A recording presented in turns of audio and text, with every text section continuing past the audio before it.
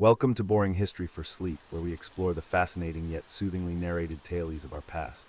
Tonight we embark on a journey through time, starting with the wonders of ancient Egypt. Before you settle in, please take a moment to like this video and subscribe to our channel. Let us know where you're watching from and what time it is. Now dim the lights, find a comfortable position, and let the gentle flow of history lull you into a peaceful slumber. In the cradle of civilization, along the life-giving banks of the Nile River, an extraordinary culture emerged that would shape the course of human history for millennia to come. Ancient Egypt, a land of mystery, grandeur, and timeless wonder, beckons us to explore its rich tapestry of achievements and enduring legacy. Our journey begins around 3100 BCE, as the warm desert winds whisper tales of a newly unified kingdom. The first pharaoh, King Narmer, had accomplished what seemed impossible, the joining of Upper and Lower Egypt into a single, powerful state.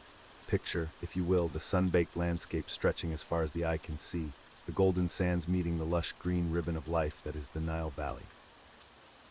The very geography of Egypt shaped its destiny.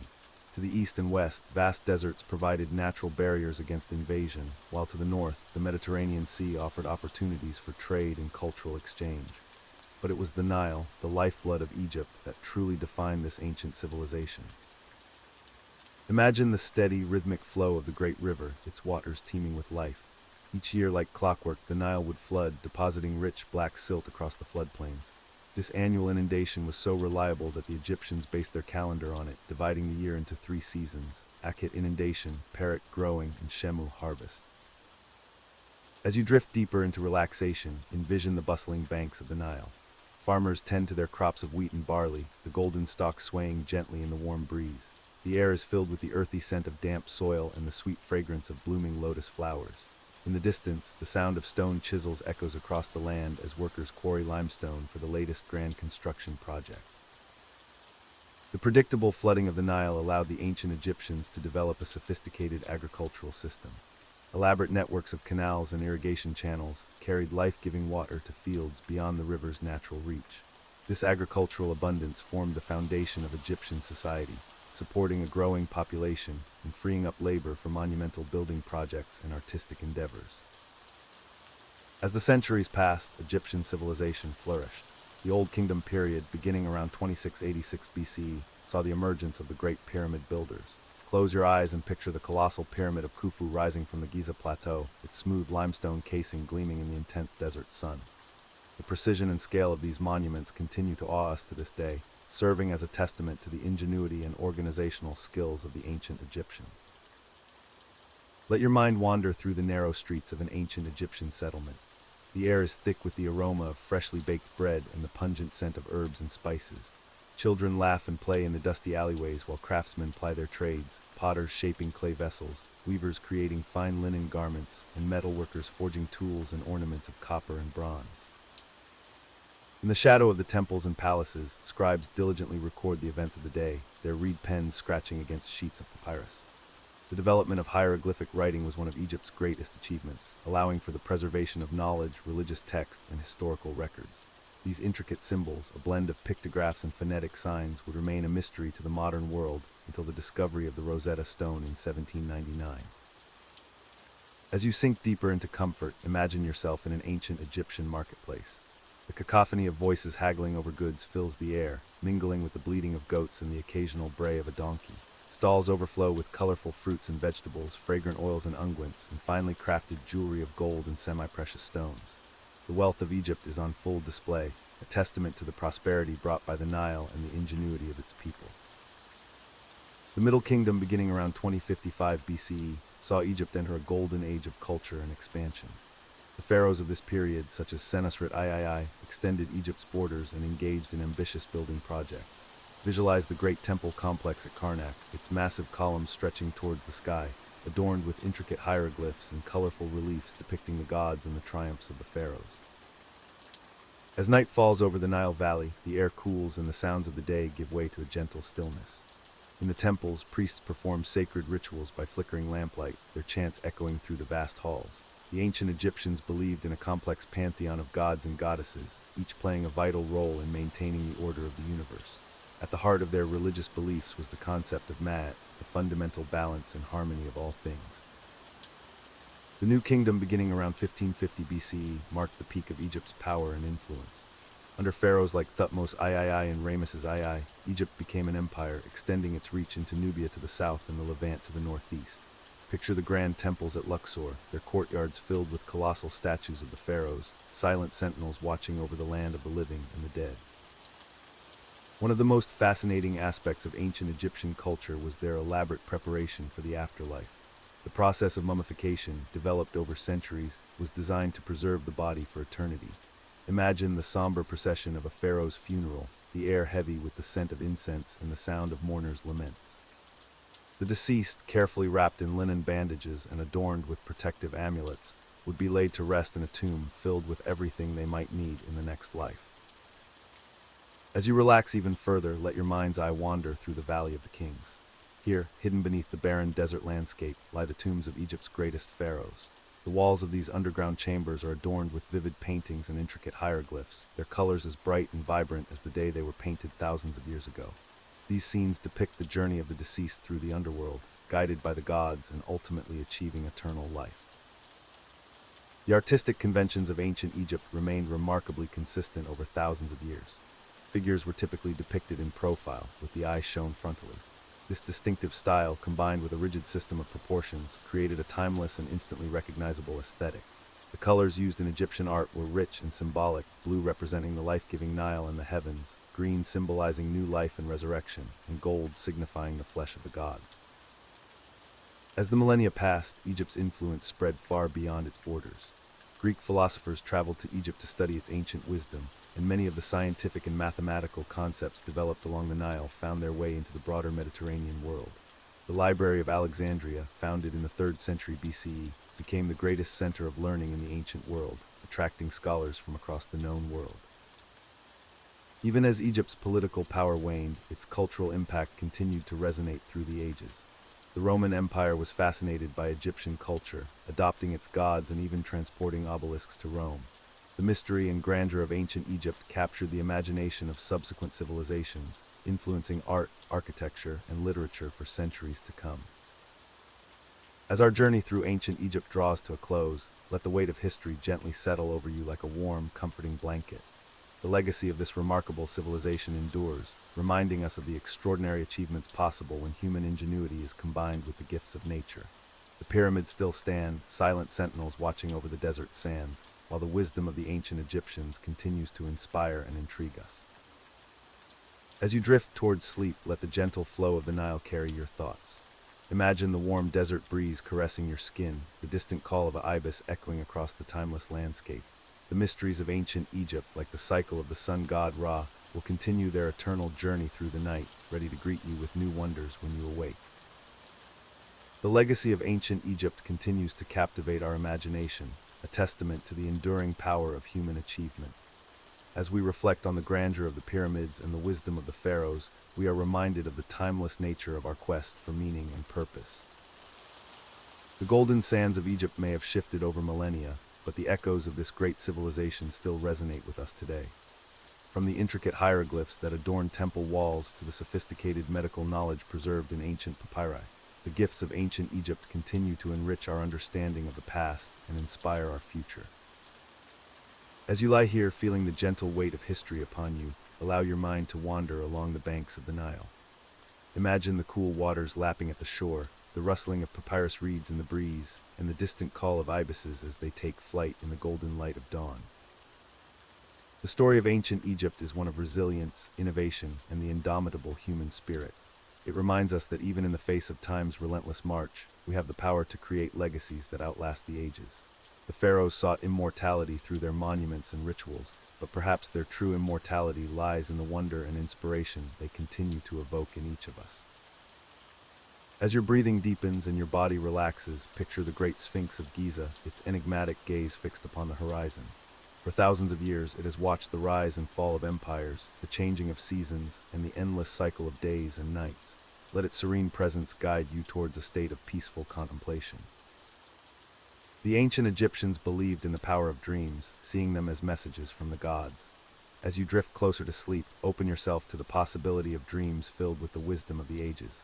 Perhaps, like the pharaohs of old, you too will journey through the Jewet, the Egyptian underworld, gathering insights and emerging renewed. Think of the countless generations who have looked upon the same stars that grace the night sky over ancient Egypt. The constellation of Orion, which the Egyptians associated with Osiris, the god of the afterlife, still wheels overhead, a constant reminder of the eternal dance of the cosmos. As your muscles relax and your thoughts begin to quiet, envision the calm surface of a sacred pool within a temple complex. The water is still, reflecting the pillars and statues that surround it.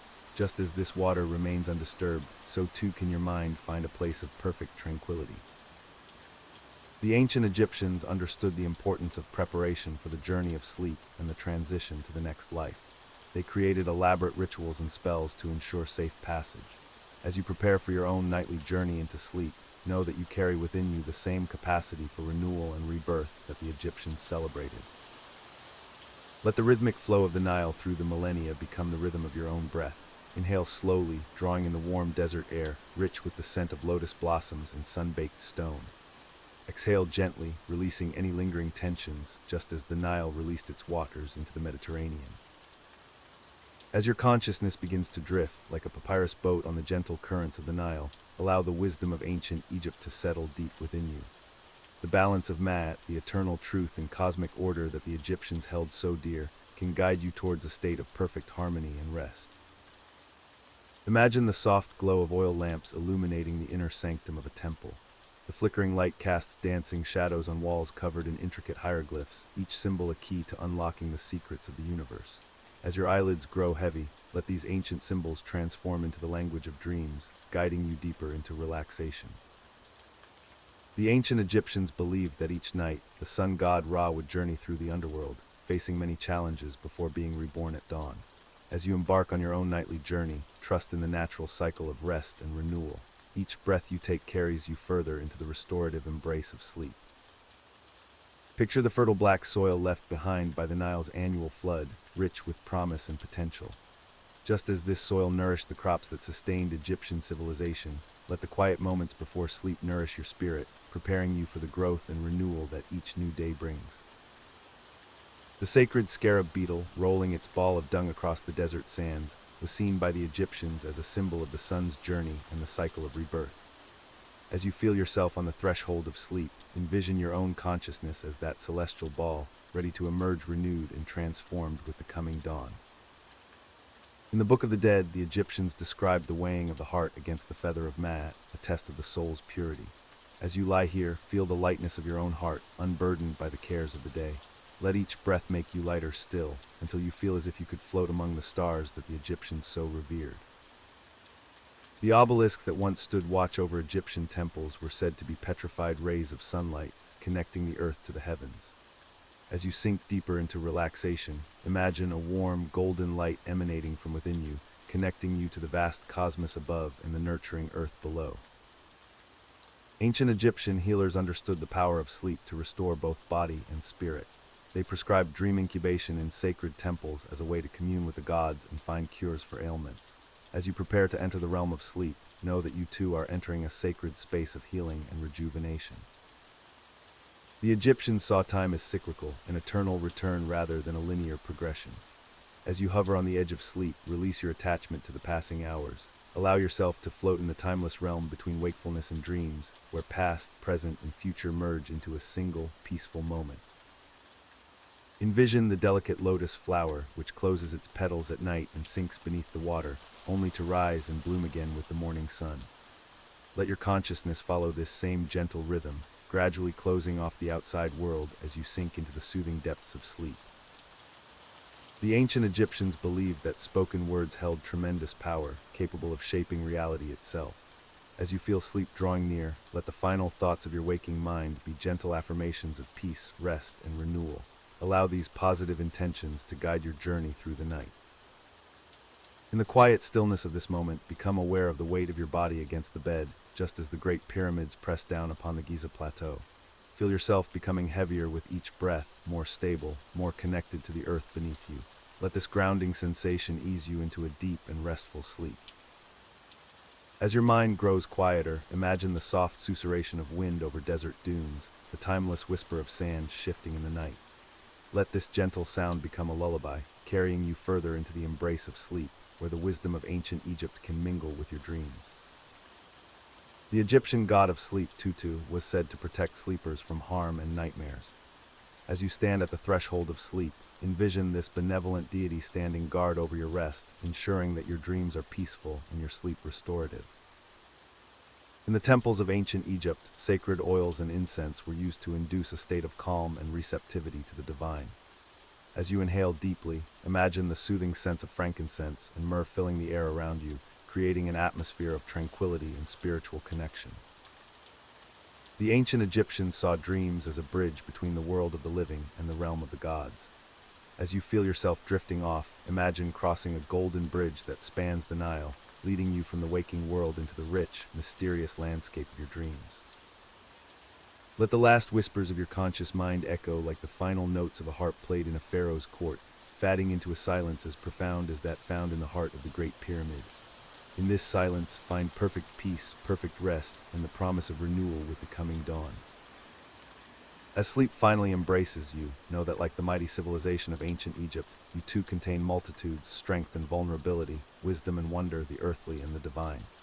Carry these gifts with you into your dreams and trust that you will emerge refreshed, renewed, and ready to write the next chapter in your own enduring story. This segment is shorter than required. 29,65,3,120 words. Please expand content to match the 00/1930 duration. As the sands of ancient Egypt settle in our minds, we drift gently across time and space to the bustling streets of Renaissance Italy. Here, in the late 15th century, a new story begins to unfold, one of artistic genius and scientific curiosity. In the rolling hills of Tuscany, where olive groves and vineyards paint the landscape in hues of green and gold, our story begins. The year is 1452, and in the small village of Vinci, a child is born who will one day be hailed as one of the greatest minds in human history. This is the tale of Leonardo da Vinci, a man whose insatiable curiosity and boundless creativity would leave an indelible mark on the world of art, science, and human understanding. Leonardo was born on April 15, 1452, in the Tuscan hill town of Vinci, near Florence. The illegitimate son of a notary, Ser Piero da Vinci, and a peasant woman named Caterina, Leonardo's early life was shaped by the lush countryside that surrounded him. Picture, if you will, the gentle slopes of the Tuscan hills, bathed in the warm, golden light of the Italian sun. The air is filled with the scent of cypress trees and wild herbs, a fragrant tapestry that would later influence Leonardo's keen sense of observation. As a young boy, Leonardo spent his days exploring the world around him, his curious eyes taking in every detail of nature. He would spend hours watching the flight of birds, studying the flow of water in streams, and examining the intricate patterns of leaves and flowers. These early observations would later form the foundation of his scientific inquiries and artistic inspirations. Leonardo's formal education was limited, but his insatiable thirst for knowledge knew no bounds. He learned to read, write, and do basic arithmetic, but it was his keen observation skills and his ability to see the world in a unique way that truly set him apart. As you relax and let your mind drift, imagine young Leonardo, his eyes wide with wonder, sketching the world around him with a piece of charcoal on any scrap of paper he could find.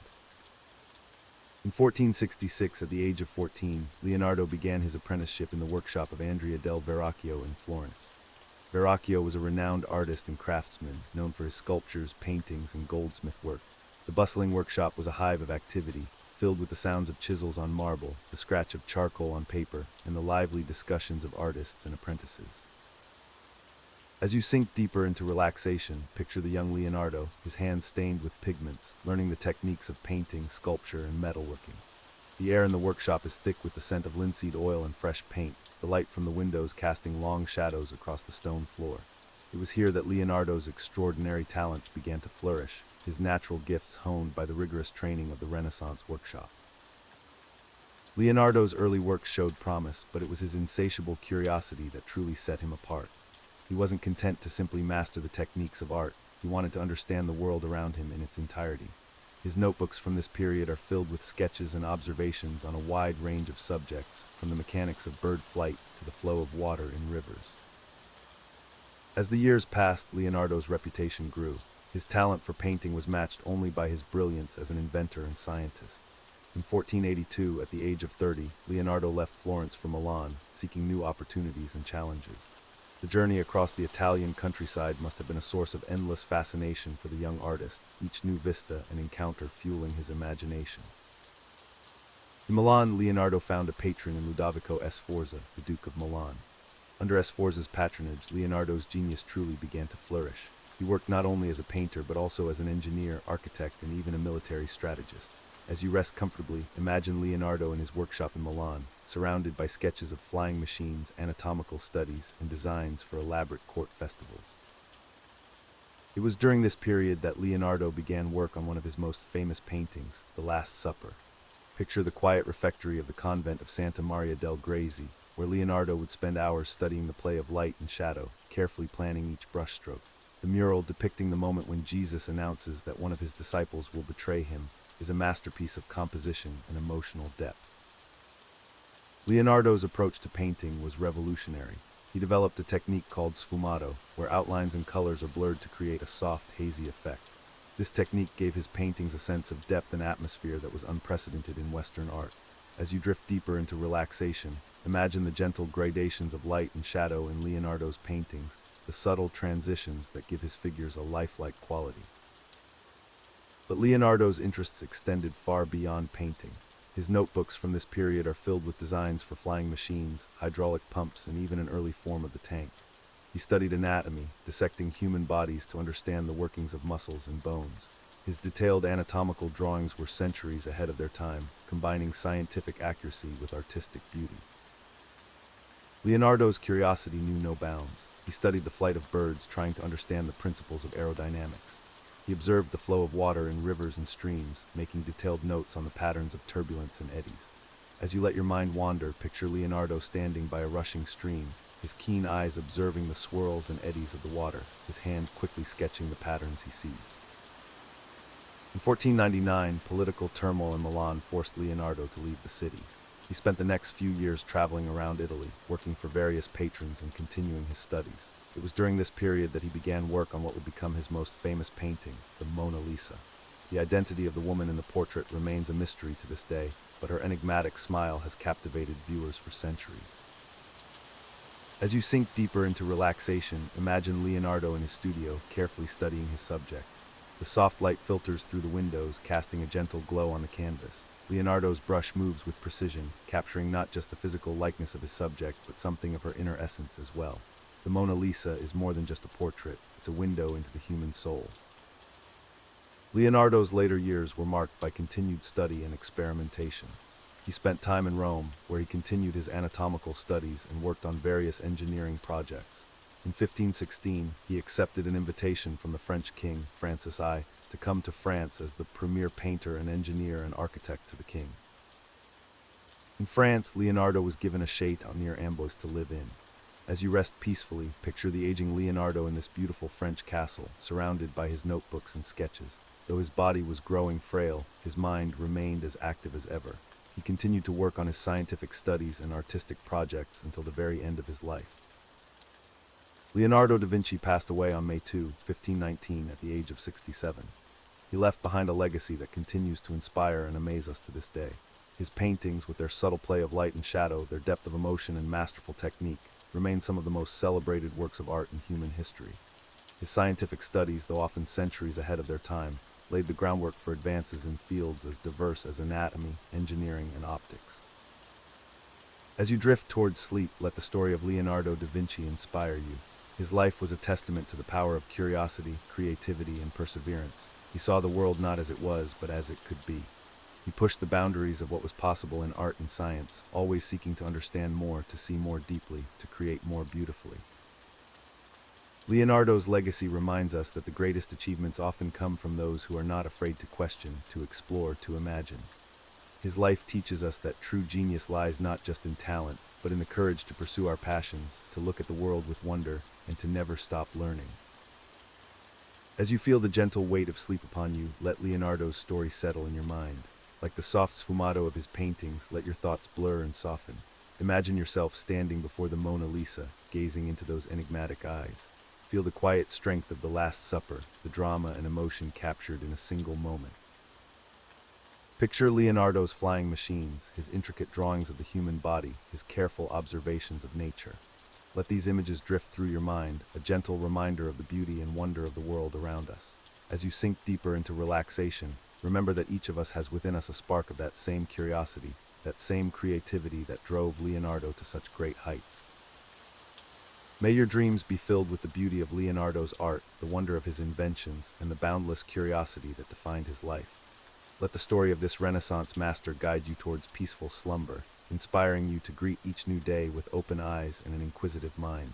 Sleep well, and may your own journey of discovery continue in the gentle realm of dreams. As Leonardo's reputation grew, so did the depth and complexity of his work.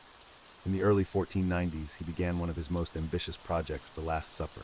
Commissioned by Ludovico Sforza, this mural was to adorn the wall of the refectory of the convent of Santa Maria del Grazie in Milan. Picture, if you will, the quiet solemnity of the convent, the stone walls cool to the touch, the air filled with the faint scent of incense and candle wax. Leonardo approached this work with his characteristic blend of scientific precision and artistic vision. He spent countless hours studying the play of light and shadow, the subtle expressions of human emotion, and the intricate details of perspective. The result was a masterpiece that would captivate viewers for centuries to come. Imagine the moment when the mural was finally unveiled, the gasps of awe from the monks and patrons as they beheld the lifelike figures of Jesus and his disciples, caught in that pivotal moment of revelation and betrayal. As you allow your mind to drift, picture Leonardo in his workshop, his hands stained with pigments, his brow furrowed in concentration. The air is thick with the scent of linseed oil and fresh paint. Outside, the bustling streets of Milan go about their daily rhythms, but within these walls, time seems to stand still as the master brings his vision to life. While the Last Supper was taking shape, Leonardo's insatiable curiosity led him to explore countless other avenues of inquiry. His notebooks from this period are filled with sketches and observations on subjects ranging from human anatomy to the flight of birds, from the flow of water to the mechanics of war machines. Each page is a testament to his belief that to truly understand something, one must observe it closely and record it meticulously. Imagine Leonardo standing by a stream, his keen eyes observing the swirls and eddies of the water. His hand moves swiftly across the page of his notebook, capturing not just the appearance of the water, but the underlying principles of its movement. These studies would later inform his paintings, lending them a sense of life and motion that was unprecedented in Western art. As the 15th century drew to a close, Leonardo's reputation had spread far beyond the borders of Milan. In 1499, political turmoil forced him to leave the city, beginning a period of wandering that would see him work for various patrons across Italy. Picture Leonardo on the road, his belongings packed on a mule, his mind always active, always observing, always seeking to understand the world around him. It was during this period of travel that Leonardo began work on what would become his most famous painting, the Mona Lisa. As you relax and let your thoughts drift, imagine Leonardo in his studio, carefully studying his subject. The soft light filters through the windows, casting a gentle glow on the canvas. Leonardo's brush moves with precision, capturing not just the physical likeness of his subject, but something of her inner essence as well. The Mona Lisa is more than just a portrait, it's a window into the human soul. Leonardo's use of sfumato, a technique he perfected that involves the subtle blending of tones and colors, gives the painting a dreamlike quality. The woman's enigmatic smile has captivated viewers for centuries, inviting endless speculation and interpretation. As you ponder this, let your own expression soften, releasing any tension in your face and allowing a sense of tranquility to wash over you. In 1503, Leonardo returned to Florence, the city where he had first trained as an artist. Here, he was commissioned to paint a mural for the great council hall of the Palazzo Vecchio. The subject was to be the Battle of Anghiari, a victory of the Florentine forces over Milan. Leonardo approached this project with his usual thoroughness, conducting extensive research into the anatomy of horses and the dynamics of battle. As you sink deeper into relaxation, picture Leonardo at work on this massive fresco. The scaffolding creaks softly as he moves, the smell of plaster and pigment filling the air. His brush dances across the wall, bringing to life scenes of intense drama and motion. Horses rear and plunge, soldiers grapple in mortal combat, all rendered with Leonardo's unparalleled skill and insight.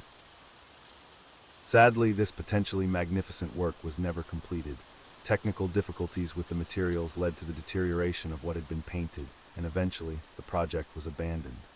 Yet even in this failure, we can see Leonardo's willingness to experiment, to push the boundaries of what was possible in art and technology.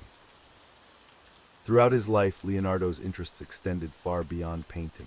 His notebooks are filled with designs for flying machines, hydraulic pumps, and even an early form of the tank. He studied anatomy, dissecting human bodies to understand the workings of muscles and bones. His detailed anatomical drawings were centuries ahead of their time, combining scientific accuracy with artistic beauty. As you rest comfortably, imagine Leonardo in a dimly lit room, carefully examining a human body. His hands move with gentle precision, his eyes taking in every detail. On the table beside him, his notebook lies open, its pages filling with intricate drawings and mirror-written notes. In these quiet moments of study, Leonardo was laying the groundwork for advancements in medical understanding that would not be fully realized for centuries to come. Leonardo's curiosity knew no bounds. He studied the flight of birds, trying to understand the principles of aerodynamics. He observed the flow of water in rivers and streams, making detailed notes on the patterns of turbulence and eddies. As you let your mind wander, picture Leonardo standing by a rushing stream, his keen eyes observing the swirls and eddies of the water, his hand quickly sketching the patterns he sees. In 1516, Leonardo accepted an invitation from the French king, Francis I, to come to France as the premier painter and engineer and architect to the king. He was given a chalet out near Ambience to live in, along with a generous stipend. As you drift deeper into relaxation, imagine the aging Leonardo in this beautiful French castle, surrounded by his notebooks and sketches. Though his body was growing frail, his mind remained as active as ever. In these final years, Leonardo continued to work on his scientific studies and artistic projects. He organized and refined his voluminous notes, perhaps with the intention of publishing them. He also spent time mentoring younger artists, passing on his vast knowledge and unique perspective on the world. Leonardo da Vinci passed away on May 2, 1519, at the age of 67. He left behind a legacy that continues to inspire and amaze us to this day. His paintings, with their subtle play of light and shadow, their depth of emotion and masterful technique, remain some of the most celebrated works of art in human history. His scientific studies, though often centuries ahead of their time, laid the groundwork for advances in fields as diverse as anatomy, engineering, and optics. As you feel the gentle weight of sleep upon you, let Leonardo's story settle in your mind. Like the soft sfumato of his paintings, let your thoughts blur and soften. Imagine yourself standing before the Mona Lisa, gazing into those enigmatic eyes. Feel the quiet strength of the Last Supper, the drama and emotion captured in a single moment. Picture Leonardo's flying machines, his intricate drawings of the human body, his careful observations of nature. Let these images drift through your mind, a gentle reminder of the beauty and wonder of the world around us. As you sink deeper into relaxation, remember that each of us has within us a spark of that same curiosity, that same creativity that drove Leonardo to such great heights. May your dreams be filled with the beauty of Leonardo's art, the wonder of his inventions, and the boundless curiosity that defined his life. Let the story of this Renaissance master guide you towards peaceful slumber, inspiring you to greet each new day with open eyes and an inquisitive mind. Sleep well, and may your own journey of discovery continue in the gentle realm of dreams. This segment is shorter than required. 30-44-3200 words. Please expand content to match the 0-0-20-0-0 duration. As the echoes of Leonardo's genius fade into the mists of time, we journey further back to an era of ancient trade routes and cultural exchange. Let the gentle passage of centuries lull you deeper into relaxation as we explore the vast expanse of the Silk Road. In the vast expanse of ancient history, few trade routes have captured the imagination quite like the Silk Road. This network of interconnected paths stretched across continents, linking the East and West in a tapestry of cultural exchange that would shape the world for centuries to come. As we embark on this journey through time, allow the gentle whisper of desert winds and the soft tinkling of caravan bells to lull you into a state of peaceful contemplation. Our story begins around 130 BCE in the court of Emperor Wu of Han, China. The air is thick with the scent of incense, and the soft rustle of silk robes fills the grand halls of the imperial palace. Emperor Wu, driven by curiosity and a desire to expand his empire's influence, makes a decision that will alter the course of history. He sends forth an envoy, a brave and resourceful diplomat named Zhang Kaiyan, to explore the lands to the west and forge new alliances. Imagine Zhang Kaiyan, his eyes bright with anticipation, setting out on a journey into the unknown. The sound of his horse's hooves echoes on the stone-paved roads as he leaves the familiar confines of the Chinese Empire behind. Ahead of him lie vast deserts, towering mountains, and lands filled with people and cultures he has only heard of in whispered tales. As Zhang Kaiyan travels, the landscape transforms around him. The lush green fields of China give way to the stark beauty of the Gobi Desert. Picture the endless sea of sand, golden dunes stretching to the horizon, shimmering in the heat of the day. The wind whispers secrets of ancient times, carrying the fine grains of sand that have witnessed the passage of countless travelers before. Zhang Kaiyan's journey is not without peril. He faces treacherous mountain passes where icy winds howl through narrow canyons and the thin air makes every breath a labor. He encounters hostile tribes and endures capture, yet his resilience never wavers. Through it all, he observes, learns, and gathers knowledge that will prove invaluable to the emperor. After years of travel and adventure, Zhang Kaiyan returns to China.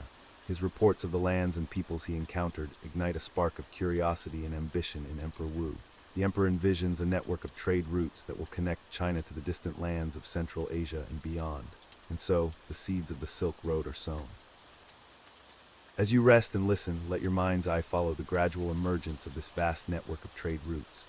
Envision caravans of camels, their backs laden with precious goods, slowly making their way across sun-baked plains and through mountain passes.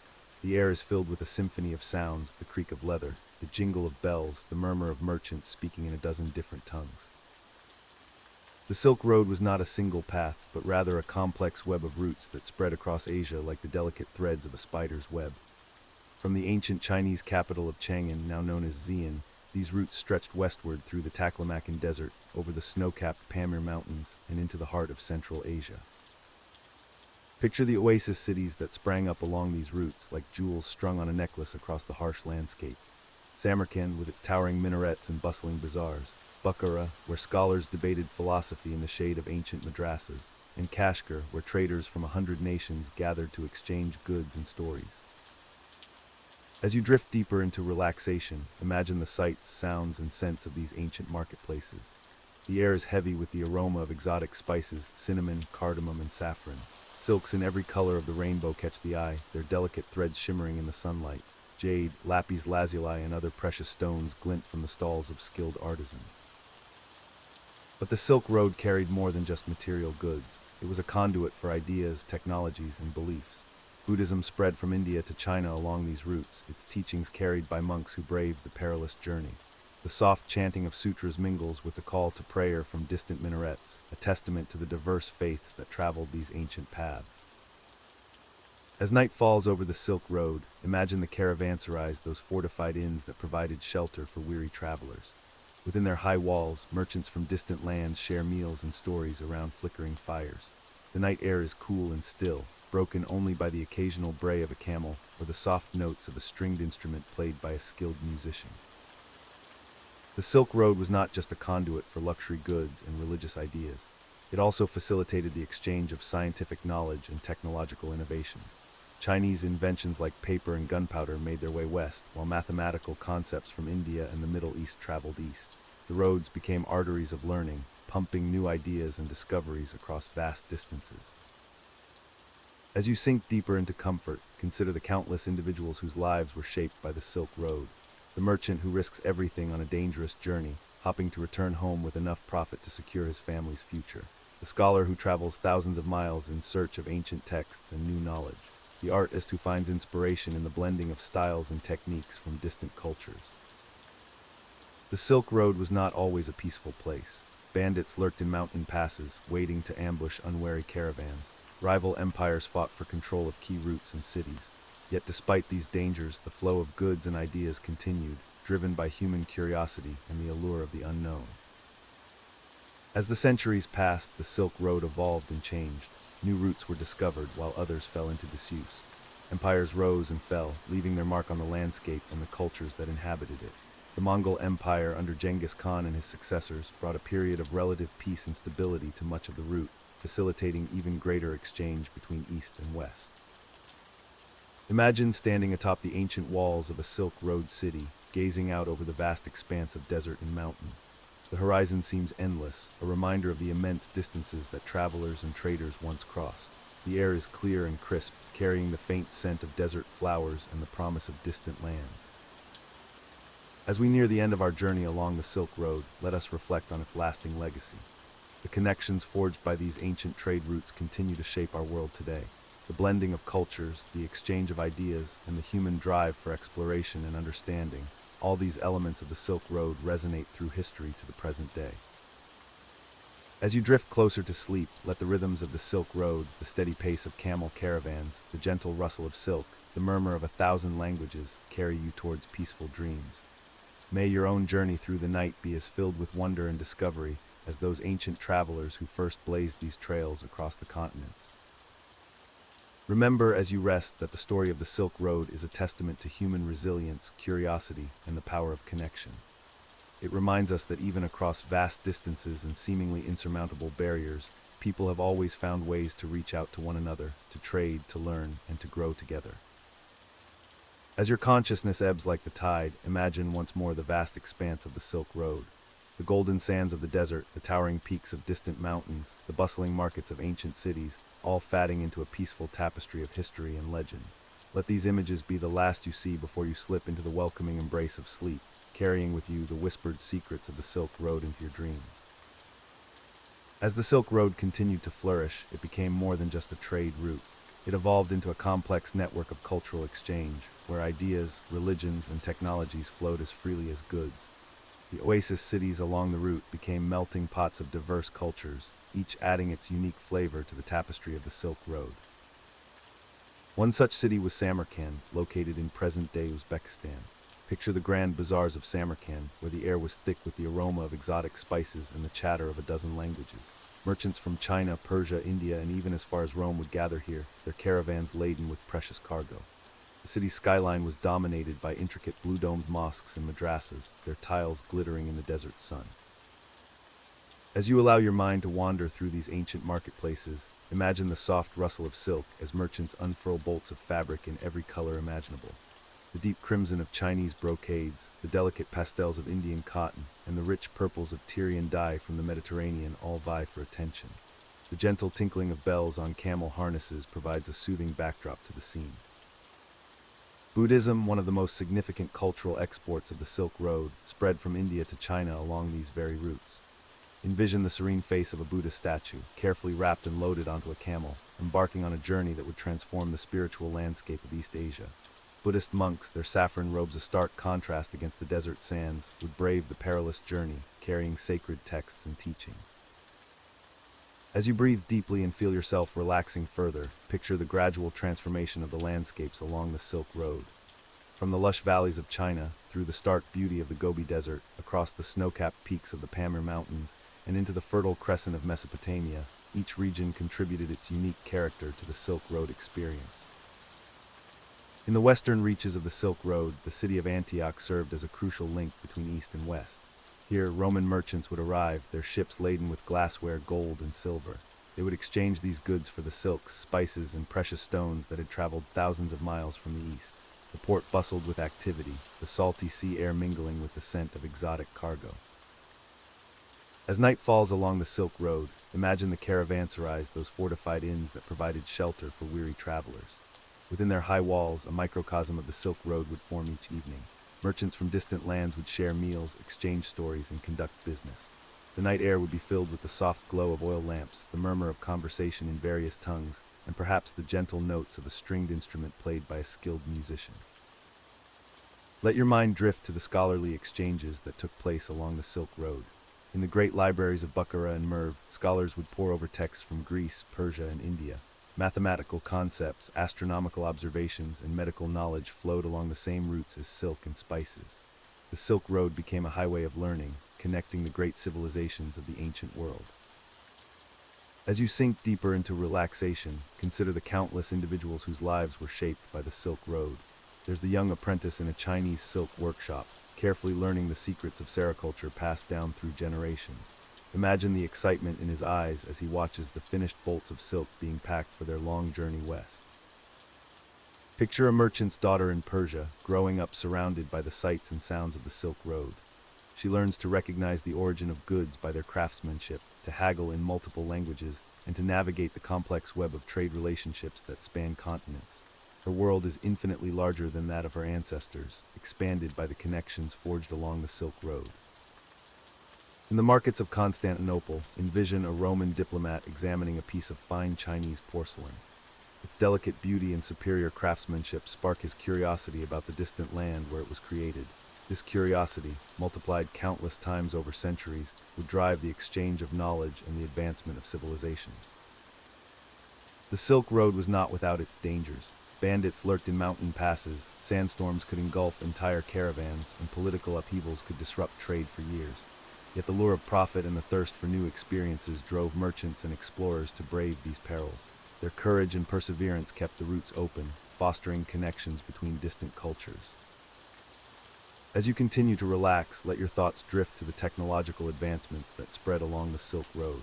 The Chinese techniques of papermaking gradually made their way west, revolutionizing the spread of knowledge.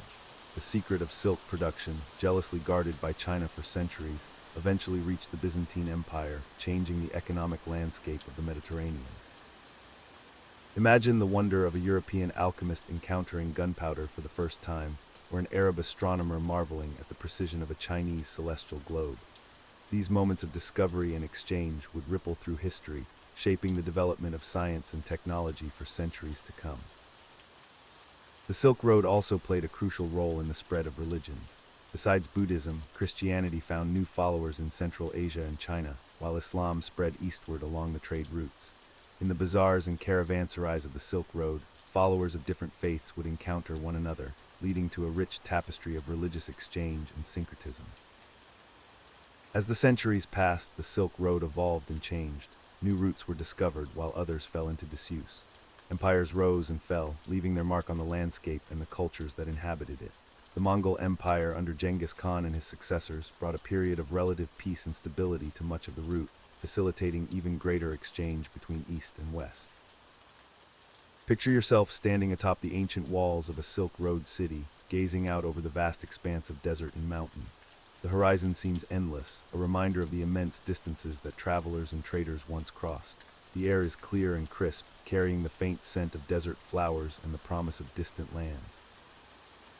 As you breathe deeply, feeling the weight of sleep gently pressing upon you, reflect on the lasting legacy of the Silk Road. Its influence extends far beyond the trade of goods. The connections forged by these ancient routes continue to shape our world today. The blending of cultures, the exchange of ideas, and the human drive for exploration and understanding, all these elements of the Silk Road resonate through history to the present day. Allow the rhythms of the Silk Road, the steady pace of camel caravans, the gentle rustle of silk, the murmur of 1,000 languages, to carry you towards peaceful dreams. May your own journey through the night be as filled with wonder and discovery as those ancient travelers who first blazed these trails across the continents. As your consciousness ebbs like the tide, imagine once more the vast expanse of the Silk Road. The golden sands of the desert, the towering peaks of distant mountains, the bustling markets of ancient cities, all fatting into a peaceful tapestry of history and legend. Let these images be the last you see before you slip into the welcoming embrace of sleep, carrying with you the whispered secrets of the Silk Road into your dreams. Remember as you rest that the story of the Silk Road is a testament to human resilience, curiosity, and the power of connection. It reminds us that even across vast distances and seemingly insurmountable barriers, people have always found ways to reach out to one another, to trade, to learn, and to grow together. Let this thought comfort you as you drift deeper into slumber, embraced by the timeless flow of human history and the enduring spirit of exploration that the Silk Road represents. This segment is shorter than required. 27823200 words. Please expand content to match the 002000 duration. As the echoes of the Silk Road fade into the mists of time, we turn our gaze to another ancient civilization that shaped the foundations of Western thought. In the sun-drenched lands of Greece, a story of philosophy, democracy, and enduring wisdom unfolds before us. In the sun-drenched lands of the Mediterranean, where azure waters caress golden shores, the story of ancient Greece unfolds. Our journey begins in the misty depths of time, around 3000 BCE, as the first stirrings of Greek civilization emerge on the island of Crete. Picture, if you will, the gentle lapping of waves against ancient harbors, the whisper of olive groves in the warm breeze, and the distant echoes of a culture that would shape the world for millennia to come. The Minoan civilization, named after the legendary King Minos, flourished on Crete from about 2700 to 1450 BCE. Imagine the grand palace of Knossos, its intricate frescoes depicting scenes of daily life, religious rituals, and the natural world. The Minoans were master seafarers, their ships plying the waters of the Mediterranean, trading with Egypt and the Near East. The air in their bustling ports would have been filled with the scent of exotic spices, the calls of merchants, and the creaking of wooden ships. As you relax and let your mind wander through the corridors of time, envision the Mycenaean civilization rising on the Greek mainland around 1600 BCE. These were the Greeks of Homer's epics, the heroes of the Trojan War. The great citadel of Mycenae with its imposing lion gate stood sentinel over the surrounding plains. Within its massive walls, kings and queens held court, warriors prepared for battle, and artisans crafted exquisite gold jewelry and intricate pottery. The Mycenaean age was a time of legends, when gods and mortals intertwined in the Greek imagination. As you breathe deeply, allowing the weight of sleep to gently settle upon you, picture the storytellers of old, their voices rising and falling in the flickering light of hearth fires, weaving tales of Achilles' wrath, Odysseus' cunning, and the tragic beauty of Helen of Troy. But like all great civilizations, the Mycenaean world faded into twilight. Around 1100 BCE, a period known as the Greek Dark Ages descended upon the land. For nearly 3 centuries, writing was lost, great palaces fell into ruin, and the population dwindled. Yet even in this time of decline, the seeds of future greatness were being sown. As your thoughts drift like leaves on a gentle stream, imagine the slow reawakening of Greek culture during the Archaic period, beginning around 800 BCE. This was a time of new beginnings, of rediscovery and innovation. The Greek alphabet emerged, adapted from the Phoenician script, allowing for the recording of the great oral traditions that had been passed down through generations. In this era of renewal, the concept of the polis or city-state took root. Each polis was a world unto itself, with its own government, laws, and customs. Athens, Sparta, Thebes, Corinth, these names would echo through history, each city leaving its unique imprint on the tapestry of Greek civilization. As you sink deeper into relaxation, let your mind's eye wander through the agora, the public gathering place at the heart of every Greek city. Here, beneath the warm Mediterranean sun, citizens would meet to discuss politics, philosophy, and the latest news. The air would have been filled with the sound of animated debate, the calls of merchants selling their wares, and perhaps the distant chanting of priests from a nearby temple. It was during this time that the foundations of Western philosophy were laid. In the 6th century BCE, thinkers like Thales of Miletus began to question the nature of the world around them, seeking rational explanations for natural phenomena rather than relying solely on mythological interpretations. This spark of inquiry would ignite an intellectual revolution that would change the course of human thought. As the Archaic period gave way to the Classical era in the 5th century BCE, Greek culture reached its zenith. This was the golden age of Athens under the leadership of Pericles. Imagine the Acropolis, that ancient citadel rising above the city, crowned by the magnificent Parthenon. Its gleaming marble columns and intricate friezes stood as a testament to the artistic and architectural genius of the Greeks. In the theaters of Athens, the works of great playwrights like Aeschylus, Sophocles, and Euripides were performed. As you let the gentle waves of sleep lap at the shores of your consciousness, picture the amphitheater filled with spectators, their faces rapt as they watched the unfolding of timeless dramas that explored the depths of human nature, the capriciousness of fate, and the complex relationships between mortals and gods. It was during this golden age that democracy, that radical experiment in self-governance, took root in Athens. Imagine the Pnyx, the hill where the Athenian assembly met. Here, free male citizens gathered to debate and vote on matters of state. The air would have been charged with the energy of participation, the belief that every citizen had a voice in shaping the destiny of their polis.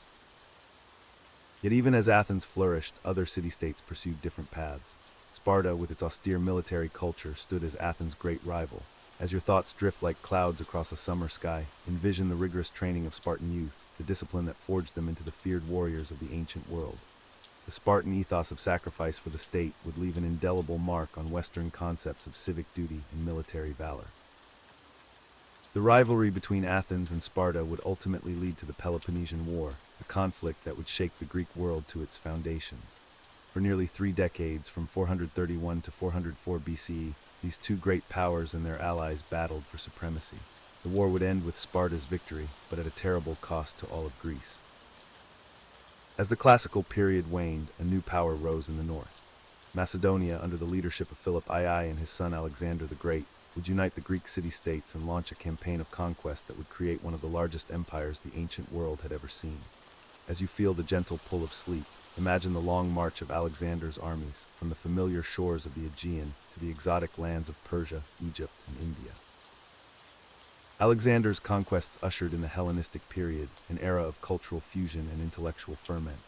Greek culture spread across the known world, blending with local traditions to create new forms of art, literature, and philosophy. In great cities like Alexandria in Egypt, scholars gathered in vast libraries, preserving and expanding upon the knowledge of the ancient world. As your consciousness drifts on the edge of sleep, reflect on the enduring legacy of ancient Greece.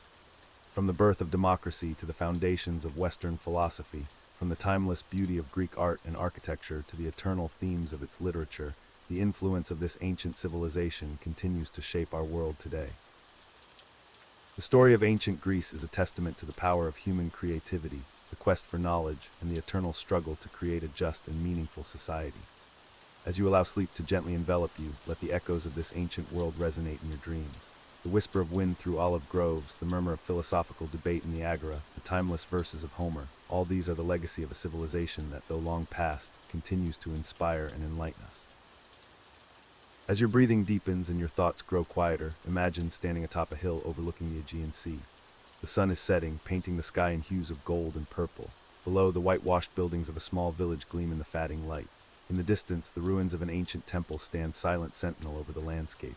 This is Greece, a land where past and present intertwine, where the stories of gods and heroes still echo across the centuries. Let the peacefulness of this scene wash over you, carrying you gently into the realm of dreams. Perhaps in your sleep you'll walk the streets of ancient Athens, debate with Socrates in the agora, or sail with Odysseus across wine-dark seas. Whatever journeys await you in the world of dreams, may they be as rich and inspiring as the legacy of ancient Greece itself. As the sun began to set on the golden age of Athens, casting long shadows across the Acropolis, the influence of Greek culture continued to spread far beyond the borders of the city-states. The ideas and innovations born in this crucible of creativity would shape the course of Western civilization for millennia to come. In the realm of philosophy, the teachings of Plato and Aristotle, students of Socrates, were gaining prominence. Plato's academy and Aristotle's lyceum became centers of learning, attracting scholars from across the Mediterranean.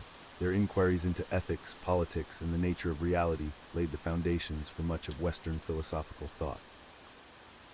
Imagine the quiet courtyards of these schools where students gathered in the cool shade of olive trees, their voices a low murmur as they debated the nature of justice, the ideal form of government, or the principles of logic. The air would have been filled with the scent of dust and parchment, the gentle rustling of scrolls, and the distant sounds of the city beyond.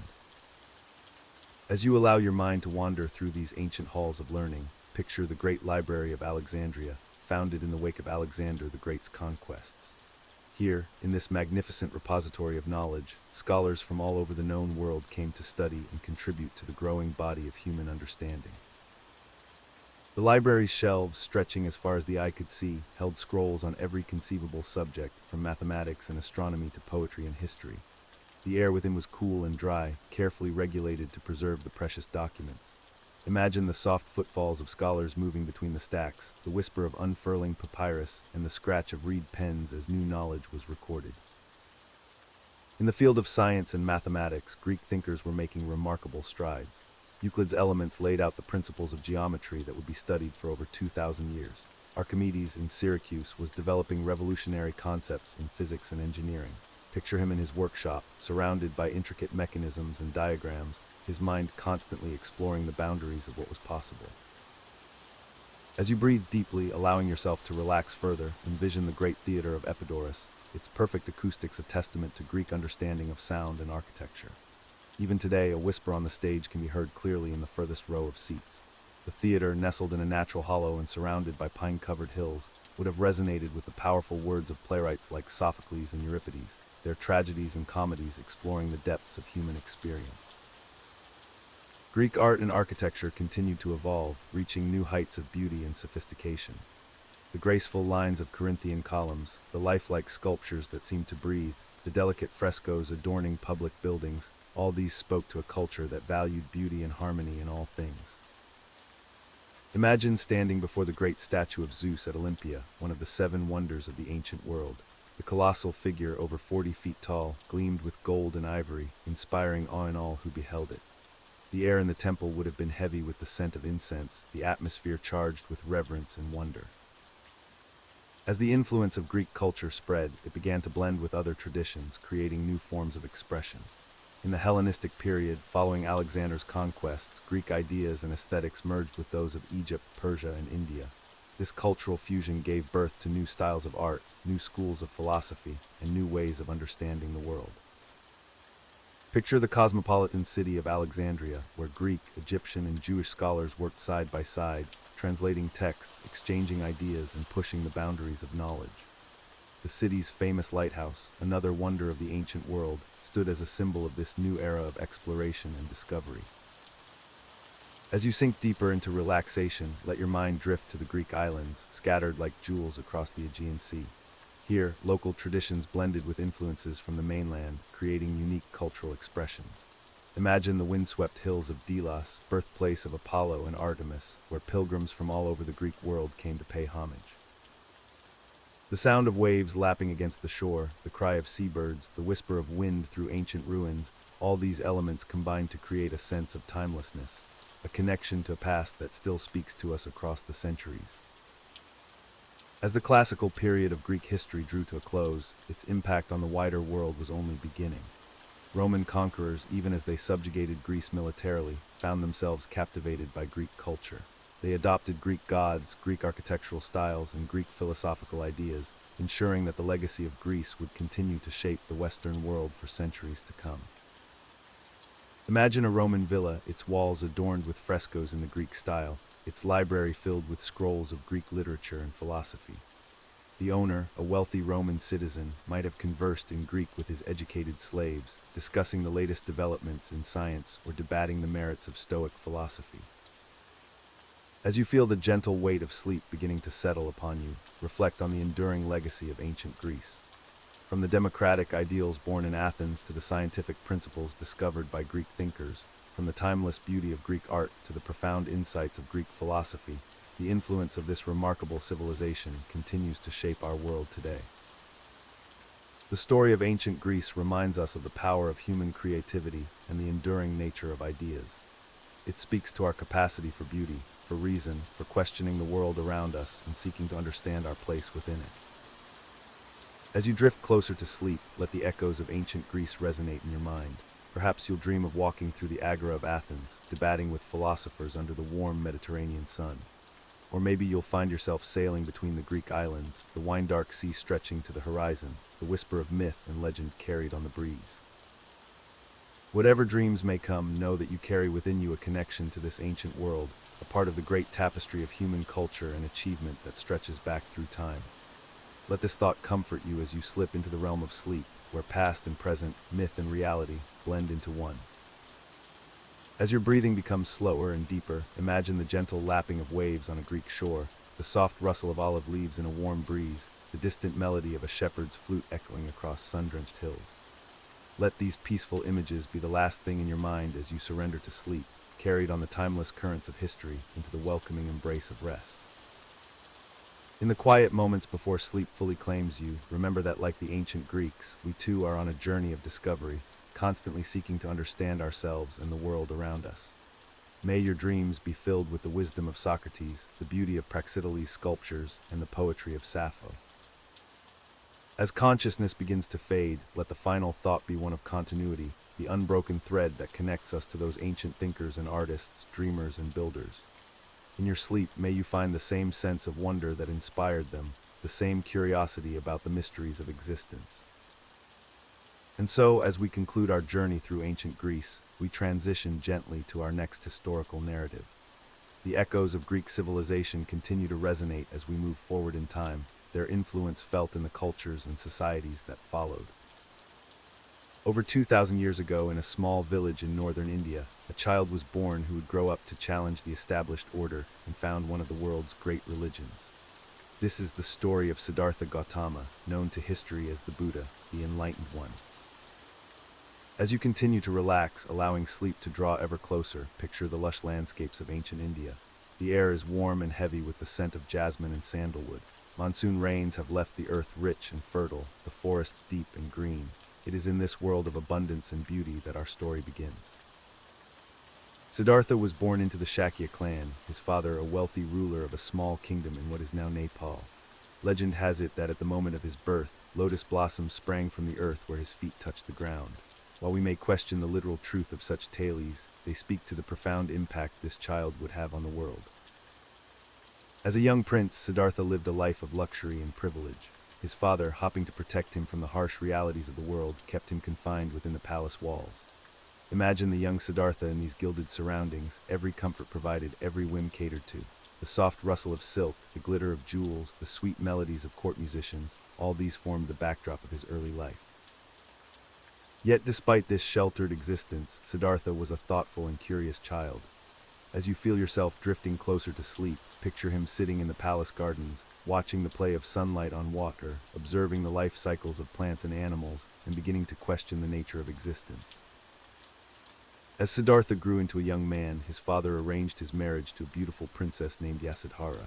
They lived in harmony, and in time, Yasodhara bore him a son. To all outward appearances, Siddhartha had everything a man could desire: wealth, power, a loving family. Yet still, a sense of restlessness and dissatisfaction grew within him. It was at this time, according to tradition, that Siddhartha encountered what came to be known as the Four Sights. On rare excursions outside the palace, he saw for the first time an old man, a sick man, a corpse, and an ascetic. These experiences shook him to his core, forcing him to confront the realities of aging, sickness, death, and the search for meaning. As you allow yourself to relax even more deeply, imagine the impact these sights must have had on the sheltered prince. The wrinkled face of the old man, the pain-racked body of the sick, the finality of death, and the serene countenance of the ascetic, each of these left an indelible mark on Siddhartha's consciousness. Driven by an overwhelming need to understand the nature of suffering and to find a way to transcend it, Siddhartha made the momentous decision to leave behind his life of luxury. In the dead of night, with a last look at his sleeping wife and child, he slipped away from the palace, cutting off his long hair and exchanging his fine clothes for the simple robe of an ascetic. Picture him in those first days of his spiritual quest, walking barefoot on the dusty roads of northern India. The sun beats down mercilessly, a far cry from the sheltered comfort of his former life. Yet he has set out to solve the greatest mystery of all, the mystery of human suffering. For 6 years, Siddhartha practiced extreme asceticism, pushing his body to its limits in the belief that physical suffering could lead to spiritual insight. He ate barely enough to stay alive, his once strong body becoming emaciated and weak. Imagine him sitting in meditation for hours on end, the heat of the day giving way to the chill of night, his mind focused with unwavering intensity on his quest for enlightenment. As you hover on the edge of sleep, reflect on the dedication and perseverance required for such a journey. The path of spiritual seeking is never an easy one, demanding sacrifice, discipline, and an unwavering commitment to truth. Finally, Siddhartha realized that this path of extreme self-denial was not leading him to the answers he sought. In a pivotal moment, he accepted a bowl of rice milk from a village girl, breaking his fast and regaining his strength. This middle way, avoiding both the extremes of indulgence and asceticism, would become a central tenet of his teachings. With renewed vigor, Siddhartha sat beneath a fig tree, vowing not to rise until he had attained enlightenment. For 49 days and nights he meditated, delving deep into the nature of mind and reality. As you feel sleep drawing ever closer, imagine the profound stillness of those days and nights. The gentle rustle of leaves, the soft breath of wind, the gradual shift of sunlight and shadow, all external phenomena faded into the background as Siddhartha turned his attention inward. On the night of the full moon in the month of Vaisakha, Siddhartha finally achieved the enlightenment he had been seeking. In that moment he became the Buddha, the awakened one. He had seen through the illusions that bind beings to suffering and discovered a path to liberation. As the first light of dawn broke over the horizon, the Buddha emerged from his meditation, forever changed. The world around him seemed to shine with a new radiance, each dewdrop reflecting the infinite, each breath a testament to the interconnectedness of all things. For a time, the Buddha was uncertain whether he should attempt to share his profound realization with others. The truth he had discovered was subtle, difficult to grasp, running counter to the common ways of thinking. Yet moved by compassion for the suffering of all beings, he decided to teach, to show others the path he had found. And so began the Buddha's career as a teacher, spanning more than 4 decades. He traveled throughout northern India, teaching people from all walks of life, kings and beggars, scholars and farmers, men and women alike. His teachings, known as the Dharma, offered a middle way between the extremes of self-indulgence and self-denial, a path of wisdom, ethical conduct, and mental discipline. As you feel yourself sliding gently into sleep, imagine the Buddha sitting beneath a tree, surrounded by his disciples. His voice is calm and measured, his words simple yet profound. He speaks of the Four Noble Truths, the truth of suffering, its cause, its cessation, and the path leading to its cessation. He teaches the Noble Eightfold Path, a practical guide to living an ethical and mindful life.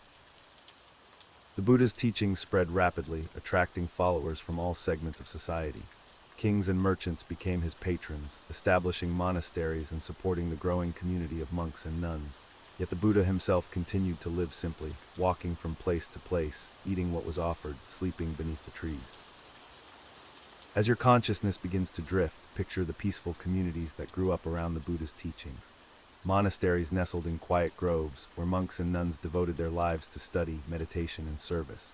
The air filled with the soft chanting of sutras, the gentle ring of temple bells, the rustle of robes as practitioners moved mindfully through their daily routines. The Buddha taught for 45 years, until at the age of 80 he prepared for his final passing, known as the parinirvana. As he lay beneath a pair of sala trees, he gave his last instructions to his disciples, encouraging them to be diligent in their practice, to take refuge in the Dharma, and to work out their own salvation with mindfulness. As you teeter on the brink of sleep, reflect on the enduring legacy of the Buddha. His teachings, emphasizing compassion, mindfulness, and the interdependence of all things, continue to offer solace and guidance to millions around the world. The wheel of Dharma that he set in motion more than 2,500 years ago continues to turn, its truths as relevant today as they were in ancient India. Let the peace and wisdom of the Buddha's teachings infuse your thoughts as you drift off to sleep.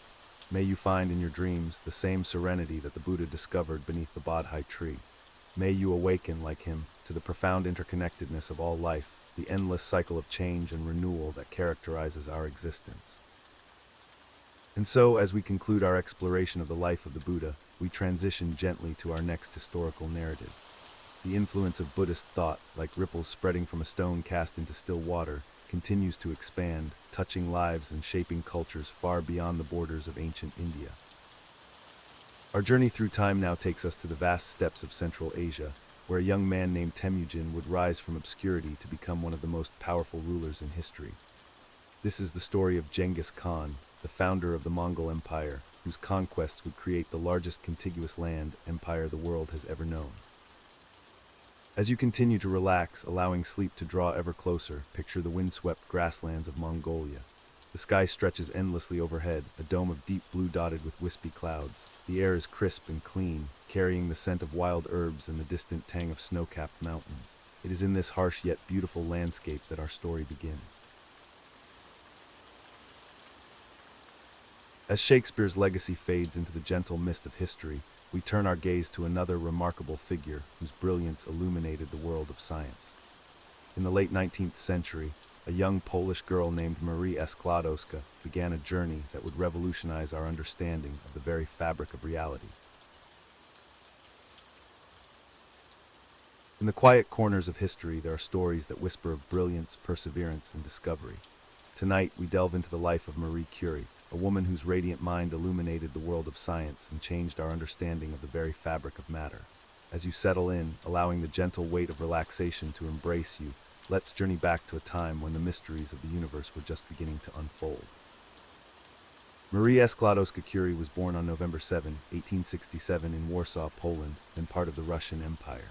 Picture a crisp autumn day, the streets of Warsaw lined with trees shedding their golden leaves, the air filled with the soft murmur of a city on the cusp of winter. In a modest apartment, Bronislawa and W. Ladislaw Skłodowski welcomed their fifth child into the world, unaware of the profound impact she would have on the course of scientific history. The Skłodowski household was a haven of intellectual curiosity. Marie's father was a teacher of mathematics and physics, and her mother was a headmistress at a girls' school. Imagine young Marie, her bright eyes wide with wonder, listening to her father explain the mysteries of the natural world. The soft glow of candlelight would flicker across pages of books filled with diagrams and equations, planting the seeds of scientific inquiry in her fertile mind. As a child, Marie was known for her remarkable memory and insatiable thirst for knowledge. The gentle rustling of pages turning and the scratch of pencil on paper were constant companions in her early years. Despite the loss of her mother to tuberculosis when Marie was only 10, and the financial hardships that followed, her passion for learning never dimmed. It was as if the very adversity she faced only served to fuel the fire of her intellectual pursuits. In the Poland of Marie's youth, higher education was not readily available to women. Yet, like water finding its way through the tiniest cracks in stone, Marie's determination would not be deterred.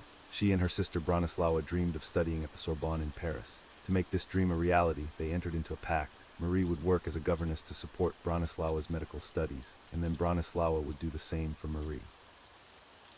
For years, Marie worked tirelessly, her days filled with the soft patter of children's feet and the gentle cadence of lessons. In the quiet hours of the evening when the world around her slept, she would pore over advanced texts in mathematics and physics, preparing herself for the education she so deeply desired. The flickering lamplight cast long shadows across her small room, a silent witness to her unwavering dedication. Finally, in 1891, at the age of 24, Marie boarded a train bound for Paris. Imagine the rhythmic clatter of wheels on tracks, the landscape of Eastern Europe rolling by in a blur of greens and browns. With each mile that passed, Marie drew closer to her dreams, her heart filled with a mixture of excitement and trepidation. The Sorbonne awaited, a world of knowledge and possibility stretching out before her like an endless horizon. Life in Paris was not easy for the young Polish student. Marie lived in a small, unheated attic room, often subsisting on little more than bread and tea. Yet even in the face of poverty and isolation, her passion for science burned bright. The halls of the Sorbonne echoed with the footsteps of brilliant minds, and Marie found herself immersed in a world of ideas that set her soul alight. It was during these years of intense study that Marie first met Pierre Curie. Their encounter was like two celestial bodies drawn together by an inexorable force, their shared passion for science forming an unbreakable bond.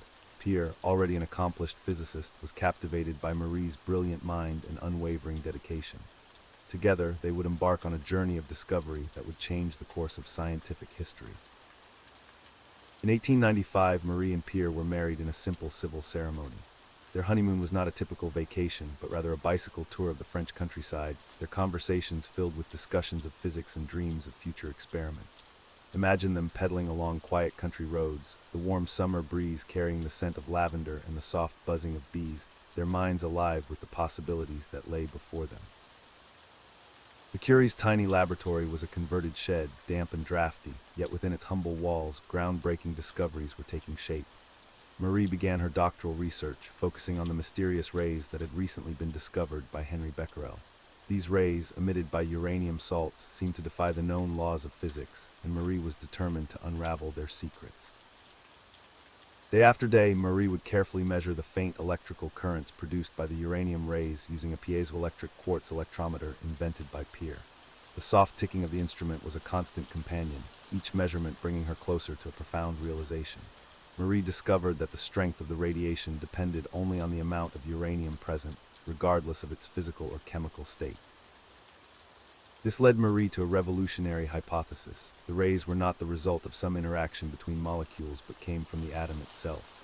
In an era when the nature of atoms was still largely a mystery, this insight was nothing short of revolutionary. It was as if Marie had peered through a keyhole and glimpsed a vast, unexplored universe within the very fabric of matter. As Marie continued her research, she made another startling discovery. Certain minerals containing uranium were more radioactive than pure uranium itself. This observation led her to suspect the presence of a new, unknown element. With unwavering determination, Marie began the painstaking process of isolating this mysterious substance. Picture the Curies in their makeshift laboratory, surrounded by piles of pitch-blende ore. The air was thick with dust, and the work was physically demanding, yet Marie and Pierre labored tirelessly. They would process ton after ton of ore, slowly concentrating the radioactive material through a series of chemical procedures. The soft clink of glassware and the gentle bubbling of solutions formed a quiet symphony of scientific discovery. In 1898, after months of grueling work, Marie and Pierre announced the discovery of a new element. They named it polonium after Marie's native Poland, but their work was far from over. Marie sensed the presence of yet another, even more radioactive element hidden within the pitchblende. By the end of the year, they had isolated this second new element, which they called radium. The discovery of these new radioactive elements sent shockwaves through the scientific community. Marie had not only identified new elements, but had opened up an entirely new field of study. The term radioactivity, coined by Marie herself, would forever change our understanding of the nature of matter and energy. As news of their discoveries spread, Marie and Pierre found themselves thrust into the spotlight. The quiet, dedicated scientists were now celebrities in the world of science. Yet, true to their nature, they remained focused on their work, driven by an insatiable curiosity rather than a desire for fame or fortune.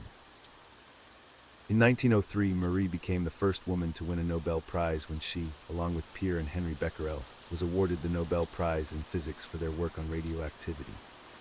Imagine the Grand Hall in Stockholm, filled with the soft murmur of distinguished scientists and the gentle rustle of formal attire.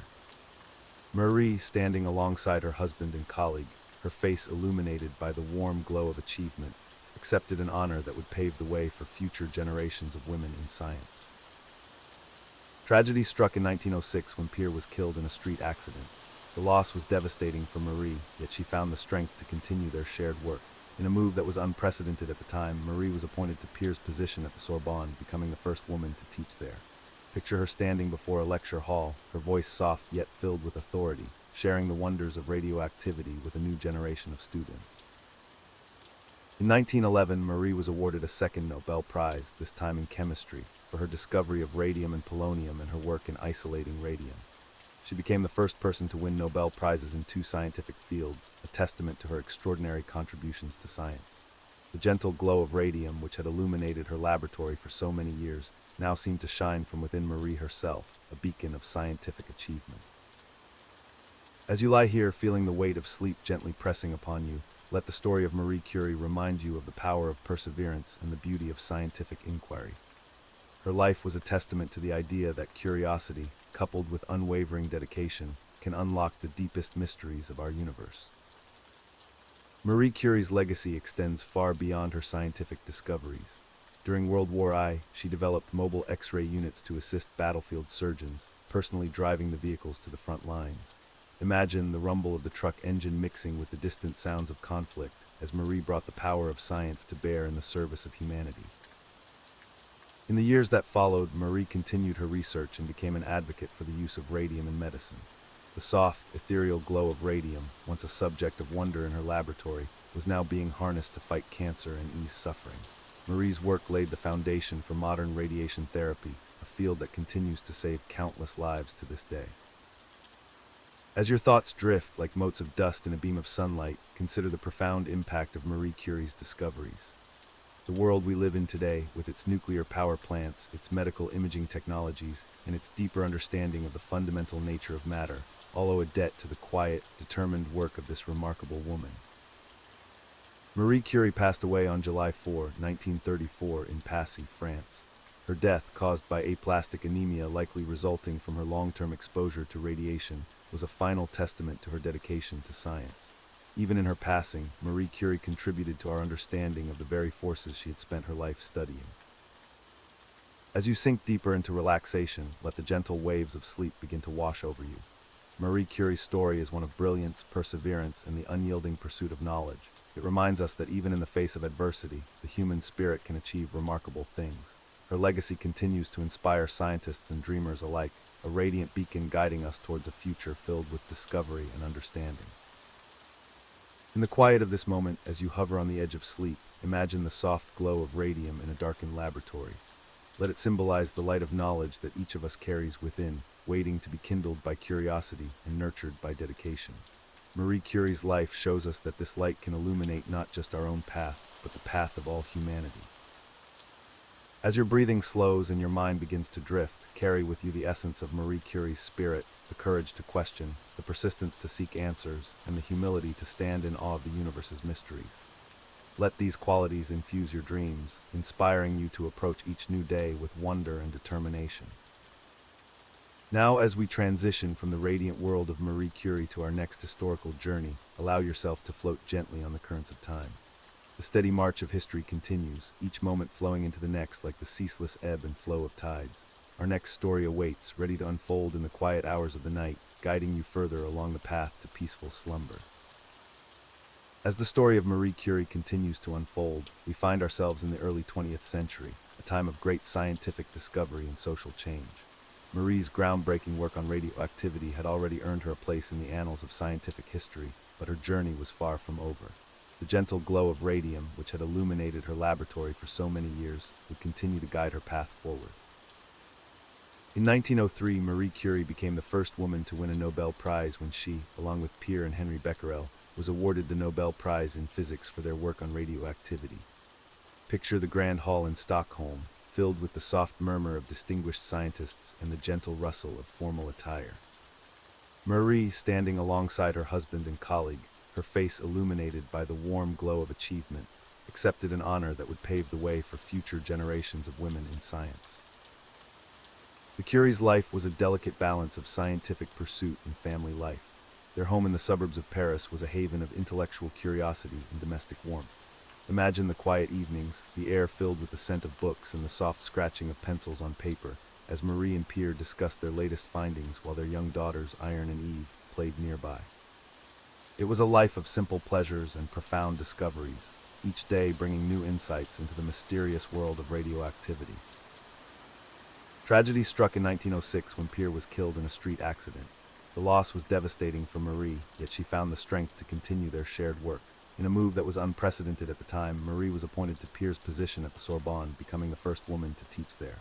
Picture her standing before a lecture hall, her voice soft yet filled with authority, sharing the wonders of radioactivity with a new generation of students. The years that followed were marked by both triumph and adversity. Marie continued her research with unwavering dedication, pushing the boundaries of scientific understanding. In 1911, she was awarded a second Nobel Prize, this time in chemistry, for her discovery of radium and polonium and her work in isolating radium. She became the first person to win Nobel Prizes in 2 scientific fields, a testament to her extraordinary contributions to science. However, Marie's life was not without its challenges. The same year she received her second Nobel Prize, she faced public scrutiny and scandal due to rumors of a romantic relationship with a married colleague. The press, which had once celebrated her achievements, now turned hostile. Yet Marie faced this adversity with the same quiet determination that had characterized her scientific work. She refused to let the controversy deter her from her research, focusing instead on the pursuit of knowledge that had always been her guiding light. As you lie here feeling the weight of sleep gently pressing upon you, let the story of Marie Curie remind you of the power of perseverance and the beauty of scientific inquiry. Her life was a testament to the idea that curiosity, coupled with unwavering dedication, can unlock the deepest mysteries of our universe. Marie Curie's legacy extends far beyond her scientific discoveries. During World War I, she developed mobile X-ray units to assist battlefield surgeons, personally driving the vehicles to the front lines.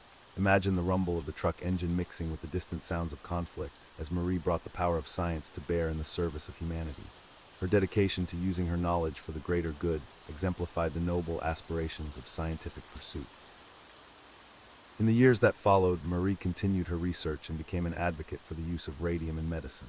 The soft, ethereal glow of radium, once a subject of wonder in her laboratory, was now being harnessed to fight cancer and ease suffering. Marie's work laid the foundation for modern radiation therapy, a field that continues to save countless lives to this day. As your thoughts drift like motes of dust in a beam of sunlight, consider the profound impact of Marie Curie's discoveries. The world we live in today, with its nuclear power plants, its medical imaging technologies, and its deeper understanding of the fundamental nature of matter, all owe a debt to the quiet, determined work of this remarkable woman. Marie's later years were marked by continued scientific work and a growing international reputation. She traveled widely, lecturing and advising on the establishment of radioactivity laboratories around the world. Imagine her aboard a steamship crossing the Atlantic to visit America, her mind filled with visions of new collaborations and unexplored avenues of research. Even as she aged, her passion for science remained undimmed, a beacon of inspiration for those around her. Throughout her life, Marie Curie remained committed to the ideals of scientific inquiry and the pursuit of knowledge for the benefit of humanity. She believed in the power of education and worked tirelessly to create opportunities for young scientists, particularly women. The Radium Institute in Paris, which she founded, became a center for groundbreaking research in radioactivity and nuclear physics, nurturing the talents of future generations of scientists. As you sink deeper into relaxation, envision the legacy of Marie Curie unfolding like ripples on a pond. Her influence extended far beyond her own lifetime, inspiring countless individuals to pursue careers in science and to push the boundaries of human knowledge. The gentle persistence of her work, like the steady tick of a laboratory clock, continues to resonate through the halls of scientific institutions around the world. Marie Curie passed away on July 4, 1934 in Passy, France. Her death, caused by aplastic anemia likely resulting from her long-term exposure to radiation, was a final testament to her dedication to science. Even in her passing, Marie Curie contributed to our understanding of the very forces she had spent her life studying. As you breathe deeply, letting the tension ease from your body, reflect on the poignant symmetry of a life given in service to unraveling the mysteries of the natural world. In the quiet of this moment, as you hover on the edge of sleep, imagine the soft glow of radium in a darkened laboratory. Let it symbolize the light of knowledge that each of us carries within, waiting to be kindled by curiosity and nurtured by dedication. Marie Curie's life shows us that this light can illuminate not just our own path, but the path of all humanity. As your breathing slows and your mind begins to drift, carry with you the essence of Marie Curie's spirit, the courage to question, the persistence to seek answers, and the humility to stand in awe of the universe's mysteries. Let these qualities infuse your dreams, inspiring you to approach each new day with wonder and determination. The story of Marie Curie is a reminder that great achievements often come not from sudden bursts of inspiration, but from years of patient, methodical work. As you relax further, letting the cares of the day melt away, consider how small, consistent efforts can lead to profound changes.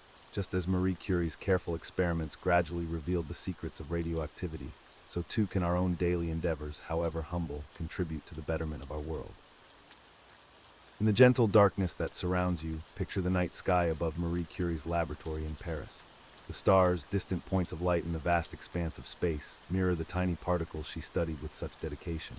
Both represent the infinite mysteries that await our discovery, the endless frontier of knowledge that beckons to curious minds. Let this image of boundless possibility carry you towards peaceful slumber. As we conclude our exploration of Marie Curie's remarkable life, allow the tranquility of the night to envelop you. Her story, like a lullaby of scientific achievement, gently fades into the background of your consciousness. The echoes of her discoveries, the soft glow of radium, and the steady heartbeat of scientific progress all blend into a soothing rhythm, guiding you towards restful sleep. Now, as we transition from the radiant world of Marie Curie to our next historical journey, allow yourself to float gently on the currents of time. The steady march of history continues, each moment flowing into the next like the ceaseless ebb and flow of tides. Our next story awaits, ready to unfold in the quiet hours of the night, guiding you further along the path to peaceful slumber. As the echoes of Marie Curie's groundbreaking discoveries fade into history, we turn our gaze to another era of human achievement. The ancient world beckons, where the foundations of Western civilization were laid in stone and law. In the annals of human history, few empires have left as indelible a mark as that of ancient Rome. As we embark on this journey through time, let the gentle whispers of the past lull you into a peaceful state of relaxation. Close your eyes, take a deep breath, and allow your mind to wander back to the shores of the Tiber River, where our story begins.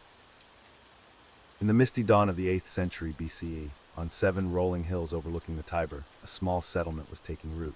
This humble beginning would grow to become the heart of one of the most influential civilizations the world has ever known. The air was filled with the earthy scent of freshly tilled soil, mingling with the salty breeze from the nearby Mediterranean Sea. The gentle lapping of the river against its banks provided a soothing rhythm, much like the steady beat of a sleeping heart. Legend tells us that Rome was founded by twin brothers, Romulus and Remus, in 753 BCE. Picture, if you will, 2 young men standing atop the Palatine Hill, their eyes scanning the lush landscape before them. The morning mist clings to the valley below, slowly dissipating as the warm Italian sun rises higher in the sky. The brothers' breath mingles with the mist as they contemplate the future of their fledgling city. As you sink deeper into comfort, imagine the early days of Rome. The city was little more than a collection of thatched huts and primitive structures, yet even then there was a sense of purpose, of destiny. The inhabitants went about their daily lives, tending to crops, herding livestock, and trading with neighboring settlements. The sound of hammers striking stone and wood filled the air as the first permanent buildings began to take shape. In these early years, Rome was ruled by kings, 7 of them to be precise, each leaving their mark on the growing city. Under their guidance, Rome expanded its influence, absorbing neighboring settlements and laying the groundwork for future greatness. The last king, Tarquinius Superbus, was overthrown in 509 BCE, marking the end of the Roman kingdom and the birth of the Roman Republic. As you breathe deeply, feeling the weight of your body sinking into your bed, let your mind's eye wander through the streets of Republican Rome. The city is now a bustling metropolis, its 7 hills crowned with temples and public buildings. The Forum, the heart of Roman civic life, is alive with the voices of senators and citizens debating the issues of the day. The rhythmic sound of their togas swishing against the smooth marble steps is like the gentle rustle of leaves in a summer breeze. The Roman Republic was a time of great change and expansion. Over the course of nearly 5 centuries, Rome transformed from a city-state into a Mediterranean superpower. Its legions marched across Italy, then beyond, conquering territories in North Africa, Greece, and Asia Minor. With each victory, Rome grew wealthier and more powerful, but also more complex. Picture the Roman army on the march, the steady thud of thousands of sandaled feet on dusty roads, the glint of sunlight on polished armor, the fluttering of crimson standards in the wind. These were the sounds and sights that heralded the approach of Roman power. Yet for all their martial prowess, the Romans were also great builders and administrators. In their wake, they left a legacy of roads, aqueducts, and cities that would endure for centuries. As the Republic expanded, it faced numerous challenges, both external and internal. Wars with Carthage, a powerful city-state in North Africa, tested Rome's resolve. The Punic Wars, as they were known, spanned more than a century and saw Rome face one of its greatest adversaries, Hannibal. Imagine the tension in the air as news reached Rome of Hannibal's daring crossing of the Alps with his army and war elephants. The very earth seemed to tremble beneath the feet of these massive beasts as they descended into the Italian peninsula. Yet Rome persevered, emerging victorious and stronger than ever. The Republic continued to grow, but with this growth came internal strife. The gap between the wealthy patricians and the common plebeians widened, leading to social unrest. Political rivalries intensified, and ambitious generals began to see the army as a path to personal power. As you drift deeper into relaxation, envision the final days of the Republic. The air is thick with tension, like the heaviness before a storm. In the Forum, impassioned speeches echo off the marble columns as senators debate the future of Rome. Among them rises the figure of Julius Caesar, his voice carrying across the assembly, his words shaping the destiny of the Republic. Caesar's military victories in Gaul had made him immensely popular with the people and the army, but his growing power alarmed many in the Senate. In 49 BCE, Caesar crossed the Rubicon River with his loyal legions, igniting a civil war that would ultimately spell the end of the Republic. Close your eyes and picture that fateful moment, the swirling waters of the Rubicon, the determined face of Caesar as he utters the famous words, "The die is cast." The civil war that followed was a time of great upheaval for Rome. Brother fought against brother, friend against friend. The once mighty Republic teetered on the brink of collapse, yet from this chaos would emerge a new order, one that would shape the Western world for centuries to come. In 44 BCE, Caesar was assassinated on the Ides of March, stabbed to death by a group of senators who feared his power had grown too great. Imagine the shock that rippled through the city as news of the deed spread. The air filled with whispers and cries, the streets with confusion and fear. What would become of Rome now? The answer came in the form of Caesar's great-nephew and adopted heir, Octavian.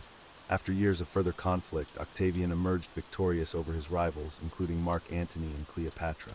In 27 BCE, he was granted the title of Augustus by the Senate, becoming the first emperor of Rome. The Republic was dead, the empire had been born. As you sink ever deeper into tranquility, let your mind drift to the early days of the Roman Empire. Augustus brought peace and stability to Rome after decades of civil strife. The city blossomed under his rule, with grand building projects transforming the urban landscape. Marble replaced brick, turning Rome into a city of gleaming white monuments and temples. Picture yourself standing in the heart of imperial Rome. The air is filled with the scent of incense from nearby temples, mingling with the aromas of exotic spices from far-flung corners of the empire. The sounds of commerce fill the streets, the clink of coins, the calls of merchants, the laughter of children playing in the shadow of great monuments. This is Rome at the height of its power, the eternal city, Caput Mundi, the capital of the world. Under the rule of the emperors, Rome reached its greatest territorial extent. At its peak, the empire stretched from Britain in the north to Egypt in the south, from Spain in the west to Syria in the east. Millions of people of diverse cultures and languages were united under Roman rule. The famous Roman roads, like arteries, connected the far-flung provinces to the heart of the empire. Imagine traveling these roads, feeling the smooth paving stones beneath your feet, worn by centuries of use. The rhythmic clip-clop of horse hooves and the creaking of wagon wheels create a soothing melody as you journey through the empire. Each mile is marked by a stone pillar, a constant reminder of Rome's presence and power. The Pax Romana, or Roman peace, brought unprecedented stability to the Mediterranean world. For nearly 2 centuries, the empire enjoyed relative peace and prosperity. Trade flourished, cities grew, and Roman culture spread throughout the known world. The Latin language, Roman law, and architectural styles were adopted far and wide, leaving an indelible mark on Western civilization. As you breathe deeply, feeling the gentle rise and fall of your chest, picture the grandeur of Rome in its golden age. The Colosseum, that great amphitheater, rises before you, its massive arches stretching towards the sky. The cheers of the crowd within echo faintly, like the distant roar of the sea. Nearby, the Roman Forum bustles with activity, the very heart of the empire's political and social life. Yet all empires, no matter how mighty, must face challenges. As the centuries passed, Rome began to encounter difficulties both within and without. The cost of maintaining such a vast empire strained its resources. Corruption crept into the imperial administration, while the army, once the guarantor of Rome's power, became a source of instability as rival generals vied for the imperial throne. On the frontiers, barbarian tribes pressed against the empire's borders with increasing frequency. The sound of clashing swords and the war cries of Germanic warriors began to replace the peaceful rhythms of imperial life.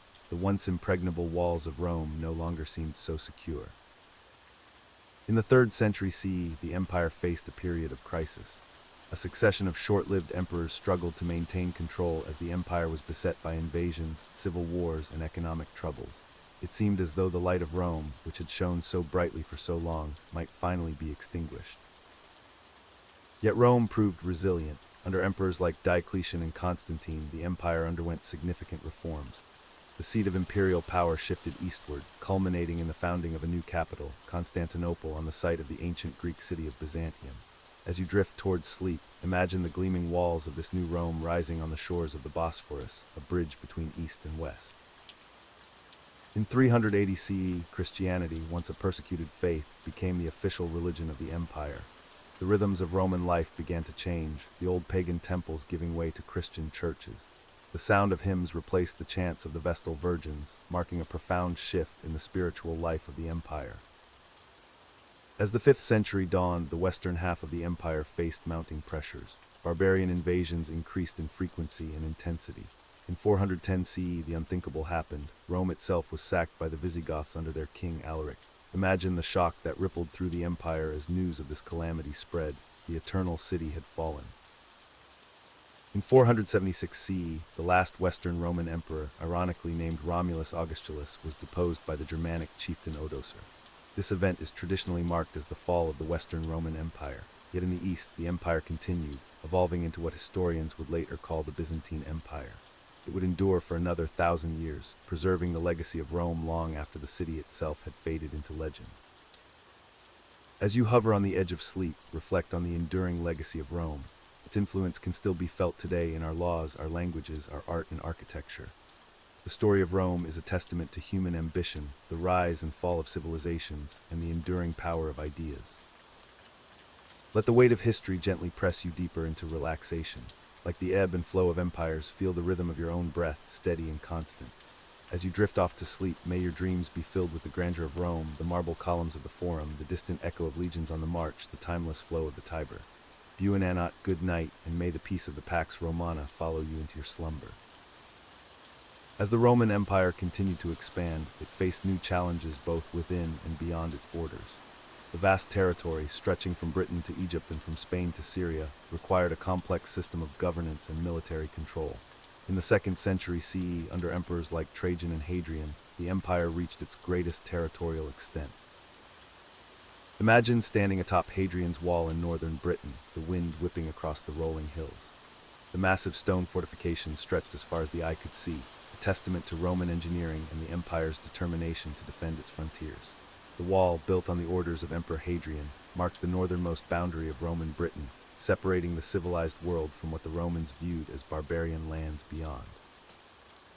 As you breathe deeply, feeling your body sink deeper into relaxation, picture the daily life of a Roman legionary stationed on this remote outpost.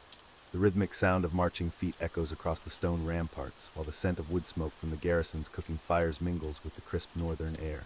These soldiers, far from their Mediterranean homes, stood as living embodiments of Rome's power and reach. The Pax Romana, or Roman peace, brought unprecedented stability to the Mediterranean world. For nearly 2 centuries, the empire enjoyed relative peace and prosperity. Trade flourished, cities grew, and Roman culture spread throughout the known world. The Latin language, Roman law, and architectural styles were adopted far and wide, leaving an indelible mark on Western civilization. Close your eyes and envision yourself walking through the streets of Pompeii, a thriving Roman city in the shadow of Mount Vesuvius. The air is filled with the chatter of merchants and the aroma of freshly baked bread. Colorful frescoes adorn the walls of villas, while intricate mosaics decorate the floors of public buildings. This snapshot of Roman life, preserved for centuries beneath volcanic ash, offers us a glimpse into the daily rhythms of the empire at its height. As you sink deeper into comfort, let your mind wander to the grand city of Rome itself. The eternal city, heart of the empire, was a marvel of urban planning and architectural achievement. The Colosseum, that great amphitheater, rises before you, its massive arches stretching towards the sky. The cheers of the crowd within echo faintly like the distant roar of the sea. Nearby, the Roman Forum bustles with activity, the very heart of the empire's political and social life. Picture yourself standing in the Forum, surrounded by gleaming marble temples and bustling markets. The air is thick with the scent of incense from nearby shrines, mingling with the aromas of exotic spices from far-flung corners of the empire. The sounds of commerce fill the streets, the clink of coins, the calls of merchants, the laughter of children playing in the shadow of great monuments. This is Rome at the height of its power, the eternal city, Caput Mundi, the capital of the world. Yet all empires, no matter how mighty, must face challenges. As the centuries passed, Rome began to encounter difficulties both within and without. The cost of maintaining such a vast empire strained its resources. Corruption crept into the imperial administration, while the army, once the guarantor of Rome's power, became a source of instability as rival generals vied for the imperial throne. As you breathe slowly and steadily, imagine the atmosphere in Rome during these times of uncertainty. The once confident air of the city now carries an undercurrent of tension. In the Senate House, heated debates echo off the marble walls as politicians argue over the best course of action to address the empire's mounting problems. The people in the streets whisper of barbarian incursions and economic troubles, their voices a low murmur of concern beneath the usual bustle of urban life. On the frontiers, barbarian tribes pressed against the empire's borders with increasing frequency. The sound of clashing swords and the war cries of Germanic warriors began to replace the peaceful rhythms of imperial life. The once impregnable walls of Rome no longer seemed so secure. In the 3rd century CE, the empire faced a period of crisis. A succession of short-lived emperors struggled to maintain control as the empire was beset by invasions, civil wars, and economic troubles. It seemed as though the light of Rome, which had shone so brightly for so long, might finally be extinguished. Yet Rome proved resilient. Under emperors like Diocletian and Constantine, the empire underwent significant reforms. The seat of imperial power shifted eastward, culminating in the founding of a new capital, Constantinople, on the site of the ancient Greek city of Byzantium. As you drift towards sleep, imagine the gleaming walls of this new Rome rising on the shores of the Bosphorus, a bridge between east and west. Picture Constantinople in its early days, a city of promise and renewal. The air is filled with the sounds of construction as workers raise new buildings and fortifications. The scent of salt water mingles with the aroma of spices from distant lands, a reminder of the city's strategic position at the crossroads of Europe and Asia. This new capital symbolized Rome's adaptability and determination to endure. In 380 CE, Christianity, once a persecuted faith, became the official religion of the empire. The rhythms of Roman life began to change, the old pagan temples giving way to Christian churches. The sound of hymns replaced the chants of the Vestal Virgins, marking a profound shift in the spiritual life of the empire. As the 5th century dawned, the western half of the empire faced mounting pressures. Barbarian invasions increased in frequency and intensity. In 410 CE, the unthinkable happened. Rome itself was sacked by the Visigoths under their king Alaric. Imagine the shock that rippled through the empire as news of this calamity spread. The eternal city had fallen. As you lie here, feeling the weight of history gently pressing upon you, envision the final days of the Western Roman Empire. The once mighty legions, now depleted and demoralized, struggle to hold back the tide of invaders. In the imperial palace, the last emperors, mere shadows of their powerful predecessors, cling to the trappings of an authority that has all but slipped away. In 476 CE, the last Western Roman emperor, ironically named Romulus Augustulus, was deposed by the Germanic chieftain Odoacer. This event is traditionally marked as the fall of the Western Roman Empire, yet in the East the empire continued, evolving into what historians would later call the Byzantine Empire. It would endure for another 1,000 years, preserving the legacy of Rome long after the city itself had faded into legend. As you hover on the edge of sleep, reflect on the enduring legacy of Rome. Its influence can still be felt today in our laws, our languages, our art and architecture. The story of Rome is a testament to human ambition, the rise and fall of civilizations, and the enduring power of ideas. Let the weight of history gently press you deeper into relaxation. Like the ebb and flow of empires, feel the rhythm of your own breath, steady and constant. As you drift off to sleep, may your dreams be filled with the grandeur of Rome, the marble columns of the Forum, the distant echo of legions on the march, the timeless flow of the Tiber. The legacy of Rome reminds us that even the mightiest of empires are subject to the inexorable march of time. Yet it also teaches us that the ideas, the art, the laws, and the stories we create can outlast any physical monument. As you sink deeper into slumber, let the epic tale of Rome inspire you to appreciate the fleeting nature of power and the enduring nature of human creativity and resilience. May the peace of the Pax Romana follow you into your dreams, and may you wake refreshed, carrying with you the timeless wisdom of the ancient world. Buonanotte, good night, and may your sleep be as deep and peaceful as the waters of the Mediterranean that once carried Roman ships to distant shores. As the echoes of ancient Rome fade into the mists of time, we turn our attention to a more recent figure whose life's work would reshape the fabric of human society. In the late 19th century, in a small village in India, a child was born who would grow to become a beacon of peace and nonviolence. In the twilight of the 19th century, on October 2nd, 1869, a child was born in Porbandar, a coastal town in the western Indian state of Gujarat. This child, named Mohandas Karamchand Gandhi, would grow to become one of the most influential figures in modern history, known to the world as Mahatma Gandhi. The name Mahatma, meaning great soul, was a title bestowed upon him by his followers, a testament to the profound impact he would have on India and the world. As we embark on this journey through Gandhi's life, allow the gentle waves of history to wash over you, carrying you towards a state of peaceful relaxation. Imagine the warm, salty breeze of the Arabian Sea drifting through the streets of Porbandar, the same air that young Mohandas breathed in his earliest days. Gandhi was born into a Hindu merchant caste family. His father, Karamchand Gandhi, served as the Diwan, or chief minister of Porbandar. His mother, Putlibai, was deeply religious and had a significant influence on Gandhi's spiritual development. The Gandhi household was a place of quiet devotion, filled with the soft chanting of prayers and the aromatic scent of incense. As a child, Mohandas was shy and unremarkable in his studies. He was, however, deeply influenced by the principles of ahimsa, nonviolence, satya, truthfulness, and vegetarianism that were integral to his family's Jain-influenced Hindu tradition. These early teachings would later form the cornerstone of his philosophy and political activism. Picture young Gandhi walking through the narrow streets of Porbandar, his bare feet touching the sun-warmed cobblestones. The calls of street vendors and the distant lapping of waves against the shore create a gentle symphony of everyday life in colonial India. These sights, sounds, and sensations would become deeply ingrained in Gandhi's psyche, shaping his connection to his homeland and its people. In 1883, at the age of 13, Gandhi was married to Kasturbai Makhenji, a girl his own age. Child marriages were common in India at that time, and while Gandhi would later speak out against the practice, his own early marriage was a formative experience. Kasturbai, known as Ba, would become his lifelong companion and an important figure in India's struggle for independence. As you listen to this story, allow your mind to drift gently with the currents of time. Feel the weight of your body sinking deeper into relaxation, much like young Gandhi sinking into the rich tapestry of Indian culture and tradition that surrounded him. In 1888, at the age of 18, Gandhi sailed to London to study law. This journey across the vast expanse of the Indian Ocean marked the beginning of a profound transformation. Imagine the creaking of the ship's timbers, the rhythmic lapping of waves against the hull, and the salty tang of sea air.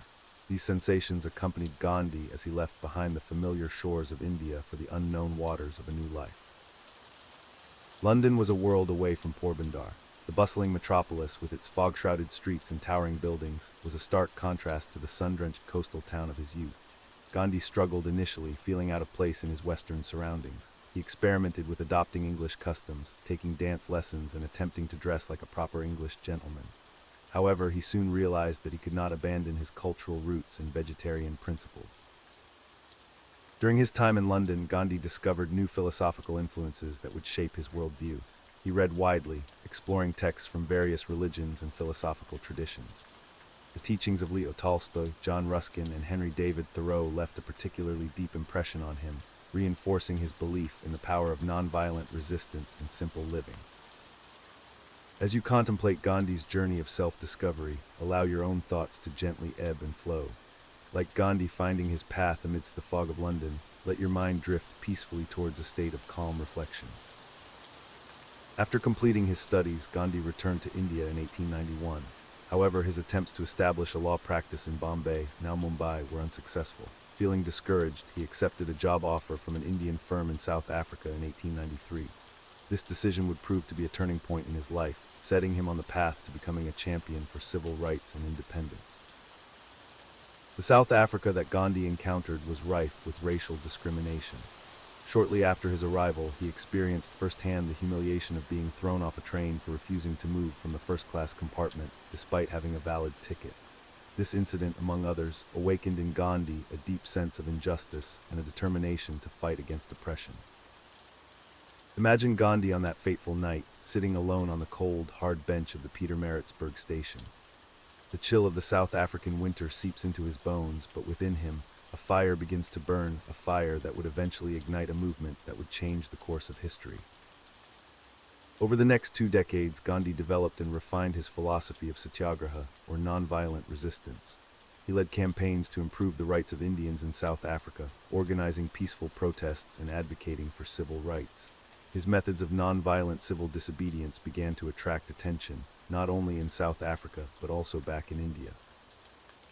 As you listen to the story of Gandhi's transformation, allow your own tensions to melt away. Like Gandhi shedding his Western garb and embracing simple, homespun clothes, let go of the day's worries and sink into a state of peaceful acceptance. In 1915, Gandhi returned to India, now a changed man with a clear vision for the future of his homeland. He began by leading struggles for peasants, workers, and farmers, championing their rights against oppressive taxation and discrimination. His reputation grew, and he soon became a leading figure in the Indian National Congress. Gandhi's approach to political activism was unique. He emphasized the importance of economic self-reliance, advocating for the revival of cottage industries and the boycott of foreign-made goods. Picture Gandhi sitting at a spinning wheel, his fingers deftly turning raw cotton into thread. The rhythmic whir of the wheel becomes a metaphor for the steady, patient work of building a nation. As Gandhi's influence grew, so did the movement for Indian independence.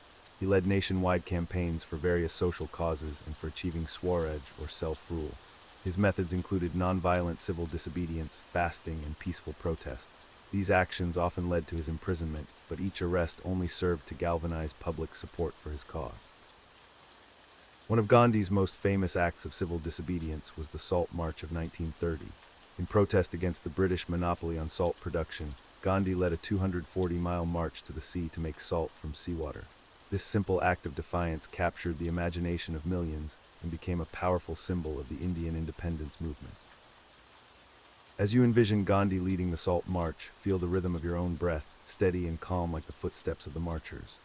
With each breath, allow yourself to sink deeper into relaxation, your body becoming as still and peaceful as the vast Indian Ocean.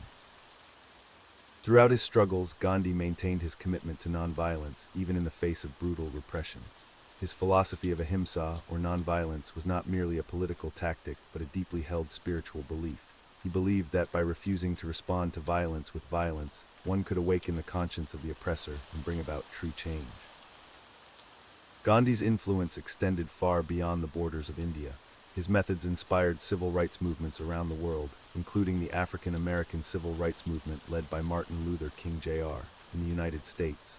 The power of Gandhi's ideas continues to resonate today, offering a path of peaceful resistance in the face of injustice. As India moved closer to independence, Gandhi worked tirelessly to promote Hindu-Muslim unity. However, the partition of India in 1947 brought with it horrific communal violence. Gandhi fasted and prayed for peace, using his moral authority to calm the sectarian tensions. His efforts earned him the enmity of some extremists, and on January 30, 1948, he was assassinated by a Hindu nationalist. The news of Gandhi's death sent shockwaves around the world. Even in death, however, his message of peace and nonviolence continued to inspire millions. As you reflect on Gandhi's life and legacy, allow a sense of peace to wash over you. Like the great soul himself, find strength in stillness and power in gentleness. Mahatma Gandhi's journey from a shy boy in Porbandar to the father of the Indian nation is a testament to the power of conviction, compassion, and courage. His life teaches us that great change can come from small, consistent actions, and that the force of love can overcome the love of force. As we conclude this narrative, let the wisdom of Gandhi's words gently guide you towards sleep. Each night when I go to sleep, I die, and the next morning when I wake up, I am reborn. Allow yourself to embrace this cycle of renewal, letting go of the day's concerns and preparing for the rebirth that comes with each new dawn. Feel the weight of your body sinking deeper into your resting place, much as Gandhi's teachings have sunk deep into the conscience of humanity. Let your breath become slow and steady, like the patient progress of nonviolent resistance. As you drift towards sleep, carry with you the peace that Gandhi strove for throughout his life. May your dreams be as vast and transformative as Gandhi's vision for a better world, and may you awaken renewed, ready to face life's challenges with the same spirit of compassion and determination that guided the Mahatma throughout his remarkable journey. As we continue our exploration of Mahatma Gandhi's extraordinary life, we find ourselves in the midst of his transformative years in South Africa. The experiences he encountered there would shape his philosophy and set the stage for his future role as a leader of India's independence movement. Gandhi's time in South Africa was marked by a growing awareness of racial discrimination and injustice. He witnessed firsthand the harsh treatment of Indians and other people of color under the apartheid system. These experiences ignited a passion for social justice that would burn brightly for the rest of his life. One pivotal moment occurred in 1893, when Gandhi was forcibly removed from a first-class train compartment despite having a valid ticket. The cold night air and the hard wooden bench of the Pietermaritzburg station became the crucible in which his resolve was forged. As he sat there, shivering and contemplating his options, Gandhi made a decision that would alter the course of history. He chose not to return to India in defeat, but to stay and fight against the injustice he had experienced. This incident marked the beginning of Gandhi's journey as an activist. He began to organize the Indian community in South Africa, advocating for their rights and dignity. His methods were novel and powerful. He embraced nonviolent resistance, or satyagraha, as a means of confronting oppression. Imagine the streets of Johannesburg, bustling with activity, the air thick with tension and the promise of change. Gandhi, dressed in his simple dhoti, moved through the crowds, his presence a beacon of hope for those who had long suffered under discriminatory laws. His voice, though soft, carried the weight of moral authority as he spoke of justice, equality, and the power of nonviolent resistance. During his 2 decades in South Africa, Gandhi honed the techniques that would later become hallmarks of his approach to social and political change. He organized peaceful protests, encouraged civil disobedience, and used fasting as a means of moral persuasion. These methods, while often met with harsh repression, began to yield results, drawing attention to the plight of Indians in South Africa and inspiring others to join the cause. As you listen to this story, allow yourself to be carried along by the gentle current of history. Feel the weight of your body sinking deeper into relaxation, much as Gandhi's ideas sank deep into the consciousness of those around him, creating ripples that would eventually become waves of change. Gandhi's work in South Africa was not without personal cost. He was imprisoned several times for his activism, experiencing firsthand the harsh conditions of South African jails. Yet even in confinement, his spirit remained unbroken. The quiet solitude of his cell became a space for reflection and spiritual growth, further solidifying his commitment to nonviolent resistance. In 1914, after 2 decades of struggle in South Africa, Gandhi negotiated an agreement with the South African government that recognized the rights of Indians.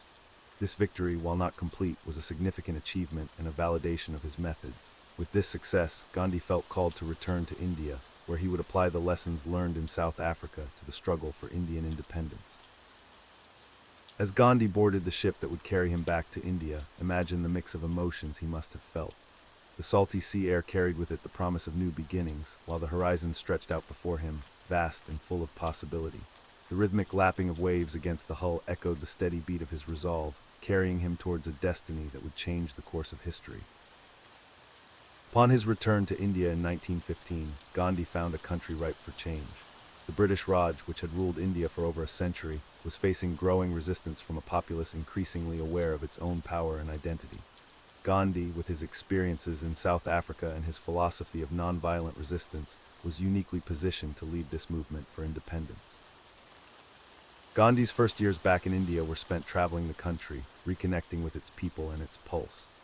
He listened to the concerns of farmers and workers, witnessed the poverty and inequality that plagued the nation, and began to formulate a vision for an independent India that would be rooted in social justice and economic self-reliance.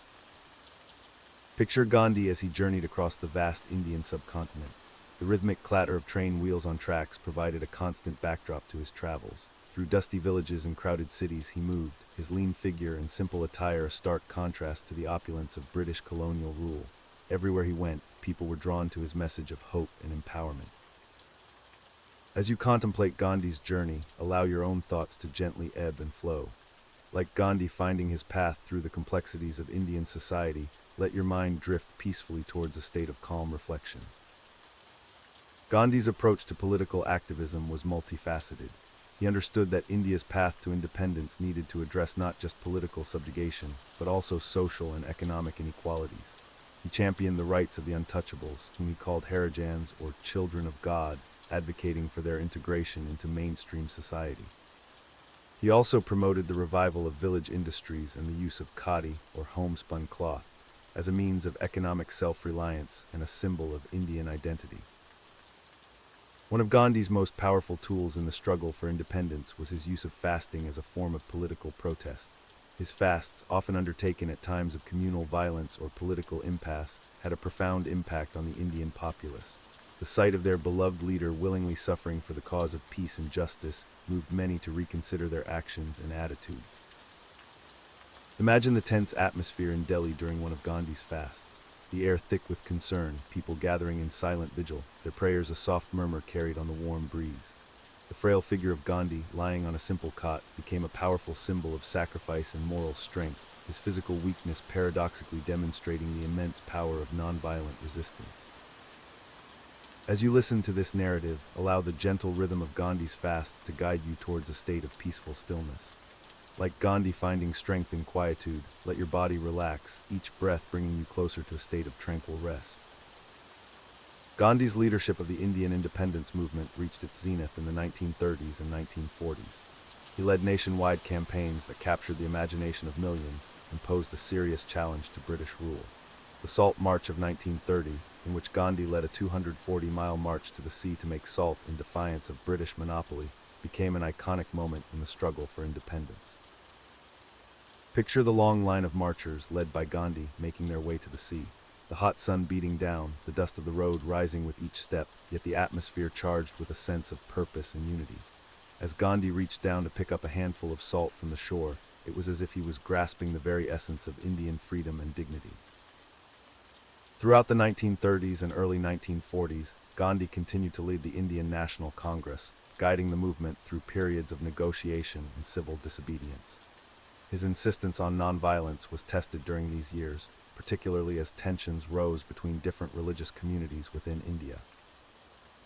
As World War II drew to a close, it became clear that British rule in India was coming to an end.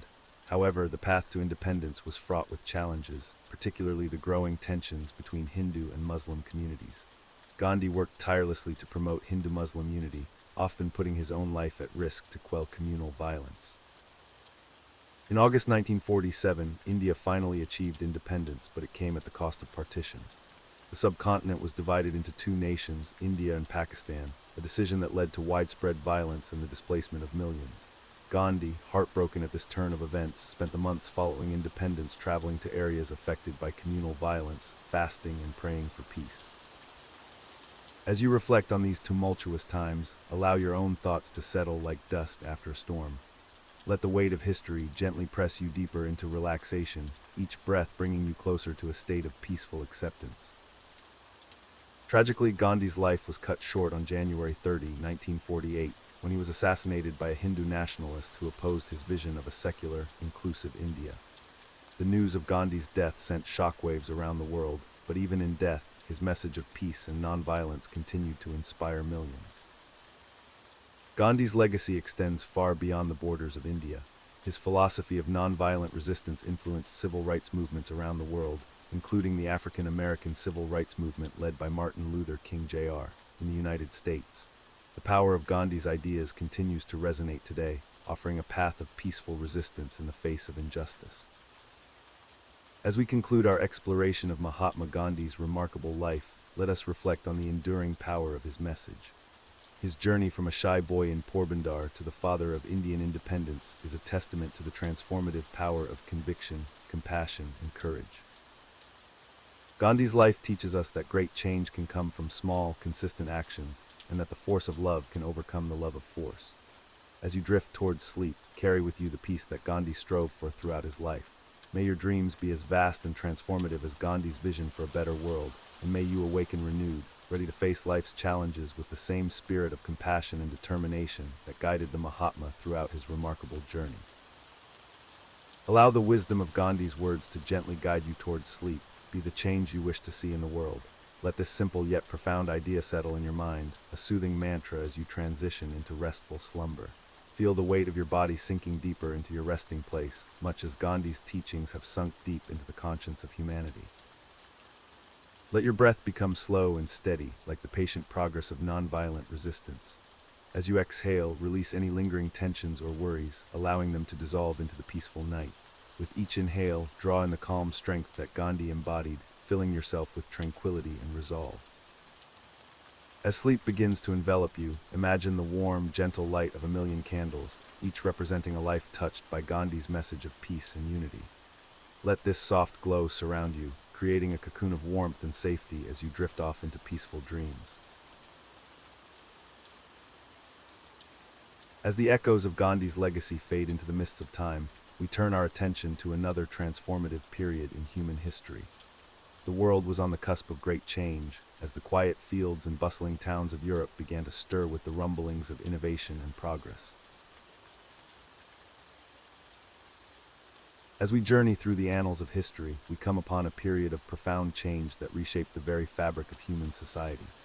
The Industrial Revolution, a transformative era that began in the latter half of the 18th century, ushered in a new age of innovation, progress, and societal upheaval. Let us explore this pivotal time as we drift gently into the realm of historical reflection. Picture, if you will, the tranquil English countryside of the mid-1700s. Rolling hills covered in lush green grass dotted with grazing sheep. The air is crisp and clean, filled with the gentle sounds of nature, birdsong, rustling leaves, and the distant babbling of streams. This serene landscape would soon witness a dramatic transformation. The story of the Industrial Revolution begins in the textile industry. In 1764, a humble weaver named James Hargreaves invented the spinning jenny, a machine that could spin multiple threads simultaneously. Close your eyes and imagine the rhythmic clacking of this revolutionary device, its wooden frame creaking softly as it worked tirelessly, producing yarn at a rate never before seen.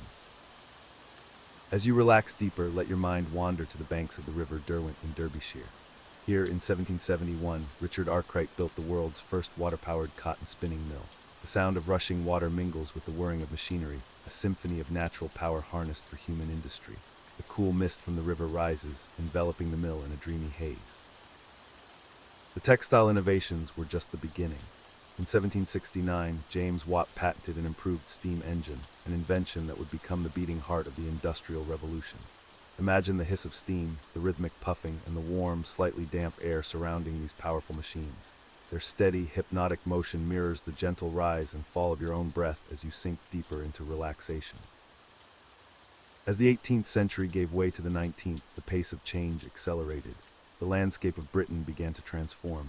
Factories sprung up in cities like Manchester, Birmingham, and Glasgow. The soft glow of candlelight was gradually replaced by the steady illumination of gas lamps. The night sky, once a canvas of stars, now reflected the orange glow of furnaces working through the night.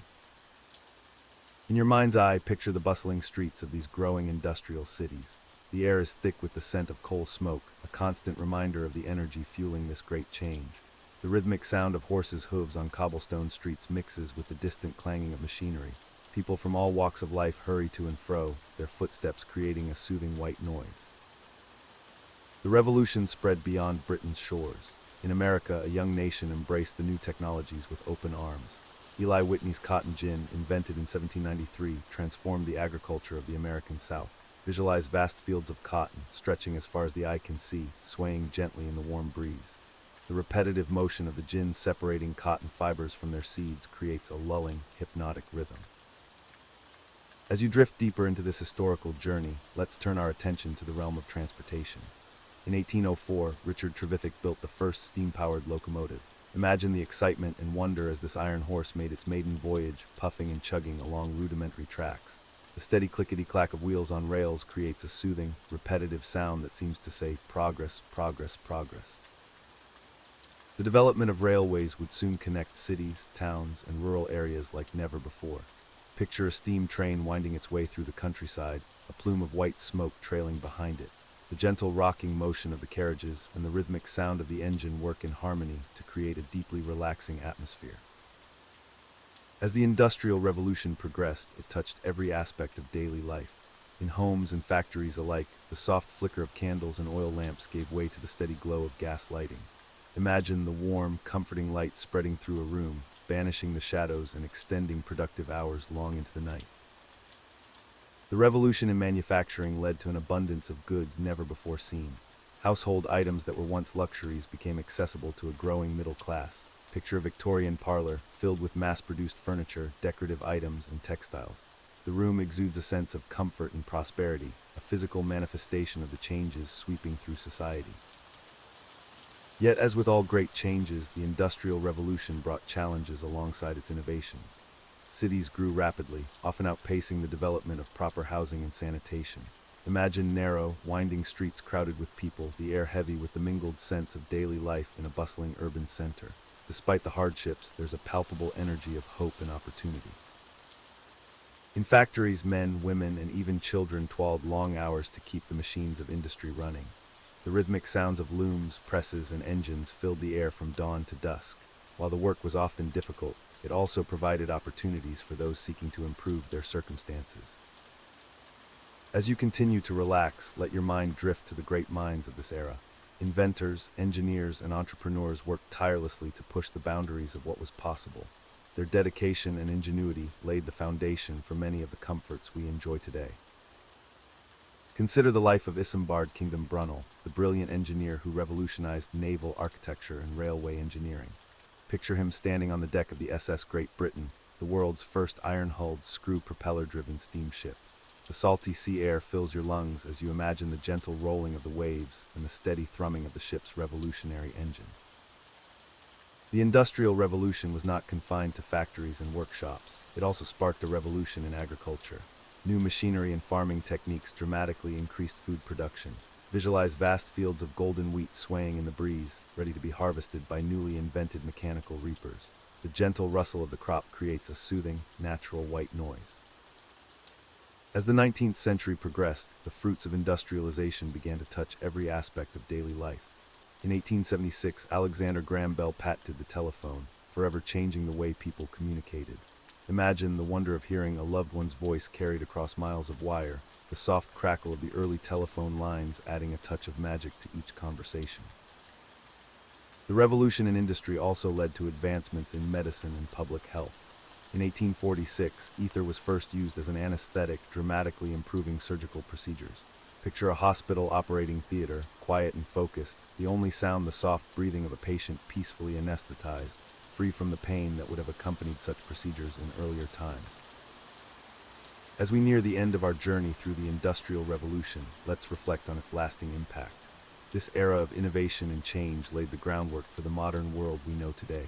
The rhythms of industry, once so novel and disruptive, have become the backdrop of our daily lives.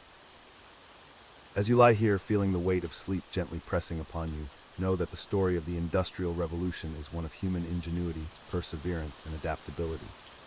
It reminds us that even in times of great change, we have the capacity to innovate, to overcome challenges, and to shape our world for the better. Let the echoes of this transformative era gently guide your thoughts as you drift further into relaxation.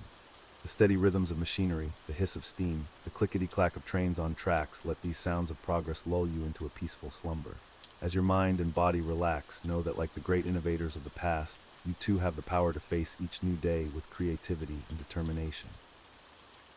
And so, as we conclude our exploration of the Industrial Revolution, allow yourself to sink deeper into comfort and tranquility. Let the weight of history gently settle around you like a warm, soft blanket, cocooning you in the knowledge of human achievement and the endless possibilities that lie ahead. Rest now and let your dreams be filled with the wonders of innovation and the promise of a brighter tomorrow. The Industrial Revolution was not just a period of technological advancement, but also one of profound social change. As factories and mills multiplied across the landscape, they drew people from rural areas into growing urban centers. Picture the narrow, winding streets of these burgeoning industrial cities, filled with a constant bustle of activity. The air in these urban areas was often thick with coal smoke, a constant reminder of the energy fueling this great transformation. The rhythmic sound of horses' hooves on cobblestone streets mingled with the distant clanging of machinery, creating a new urban symphony. People from all walks of life hurried to and fro, their footsteps creating a soothing white noise that echoed through the streets. One of the most significant social changes brought about by the Industrial Revolution was the rise of a new middle class. As industry owners and entrepreneurs amassed wealth, they created a new social stratum between the traditional working class and the aristocracy. This new middle class sought to distinguish itself through education, cultural pursuits, and the acquisition of material goods. Imagine the parlor of a middle-class Victorian home, filled with mass-produced furniture and decorative items that would have been unattainable luxuries just a generation before. The soft glow of gas lighting illuminates delicate china, colorful textiles, and ornate wallpaper, all products of industrial manufacturing processes. The tick-tock of a factory-made clock on the mantelpiece marks the passing of time in this new era of abundance. However, the Industrial Revolution also brought significant challenges. The rapid growth of cities often outpaced the development of proper housing and sanitation. Picture narrow, overcrowded tenements where working-class families lived in cramped conditions. The air in these neighborhoods was often heavy with the mingled sense of daily life in a bustling urban center. Despite the hardships, there was a palpable energy of hope and opportunity that drew people to these growing cities. In factories, men, women, and even children toiled long hours to keep the machines of industry running. The rhythmic sounds of looms, presses, and engines filled the air from dawn to dusk. While the work was often difficult and dangerous, it also provided opportunities for those seeking to improve their circumstances. Many saw factory work as a path to a better life, even if the journey was arduous. The Industrial Revolution also brought about significant changes in transportation.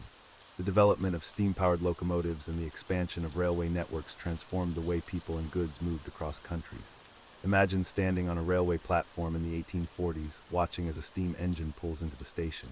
The hiss of steam, the clang of metal, and the shouts of porters create a cacophony of progress.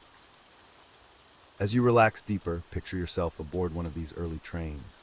The gentle rocking motion of the carriage and the rhythmic clickety-clack of wheels on rails create a soothing, hypnotic effect.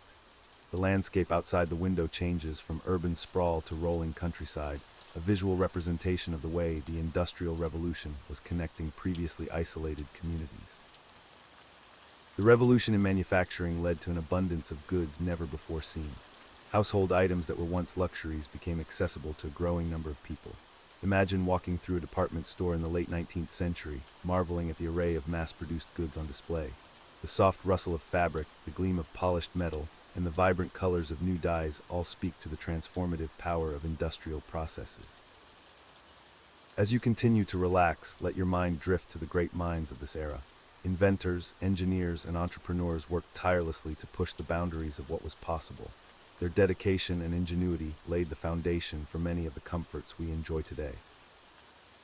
Consider the life of Isambard Kingdom Brunel, the brilliant engineer who revolutionized naval architecture and railway engineering. Picture him standing on the deck of the SS Great Britain, the world's first iron-hulled, screw-propeller-driven steamship. The salty sea air fills your lungs as you imagine the gentle rolling of the waves and the steady thrumming of the ship's revolutionary engine. The Industrial Revolution was not confined to factories and workshops. It also sparked a revolution in agriculture. New machinery and farming techniques dramatically increased food production. Visualize vast fields of golden wheat swaying in the breeze, ready to be harvested by newly invented mechanical reapers. The gentle rustle of the crop creates a soothing, natural white noise that seems to whisper of abundance and progress. As the 19th century progressed, the fruits of industrialization began to touch every aspect of daily life. In 1876, Alexander Graham Bell patented the telephone, forever changing the way people communicated. Imagine the wonder of hearing a loved one's voice carried across miles of wire, the soft crackle of the early telephone lines adding a touch of magic to each conversation. The revolution in industry also led to advancements in medicine and public health. In 1846, ether was first used as an anesthetic, dramatically improving surgical procedures. Picture a hospital operating theater, quiet and focused, the only sound the soft breathing of a patient peacefully anesthetized, free from the pain that would have accompanied such procedures in earlier times. The Industrial Revolution also had a profound impact on the natural world. As factories multiplied and cities expanded, the demand for raw materials grew exponentially.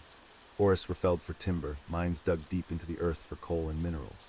Imagine the sound of axes biting into wood, the rhythmic pounding of mining equipment, the rush of water in newly constructed canals, all symbols of humanity's growing ability to shape the environment to its needs. Yet even as industry transformed the landscape, it also sparked a growing awareness of the natural world and the need for conservation. The contrast between smoky cities and unspoiled countryside led to new appreciation for nature. Picture the serene beauty of a landscaped urban park, an oasis of green amidst the industrial sprawl, where city dwellers could escape the bustle and reconnect with nature. As we near the end of our journey through the Industrial Revolution, let's reflect on its lasting impact. This era of innovation and change laid the groundwork for the modern world we know today. The rhythms of industry, once so novel and disruptive, have become the backdrop of our daily lives. As you lie here feeling the weight of sleep gently pressing upon you, know that the story of the Industrial Revolution is one of human ingenuity, perseverance, and adaptability. It reminds us that even in times of great change, we have the capacity to innovate, to overcome challenges, and to shape our world for the better. Let the echoes of this transformative era gently guide your thoughts as you drift further into relaxation. The steady rhythms of machinery, the hiss of steam, the clickety-clack of trains on tracks, let these sounds of progress lull you into a peaceful slumber. As your mind and body relax, know that like the great innovators of the past, you too have the power to face each new day with creativity and determination. And so, as we conclude our exploration of the Industrial Revolution, allow yourself to sink deeper into comfort and tranquility. Let the weight of history gently settle around you like a warm, soft blanket, cocooning you in the knowledge of human achievement and the endless possibilities that lie ahead. Rest now, and let your dreams be filled with the wonders of innovation and the promise of a brighter tomorrow. This segment is shorter than required. 27363200 words. Please expand content to match the 002000 duration. As we gently close the chapter on the Industrial Revolution, let us drift through time once more. Our journey continues with a remarkable woman whose influence shaped not only her era but the very fabric of human rights. Eleanor Roosevelt's story unfolds in the early 20th century, a time of great change and challenge.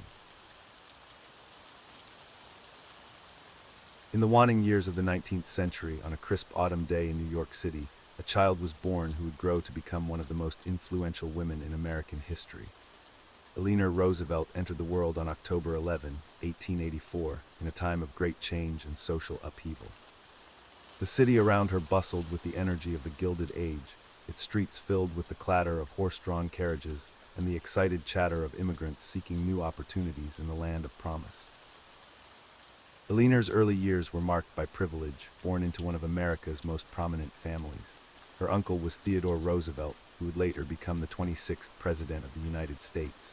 The Roosevelt name carried with it a legacy of public service and social responsibility, themes that would come to define Eleanor's own remarkable life. The Roosevelt household was a place of contradictions. While wealth and social status surrounded young Eleanor, her childhood was far from idyllic. The family's brownstone on West 37th Street echoed with the soft footsteps of servants and the muted conversations of adults, but for Eleanor, it was often a lonely place. Her mother, Anna Hall Roosevelt, was a renowned beauty who found her daughter's appearance disappointing. Granny, as Eleanor was often called due to her serious demeanor, felt the sting of this rejection keenly. Imagine the young girl, tall for her age with solemn eyes, wandering through the grand rooms of her home, seeking comfort in the warm glow of the library's gas lamps and the musty scent of leather-bound books. It was here, among the words of great thinkers and adventurers, that Alina began to form her own ideas about the world and her place in it. Tragedy struck early in Alina's life. At the tender age of 8, she lost her mother to diphtheria. The loss was profound, leaving a void that would shape her emotional landscape for years to come. Just 2 years later, her father, Elliot Roosevelt, succumbed to alcoholism and mental illness, passing away when Alina was only 10. In the span of 2 short years, the young girl had become an orphan, her world irrevocably changed. In the wake of these losses, Alina was sent to live with her maternal grandmother, Mary Livingston Ludlow. The Ludlow household was a stark contrast to the warmth and vibrancy Alina had known with her father. It was a place of strict rules and high expectations, where children were to be seen and not heard. The halls of the house in Tivoli, New York, seemed to absorb all sound, leaving Alina feeling more isolated than ever. Yet it was during these difficult years that Alina's resilience began to take shape.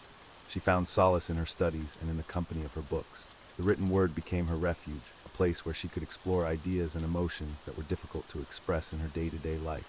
This love of learning would stay with her throughout her life, fueling her curiosity and her desire to understand the world around her. At the age of 15, Alina's life took another turn when she was sent to a Lenswood Academy in England.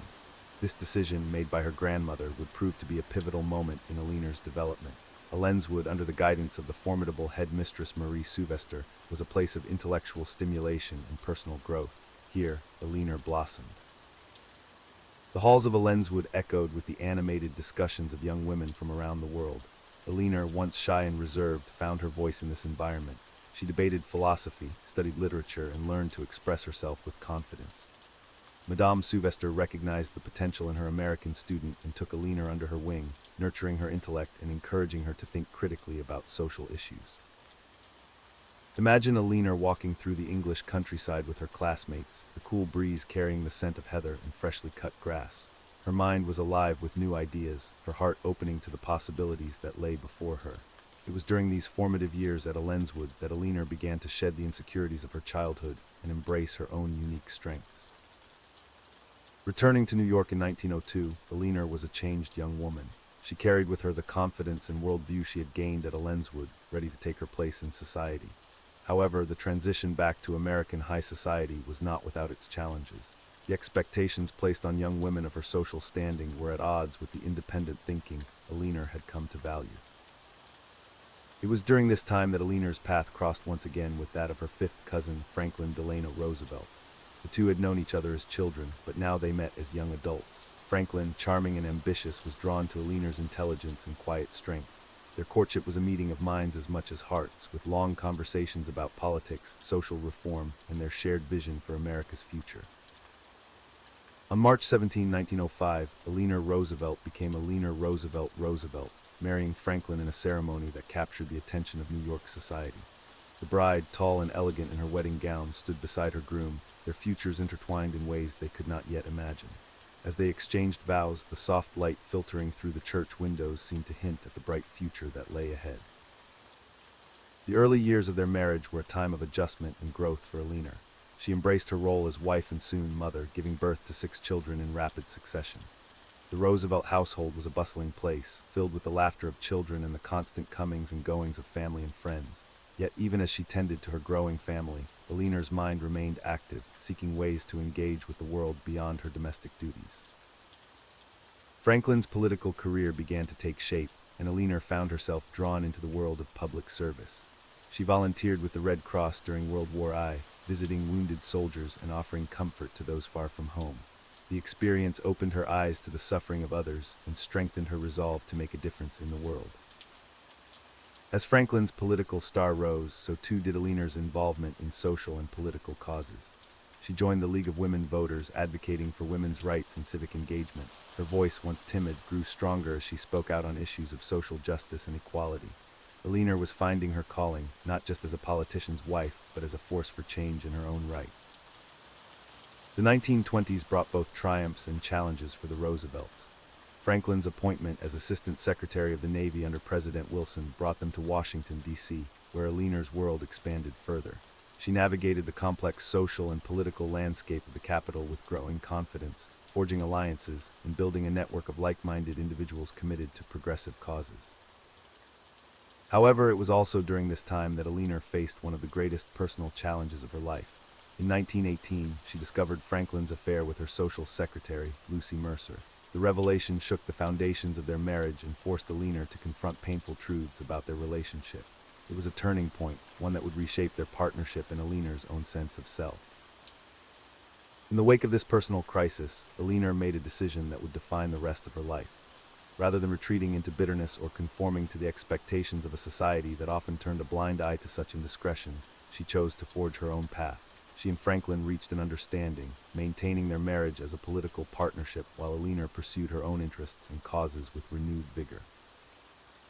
The 1920s saw Alina's transformation from a shy, self-doubting young woman into a confident and outspoken advocate for social reform. She became involved in the Women's Trade Union League, fighting for better working conditions and fair wages for women. Her voice grew louder, her presence more commanding as she spoke at rallies and wrote articles championing the rights of workers and the disenfranchised. As the decade drew to a close, Eleanor Roosevelt had established herself as a formidable figure in her own right.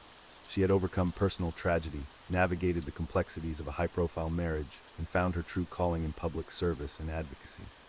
Little did she know that the greatest challenges and opportunities of her life were yet to come, as the nation stood on the brink of economic collapse and global conflict. The stock market crash of 1929 ushered in the Great Depression, a time of unprecedented hardship for millions of Americans. As Franklin Roosevelt assumed the governorship of New York, Eleanor's role as his partner and advisor grew. She became his eyes and ears, traveling the state to witness firsthand the suffering of the people. Her reports back to Franklin were filled with vivid descriptions and impassioned pleas for action. Imagine Alina, her tall figure wrapped in a simple coat, walking through the streets of a struggling New York neighborhood. The air is heavy with the scent of coal smoke and despair, but as she speaks with the residents, listening to their stories and offering words of hope, a spark of resilience ignites. It was in these moments, face to face with the struggles of ordinary Americans, that Alina's commitment to social justice deepened and her vision for a more equitable society took shape. The year 1932 brought a seismic shift in the Roosevelts' lives and in the course of American history. Franklin D. Roosevelt was elected President of the United States, sweeping into office on the promise of a New Deal for the American people. As the new First Lady, Eleanor Roosevelt was poised to redefine the role in ways that would leave an indelible mark on the nation.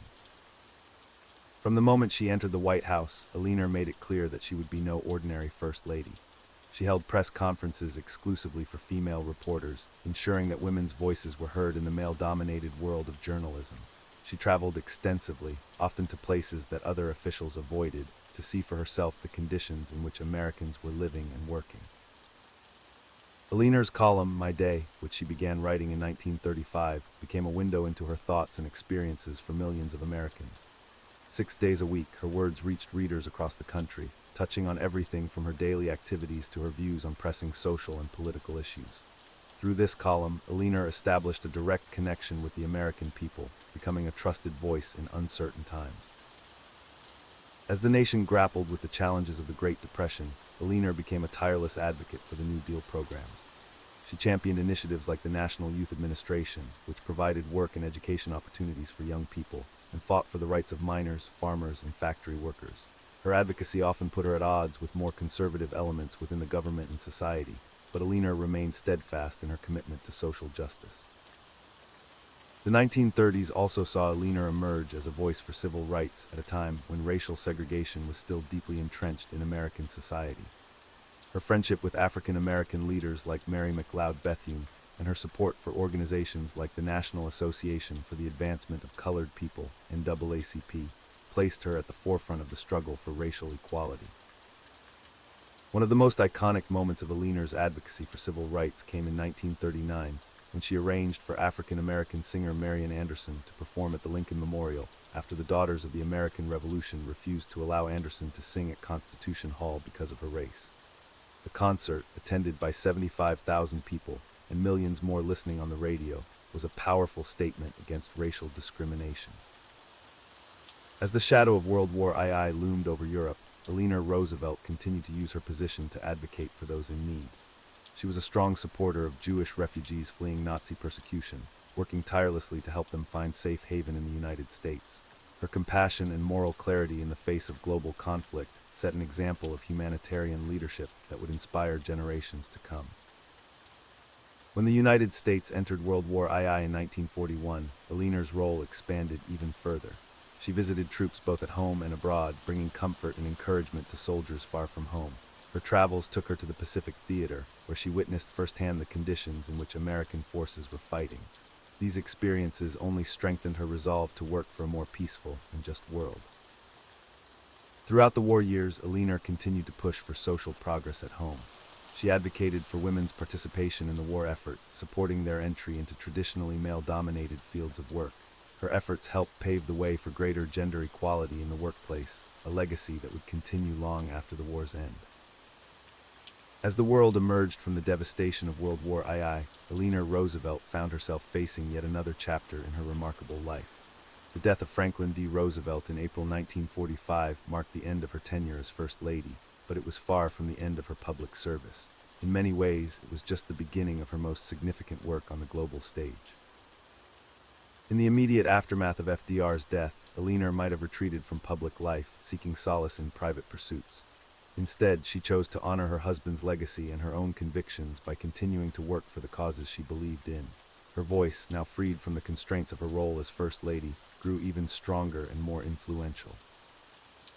President Harry Truman, recognizing Eleanor's unique abilities and international stature, appointed her as a delegate to the newly formed United Nations in 1945. It was in this role that Eleanor would leave perhaps her most lasting mark on the world. She was elected chairperson of the UN Commission on Human Rights, where she played a pivotal role in drafting and securing the adoption of the Universal Declaration of Human Rights. Imagine Eleanor, now in her 60s, working tirelessly in the halls of the United Nations. Her tall figure, slightly stooped with age but still commanding respect, moves purposefully through meetings and negotiations. Her voice, firm and clear, articulates a vision of a world where the dignity and rights of all people are recognized and protected. The document she helped create would become a cornerstone of international human rights law, a testament to her belief in the inherent worth of every individual. Eleanor's work at the United Nations was not without its challenges. The early years of the Cold War brought intense ideological conflicts between the United States and the Soviet Union, tensions that played out in the debates over human rights. Eleanor navigated these treacherous diplomatic waters with skill and determination, always keeping sight of the ultimate goal of creating a more just and peaceful world. Beyond her work at the UN, Eleanor continued to be a voice for progressive causes in the United States. She spoke out against McCarthyism, defending civil liberties at a time when fear and suspicion threatened to undermine the very freedoms she had fought to protect. Her courage in standing up to political intimidation inspired many and helped to preserve the principles of democracy during a tumultuous period in American history.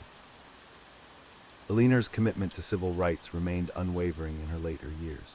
She supported the emerging civil rights movement, using her platform to advocate for racial equality and justice. Her friendship with leaders like Martin Luther King Jr. and her presence at key events of the movement lent crucial support to the cause of civil rights at a critical juncture in American history. Throughout the 1950s and early 1960s, Eleanor Roosevelt remained an active and influential figure on the world stage. She continued to write, lecture, and advocate for the causes she believed in. Her column, My Day, which she had begun during her years as First Lady, continued to reach millions of readers, offering her unique perspective on national and international affairs. In her personal life, Eleanor found new joy and companionship in her later years. Her relationships with friends and family, her love of her home at Valkill in Hyde Park, New York, and her continued engagement with the world around her brought her a sense of fulfillment and purpose. She remained curious and forward-thinking, always eager to learn and to contribute to the betterment of society. As Eleanor entered her final years, her legacy was already secure. She had transformed the role of First Lady, redefined women's participation in politics and public life, and left an indelible mark on the international human rights movement. Yet even in her 70s, she continued to work tirelessly for the causes she believed in. Eleanor Roosevelt passed away on November 7, 1962, at the age of 78. The world mourned the loss of a woman who had been, in the words of President John F. Kennedy, First Lady of the world. Her funeral was attended by world leaders and ordinary citizens alike, all coming to pay their respects to a woman who had touched so many lives. As we reflect on the life of Eleanor Roosevelt, we are reminded of the power of compassion, courage, and conviction. From a shy, insecure child to a globally respected leader, her journey was one of constant growth and unwavering commitment to making the world a better place. Her legacy continues to inspire generations of activists, leaders, and ordinary citizens to stand up for justice and human dignity. In the quiet moments before sleep, let the story of Eleanor Roosevelt's life gently settle in your mind. Her journey from personal struggles to global influence reminds us of the potential for growth and positive change that lies within each of us. As you drift towards sleep, carry with you the warmth of her compassion, the strength of her convictions, and the hope she held for a better world. Let these thoughts guide you to peaceful dreams, where the possibility of making a difference, no matter how small, awaits in the coming day. As Eleanor Roosevelt entered her final years, her legacy was already secure. She had transformed the role of First Lady, redefined women's participation in politics and public life, and left an indelible mark on the international human rights movement. Yet even in her 70s, she continued to work tirelessly for the causes she believed in. Throughout the 1950s and early 1960s, Eleanor remained an active and influential figure on the world stage. Her column, My Day, which she had begun during her years as First Lady, continued to reach millions of readers, offering her unique perspective on national and international affairs. The gentle clatter of her typewriter keys could often be heard in the early morning hours at Valkill, her beloved home in Hyde Park, New York, as she crafted her thoughts for the day's column. Imagine the soft light of dawn filtering through the windows of Eleanor's study, the scent of freshly brewed coffee wafting through the air as she sat at her desk, her keen mind still sharp and engaged with the pressing issues of the day. The rustle of paper and the soft scratching of her pen were constant companions as she corresponded with world leaders, activists, and ordinary citizens alike. In her personal life, Eleanor found new joy and companionship in her later years. Her relationships with friends and family deepened, bringing warmth and laughter to her days. The sounds of children playing and the murmur of animated conversations often filled the rooms of Valkill when her grandchildren and great-grandchildren visited. These moments of domestic tranquility provided a counterpoint to her public life, grounding her in the simple pleasures of family and home. Eleanor's love for Valkill was evident in every corner of the property. The stone cottage, with its weathered exterior and cozy interior, was a reflection of her unpretentious nature. The gardens she tended with care bloomed with colorful flowers, their fragrance carried on the gentle breeze that rustled through the trees. It was here, among the familiar sights and sounds of her home, that Eleanor found respite from her demanding public life. Even as she entered her 8th decade, Eleanor remained curious and forward-thinking, always eager to learn and to contribute to the betterment of society. She continued to travel, speak, and write, her voice still resonant with the passion and conviction that had defined her public life. The world around her was changing rapidly, with the civil rights movement gaining momentum and new global challenges emerging, but Eleanor's commitment to justice and human rights remained unwavering. In 1961, President John F. Kennedy appointed Eleanor to chair the President's Commission on the Status of Women. This role allowed her to continue her lifelong advocacy for women's rights, bringing her full circle to the causes she had championed decades earlier. The soft tapping of her cane on the marble floors of government buildings became a familiar sound as she attended meetings and hearings, her presence commanding respect from all who encountered her. As Eleanor entered her final year, her energy began to wane, but her spirit remained indomitable. She continued to write and speak out on issues close to her heart, her voice perhaps softer but no less powerful. The gentle creaking of her rocking chair on the porch at Valkill became a comforting sound to those who visited her, as she shared her wisdom and reflected on a life lived in service to others. Eleanor Roosevelt passed away on November 7, 1962, at the age of 78. The world mourned the loss of a woman who had been, in the words of President John F. Kennedy, First Lady of the world. Her funeral was attended by world leaders and ordinary citizens alike, all coming to pay their respects to a woman who had touched so many lives. The day of Eleanor's funeral dawned crisp and clear, the autumn leaves in Hyde Park a tapestry of gold and red. The somber tolling of church bells echoed across the Hudson Valley, as people from all walks of life gathered to bid farewell to a remarkable woman. The soft murmur of the crowd, punctuated by quiet sobs and whispered remembrances, created a gentle backdrop to the ceremony. As we reflect on the life of Eleanor Roosevelt, we are reminded of the power of compassion, courage, and conviction. From a shy, insecure child to a globally respected leader, her journey was one of constant growth and unwavering commitment to making the world a better place. The soft rustle of turning pages in history books ensures that her story continues to inspire generations of activists, leaders, and ordinary citizens to stand up for justice and human dignity. Aliner's legacy lives on in the institutions she helped create, the policies she influenced, and the lives she touched. The United Nations, where she played such a pivotal role in drafting the Universal Declaration of Human Rights, continues its work in promoting peace and human rights around the world. The gentle flutter of the UN flag in the breeze serves as a constant reminder of Aliner's vision for a more just and equitable world. In the years since her passing, Eleanor Roosevelt's influence has only grown. Her words and actions continue to inspire those who work for social justice and human rights. The soft whisper of her voice can still be heard in the halls of power and in grassroots movements around the world, urging us to create the kind of society she envisioned, one where every person's dignity is respected and every voice is heard. As you lie here feeling the weight of sleep gently pressing upon you, let the story of Eleanor Roosevelt settle in your mind. Her journey from personal struggles to global influence reminds us of the potential for growth and positive change that lies within each of us. The soft rhythm of your breathing mirrors the ebb and flow of history, a gentle reminder that we are all part of a larger story. Imagine the warm glow of a candle, flickering softly in the darkness, much like Eleanor's unwavering commitment to justice and equality illuminated the shadows of her time. Let this image of steadfast hope bring a sense of peace to your thoughts as you drift closer to sleep. As your body relaxes and your mind begins to quiet, consider the ripples of influence that spread from Eleanor's life, touching shores far beyond her own time and place. Like the gentle lapping of waves on a distant shore, her impact continues to shape our world in subtle yet profound ways. In these moments before sleep claims you, let Eleanor's courage and compassion be a soothing balm for any worries or doubts you may carry. Her life teaches us that even in the face of great challenges, we have the power to create positive change, both in our own lives and in the world around us. As you breathe deeply and slowly, picture the serene landscape of Valkill, Eleanor's beloved retreat. The gentle rustle of leaves in the breeze, the soft gurgle of the stream, the warm sunlight filtering through the trees, let these peaceful images guide you towards restful sleep.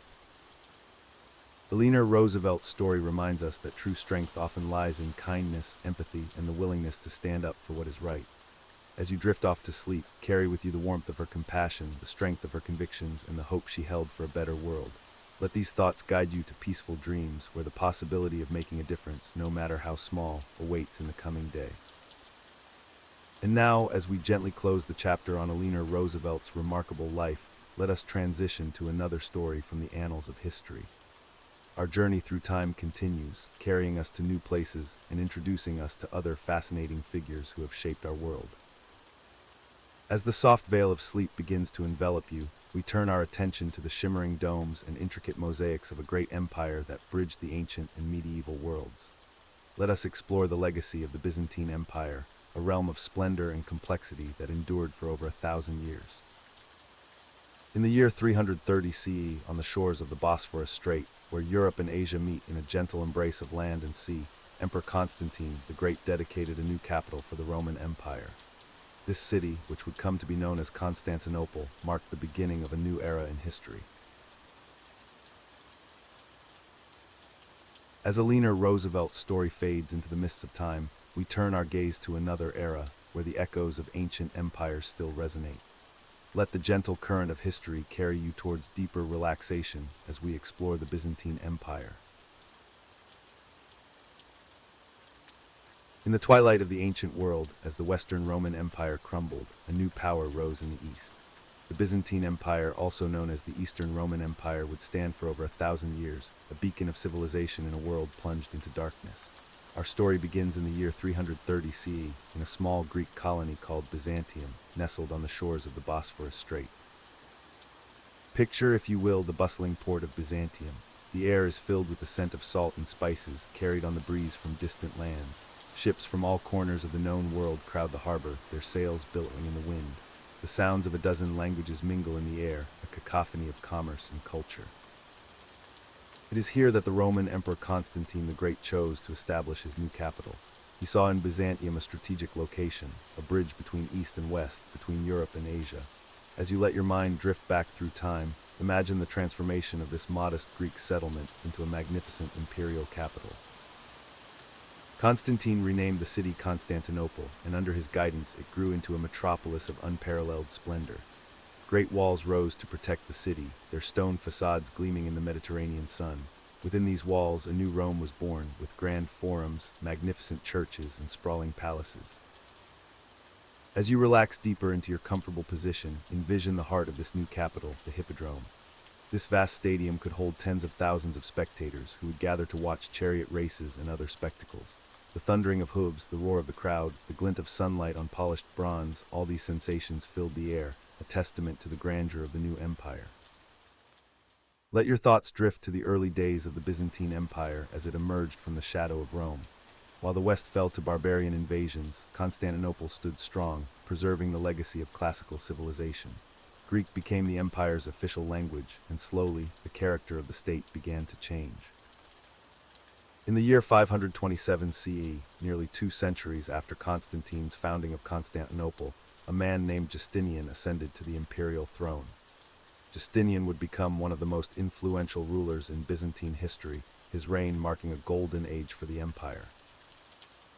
As you continue to relax, imagine yourself walking through the streets of Constantinople during Justinian's reign. The city has grown even more magnificent, its population swelling to nearly 500,000 souls. The air is thick with the scent of incense from countless churches, the chanting of monks and the ringing of bells creating a constant backdrop of sacred sound. At the center of it all stands the crowning achievement of Justinian's rule, the Hagia Sophia. This immense church, with its massive dome seeming to float on a ring of windows, was an architectural marvel that would remain unmatched for centuries. As you picture yourself standing beneath that great dome, feel the sense of awe that must have overcome visitors to this sacred space. Justinian's ambitions extended far beyond architecture.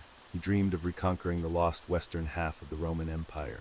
Under his general Belisarius, Byzantine armies reclaimed North Africa, Italy, and parts of Spain from barbarian rule.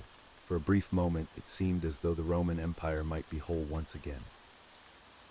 But even as the empire expanded, new challenges arose.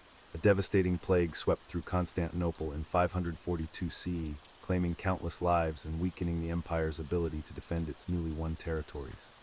As you contemplate the ebb and flow of history, remember that even the mightiest empires are subject to forces beyond their control. In the centuries that followed Justinian's reign, the Byzantine Empire faced numerous threats.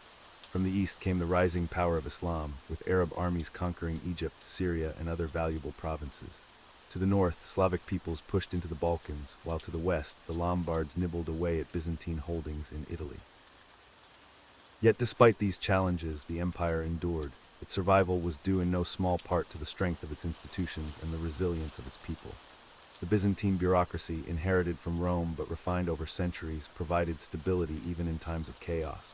The Greek fire, a secret incendiary weapon, helped defend Constantinople from numerous sieges. As you continue to relax, let your mind wander to the cultural achievements of the Byzantine Empire. In monasteries and scriptoria across the realm, monks painstakingly copied and preserved the works of ancient Greek and Roman authors. Without their efforts, much of classical learning might have been lost to time. Byzantine artists, too, made lasting contributions to world culture. The glittering mosaics that adorned churches and palaces, the delicate illuminations in manuscripts, the soaring melodies of Byzantine chant, all these are testaments to the refined aesthetics of the civilization. In the year 1054 CE, a significant event occurred that would have long-lasting repercussions. The Great Schism between the Eastern Orthodox Church and the Roman Catholic Church formally split Christendom in two. This religious divide would complicate Byzantine relations with the West for centuries to come. As the 11th century progressed, a new threat emerged on the empire's eastern frontier. The Seljuk Turks, a nomadic people from Central Asia, began to push into Anatolia, the heartland of Byzantine power. In 1071 CE, at the Battle of Manzikert, the Seljuks dealt a crushing defeat to the Byzantine army, capturing the Emperor Romanos IV Diogenes. This defeat marked the beginning of a long decline for the Byzantine Empire. As you ponder the turning tides of history, remember that even the mightiest of empires are not immune to change. The ebb and flow of power, like the gentle rhythm of your breath, is a constant in human affairs. In response to the Seljuk threat, the Byzantine Emperor Alexios I Komnenos appealed to the West for aid. His call was answered by the First Crusade, a massive military expedition that set out to reclaim the Holy Land from Muslim rule. While the Crusaders did push back the Seljuks and establish Christian states in the Levant, their presence would ultimately prove a mixed blessing for Byzantium. As you sink deeper into relaxation, imagine the splendor of Constantinople in the 12th century during the reign of the Comnenian dynasty. The city remained the largest and wealthiest in Europe, its markets filled with goods from across the known world. Gold glittered in the great churches, and the imperial court was renowned for its opulence and ceremony. Yet beneath this glittering surface, cracks were beginning to show. The empire's economy, long the most sophisticated in Europe, was increasingly undermined by Italian merchant republics like Venice and Genoa. These Western traders gained ever greater privileges in Byzantine markets, slowly eroding the empire's economic strength. In 1204 CE, disaster struck. The Fourth Crusade, originally intended to reclaim Jerusalem, was diverted to Constantinople.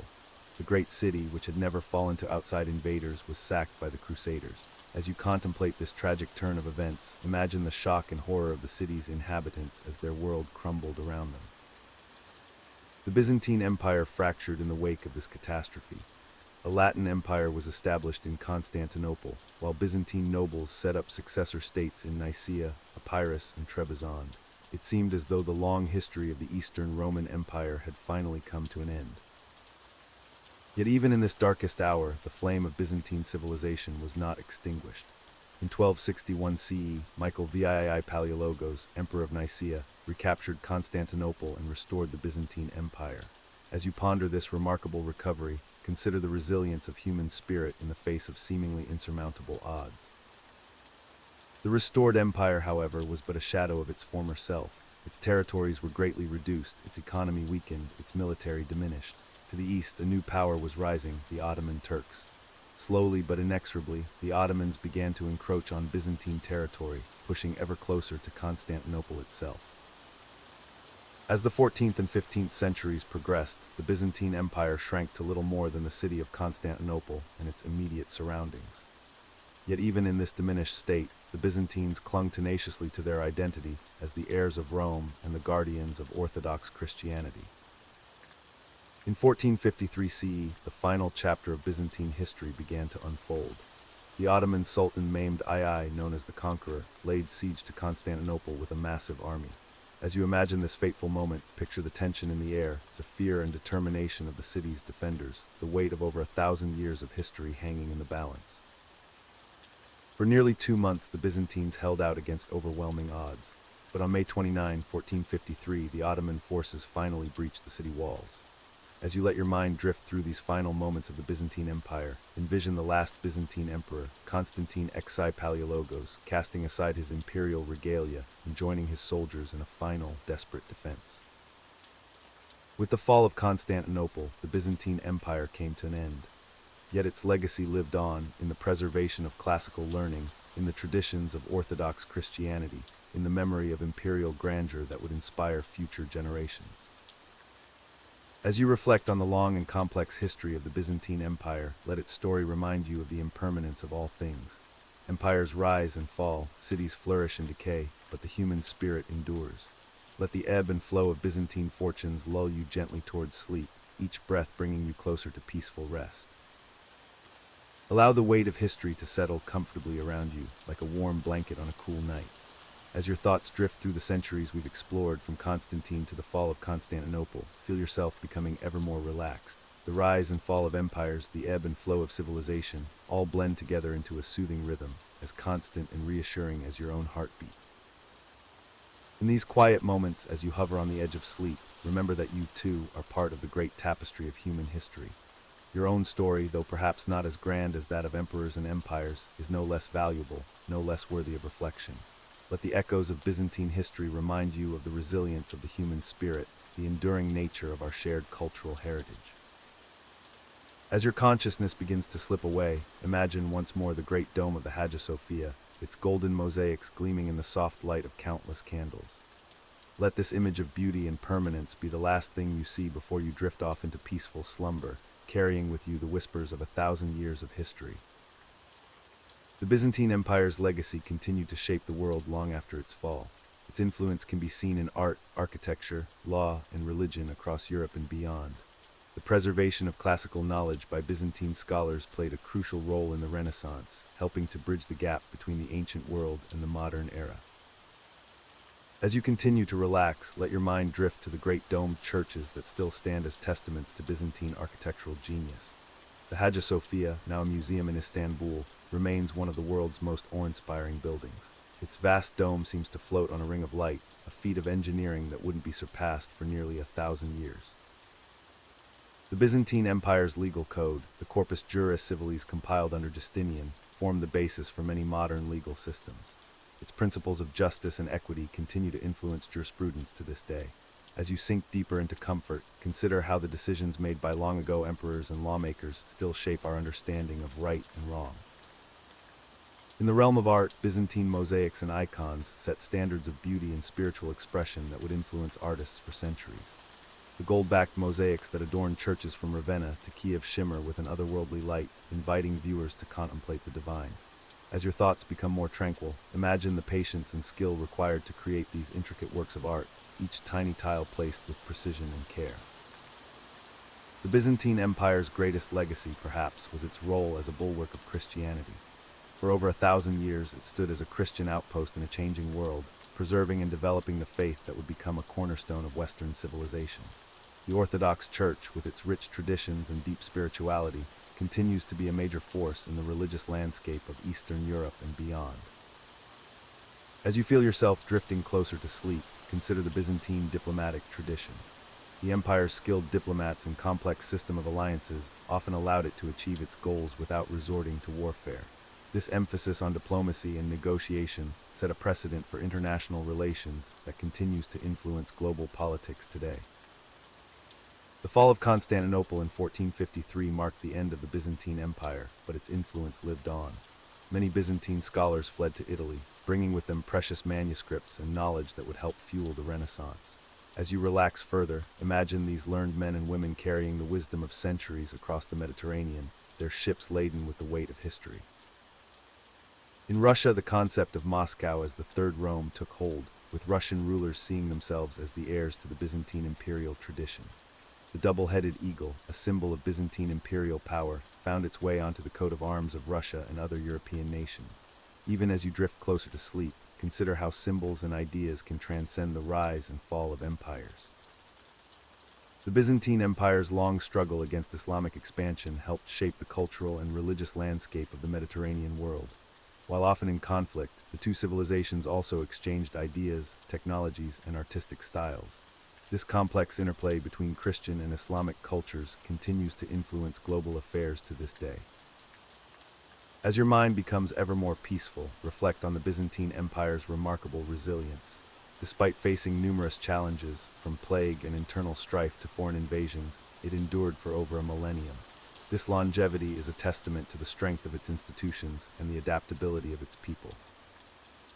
The Byzantine Empire's cosmopolitan nature, with its capital Constantinople serving as a melting pot of cultures, set a precedent for the diverse, multicultural societies we see in many parts of the world today. As you sink deeper into relaxation, imagine the bustling streets of Constantinople, where one might hear a dozen languages spoken in the space of a single market square. In the realm of technology, the Byzantines preserved and improved upon many ancient innovations. Their famous Greek fire, a mysterious incendiary weapon, protected Constantinople from numerous sieges. The empire's advanced shipbuilding techniques and sophisticated defensive architecture influenced military technology for centuries to come. As you feel the weight of sleep gently pressing upon you, consider the Byzantine Empire's role in preserving and transmitting knowledge. In monasteries across the empire, monks painstakingly copied ancient texts, ensuring that the wisdom of classical antiquity would survive the tumultuous centuries of the Middle Ages. The Byzantine Empire's influence on language and literature was profound. The Greek language, preserved and developed by Byzantine scholars, became a crucial tool for Renaissance humanists seeking to rediscover the classical past. Even as you drift closer to sleep, let the soft sounds of Greek words echo in your mind, a linguistic legacy that has shaped countless languages.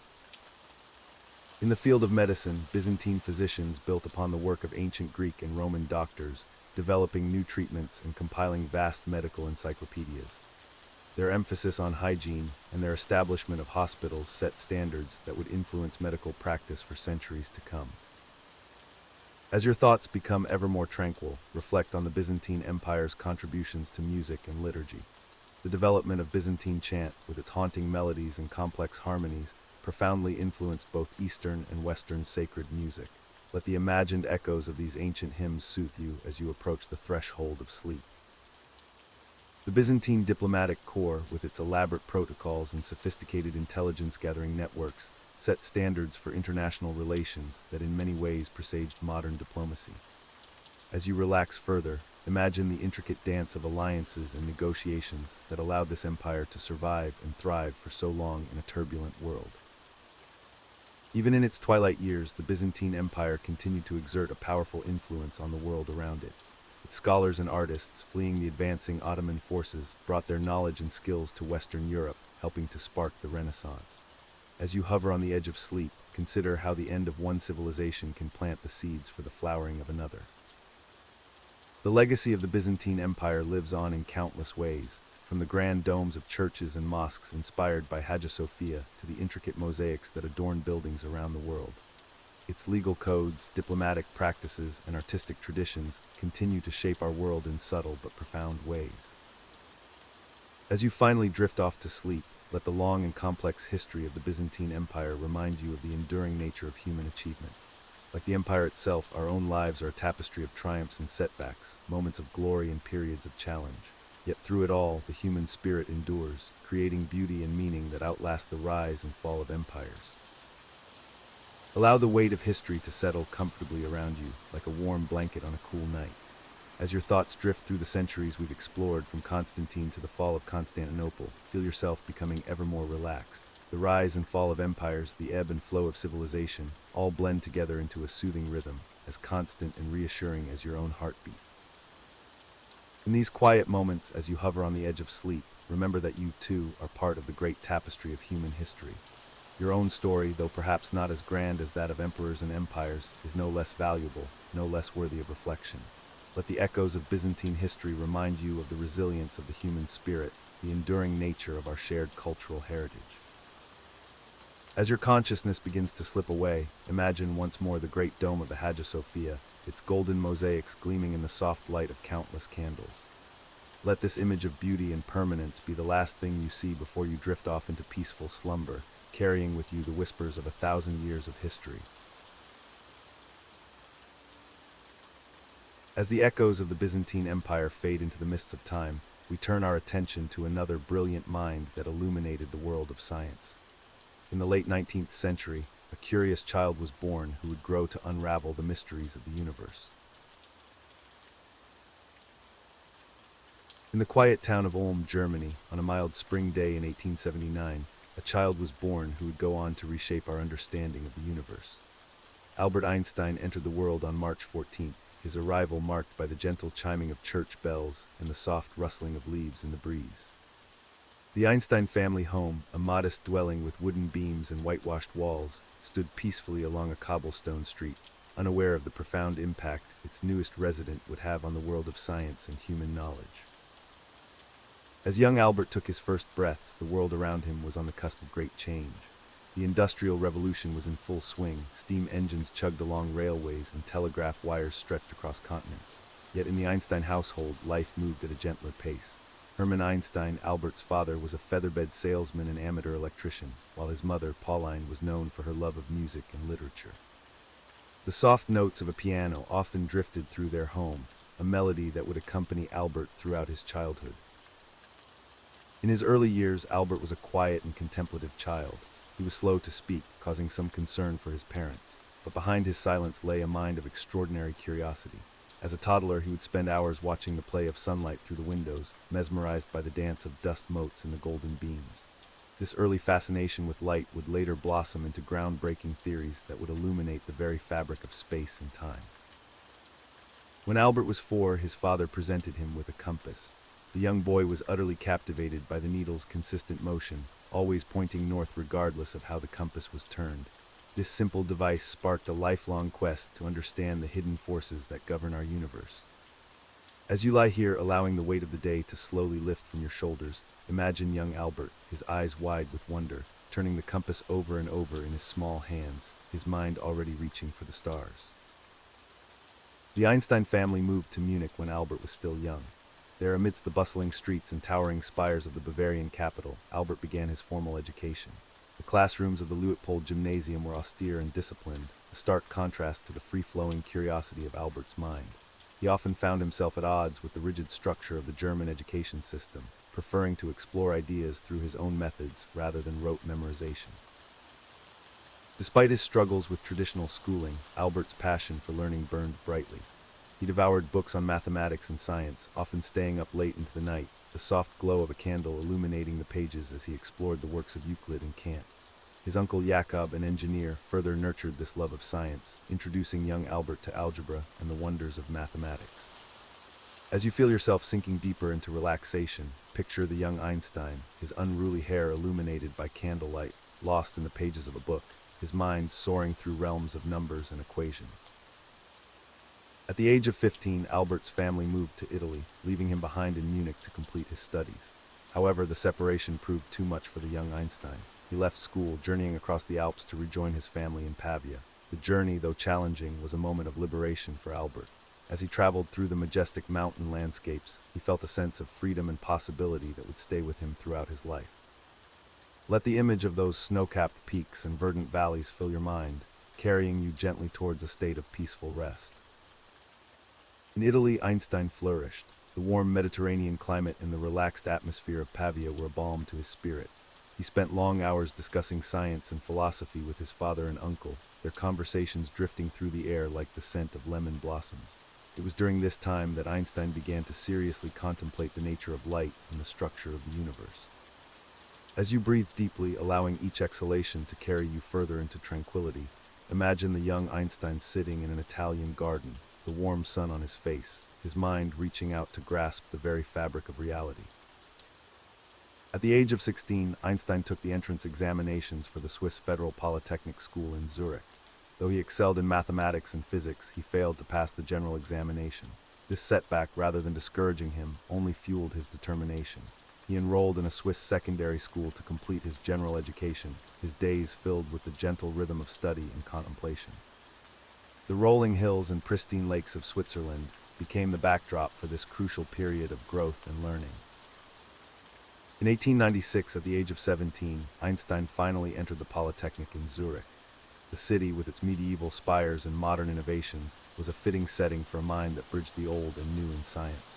Here, Einstein found kindred spirits among his fellow students, particularly Marcel Grossmann, who would later play a crucial role in Einstein's development of general relativity. As you allow your thoughts to drift, picture the cobblestone streets of Zurich, the gentle lapping of water against the shores of Lake Zurich, and the animated discussions of young scientists echoing through the halls of the Polytechnic.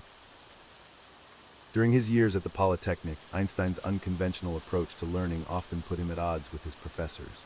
He frequently skipped lectures, preferring to study on his own or engage in deep discussions with friends. Despite this, his brilliance was undeniable. He spent countless hours in the library, poring over the works of great physicists like Maxwell and Boltzmann.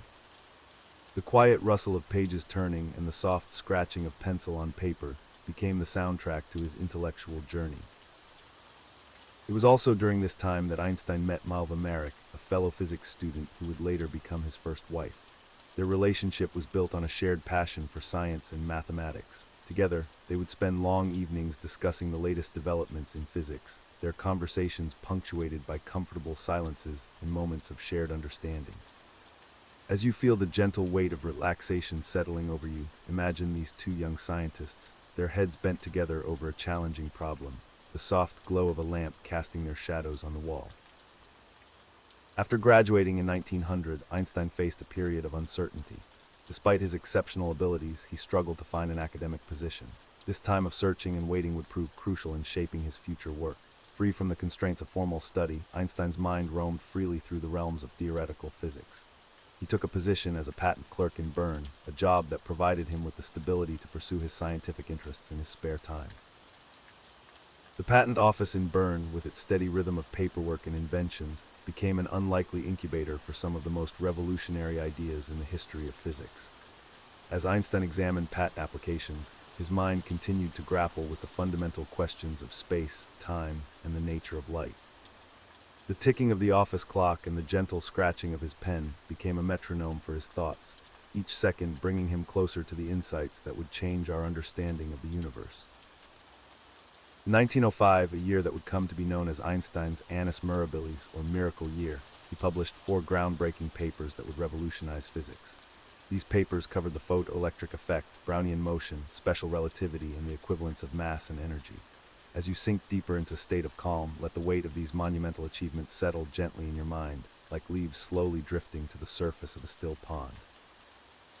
The first paper on the photoelectric effect explained how light behaves as both a wave and a particle, a concept that would later earn Einstein the Nobel Prize in Physics. The second paper provided evidence for the existence of atoms, a topic still debated at the time. The third paper introduced the special theory of relativity, challenging our understanding of space and time. And the fourth paper presented the famous equation E equals mc2, linking mass and energy in a way that would forever change our view of the universe. These papers, though revolutionary, did not immediately catapult Einstein to fame. The scientific community took time to fully grasp the implications of his work. Einstein continued his quiet life in Bern, his days filled with the routine of the patent office and his evenings dedicated to further scientific exploration. As you allow yourself to drift closer to sleep, imagine Einstein walking home through the streets of Bern, the setting sun casting long shadows, his mind still turning over the concepts that would reshape our understanding of the cosmos. As Einstein's reputation grew, so did the depth and complexity of his work.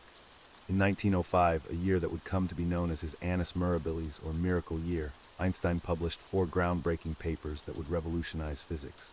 These papers covered the photoelectric effect, Brownian motion, special relativity, and the equivalence of mass and energy. As you allow yourself to relax more deeply, imagine the quiet intensity of Einstein's focus as he penned these world-changing ideas. The first paper on the photoelectric effect explained how light behaves as both a wave and a particle, a concept that would later earn Einstein the Nobel Prize in Physics. Picture the soft glow of a lamp illuminating Einstein's desk as he worked late into the night, unraveling the mysteries of light itself. The second paper provided evidence for the existence of atoms, a topic still debated at the time. Visualize Einstein peering through a microscope, his keen mind connecting the invisible dance of particles to the visible world around us. The third paper introduced the special theory of relativity, challenging our understanding of space and time. As you feel the weight of your body sinking deeper into comfort, consider how Einstein's ideas reshaped our perception of the universe. He proposed that time and space were not absolute but relative, depending on the observer's motion. This revolutionary concept would change the course of physics forever. And the fourth paper presented the famous equation E equals mc2, linking mass and energy in a way that would forever change our view of the universe. This elegant formula, so simple yet so profound, opened up new realms of possibility in physics and our understanding of the cosmos. As you breathe slowly and deeply, let the simplicity and beauty of this equation wash over you, a reminder of the elegant patterns that underlie our complex world. These papers, though revolutionary, did not immediately catapult Einstein to fame. The scientific community took time to fully grasp the implications of his work. Einstein continued his quiet life in Bern, his days filled with the routine of the patent office and his evenings dedicated to further scientific exploration. Imagine Einstein walking home through the streets of Bern, the setting sun casting long shadows, his mind still turning over the concepts that would reshape our understanding of the cosmos. As Einstein's ideas began to gain recognition, he was offered a position at the University of Zurich in 1909. This marked the beginning of his academic career and his rise to prominence in the scientific community. Picture Einstein standing before a classroom of eager students, his unruly hair and gentle eyes a stark contrast to the complex equations he wrote on the blackboard. His unique ability to explain complex ideas with simple, often visual analogies made him not just a brilliant scientist, but also an inspiring teacher. In 1914, Einstein moved to Berlin to take up a position at the Prussian Academy of Sciences. This move coincided with the outbreak of World War I, a time of great turmoil in Europe. Despite the chaos around him, Einstein remained focused on his work, delving deeper into the implications of his theories and expanding them further. As you continue to relax, imagine the contrast between the bustling, war-torn city outside and the quiet, contemplative space of Einstein's study, where he continued to unravel the mysteries of the universe. It was during this time in Berlin that Einstein completed his crowning achievement, the general theory of relativity. This theory expanded on his earlier work, proposing that gravity itself was a curvature of space and time caused by the presence of matter and energy. The complexity and beauty of this theory were staggering, offering a new way of understanding the very fabric of the cosmos. As you lie here, allowing your thoughts to drift, picture the curved lines of space-time in your mind, a cosmic dance of matter and energy shaping the universe around us. Einstein's general theory of relativity made several predictions that would later be confirmed, cementing his place as one of the greatest scientists in history. One of the most famous was the bending of light by gravity, which was observed during a solar eclipse in 1919. The confirmation of this prediction made headlines around the world, turning Einstein into an international celebrity almost overnight. Imagine the mixture of satisfaction and humility Einstein must have felt as he saw his abstract mathematical ideas confirmed in the grand theater of the cosmos. As Einstein's fame grew, so did his platform to speak on issues beyond science. He became an advocate for peace and international cooperation, using his newfound influence to promote causes he believed in. His pacifist views, however, often put him at odds with the prevailing political climate, especially as tensions in Europe began to rise again in the 1930s. As you continue to relax, consider how Einstein's commitment to his principles guided his actions, even in the face of growing adversity. With the rise of Nazi Germany, Einstein, who was Jewish, found himself in an increasingly precarious position. In 1933, while on a visit to the United States, he made the decision not to return to Germany. Instead, he accepted a position at the Institute for Advanced Study in Princeton, New Jersey, where he would spend the remainder of his life. Picture Einstein arriving in America, a land of new opportunities and challenges, carrying with him not just his scientific knowledge, but also his hopes for a more peaceful world. At Princeton, Einstein continued his work on unified field theory, an attempt to reconcile his theory of relativity with the emerging field of quantum mechanics. Though he never achieved this goal, his efforts laid the groundwork for future generations of physicists. As you feel yourself drifting closer to sleep, imagine Einstein in his later years, his hair now completely white, still working tirelessly at his desk, driven by an unquenchable curiosity about the nature of reality. Despite his focus on theoretical physics, Einstein was deeply concerned with the practical implications of scientific discoveries, particularly in the realm of nuclear physics. In 1939, he signed a letter to President Franklin D. Roosevelt, warning of the potential development of an atomic bomb and urging the United States to begin its own nuclear research program. This letter played a crucial role in the initiation of the Manhattan Project, though Einstein himself did not directly participate in the development of nuclear weapons. In the years following World War II, Einstein became an outspoken advocate for nuclear disarmament and world peace. He used his fame and influence to promote international cooperation and warned of the dangers of the nuclear arms race. As you allow yourself to relax more deeply, consider how Einstein's journey from theoretical physicist to global humanitarian reflects the profound impact that scientific understanding can have on the world. Throughout his life, Einstein maintained a sense of wonder about the universe that went beyond his scientific work. He was known for his pithy quotes and observations about life, many of which revealed a deep philosophical and spiritual side. "The most beautiful experience we can have is the mysterious," he once said. "It is the fundamental emotion that stands at the cradle of true art and true science." As you breathe slowly and deeply, let Einstein's words remind you of the beauty and mystery that surrounds us, even in the most ordinary moments. Einstein's final years were spent in quiet contemplation and continued work. Even as his health began to fail, his mind remained active, still grappling with the fundamental questions of physics that had driven him throughout his life. On April 18, 1955, Einstein passed away in Princeton, leaving behind a legacy that had forever changed our understanding of the universe. As you feel the gentle weight of sleep approaching, imagine the peacefulness of Einstein's final moments, his life's work complete, his impact on the world immeasurable.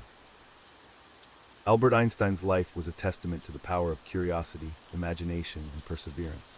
From his early days as a patent clerk to his later years as a world-renowned scientist, he never lost his sense of wonder about the universe.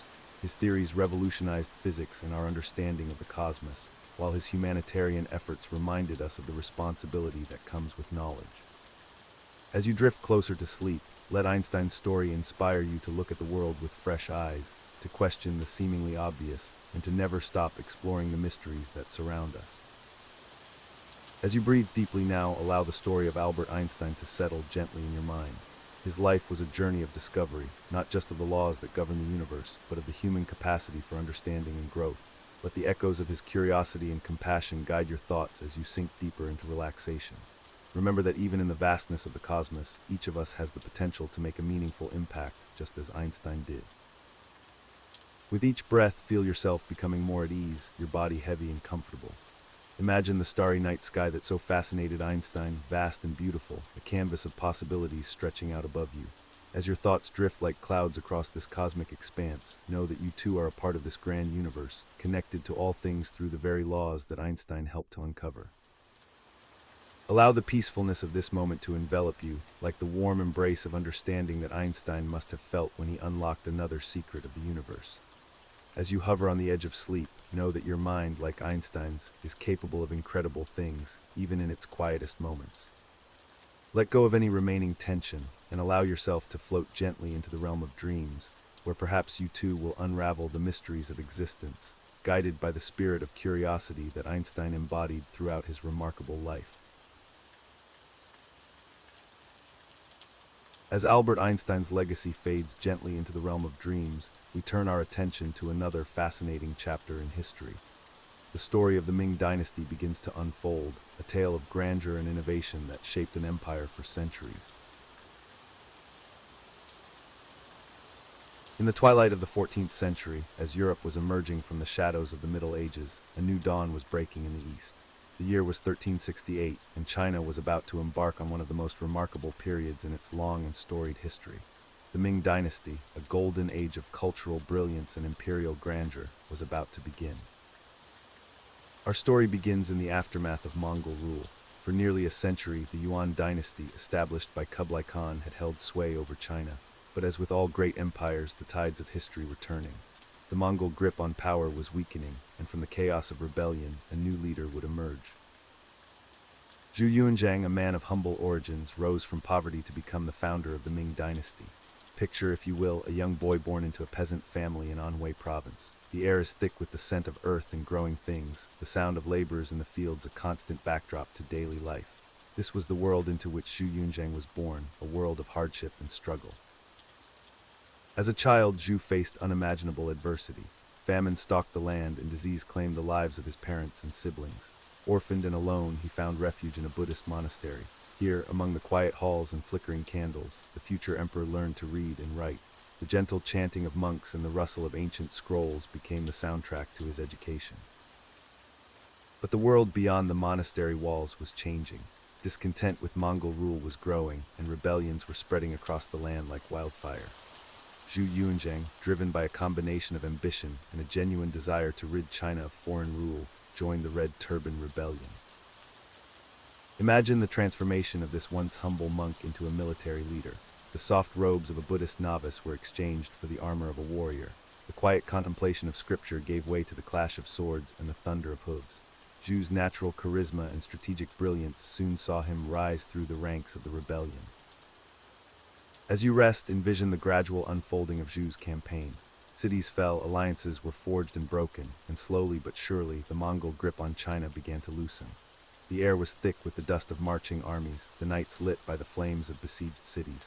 Yet through it all, Zhu's vision of a unified China under native rule drove him forward. In 1368, after years of struggle, Zhu Yuanzhang achieved the seemingly impossible. He proclaimed himself the Hongwu Emperor, the first ruler of the Ming dynasty.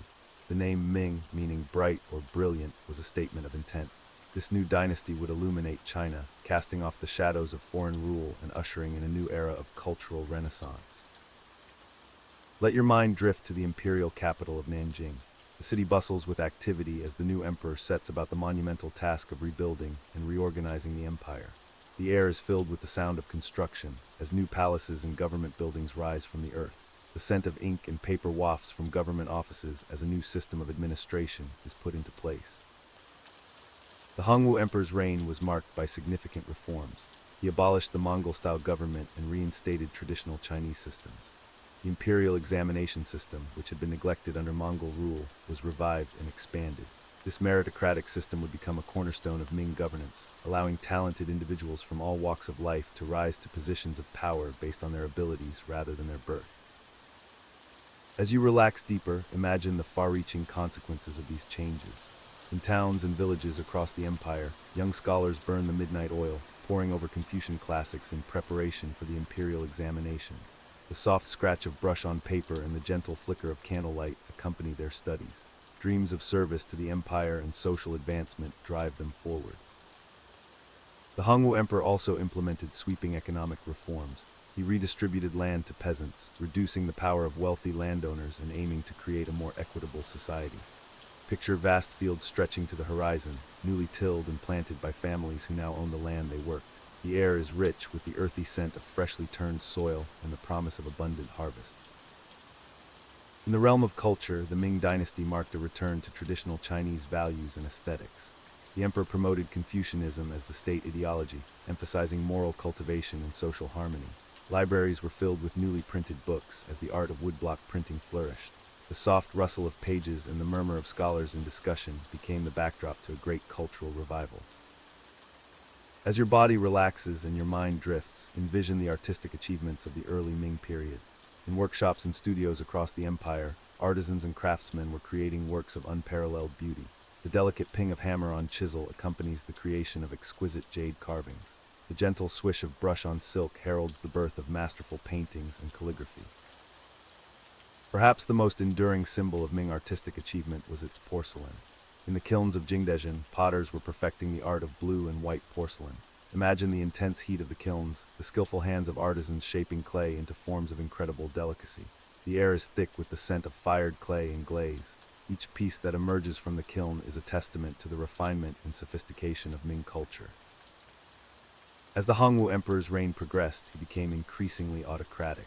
The burdens of rule and the constant threat of Mongol invasion from the north led him to centralize power in his own hands. The once bustling imperial court grew quieter as ministers and advisors were sidelined or eliminated. The whisper of intrigue and the rustle of secret messages replaced the open debates of earlier years. Yet even as political power narrowed, the cultural and economic flowering of the early Ming period continued. Trade flourished both within China and beyond its borders. The Silk Road, that ancient network of trade routes connecting east and west, saw a resurgence of activity. Caravans laden with silk, porcelain, and tea set out from Chinese cities, their bells tinkling in the desert wind as they embarked on journeys that would take them to the far corners of the known world. As you sink deeper into relaxation, let your mind follow these trade routes. Imagine the bustle of maritime ports, where Chinese junks with their distinctive sails prepare to set out for distant shores. The air is filled with the cries of sailors, the creaking of ship timbers, and the salty tang of the sea. These voyages would not only bring wealth to China, but would also spread Ming culture and technology far and wide. The early Ming period also saw significant developments in agriculture and industry. New crops from the Americas, such as sweet potatoes and peanuts, were introduced and quickly spread across the empire. These hardy, nutritious plants could grow in poor soil and help to sustain a growing population.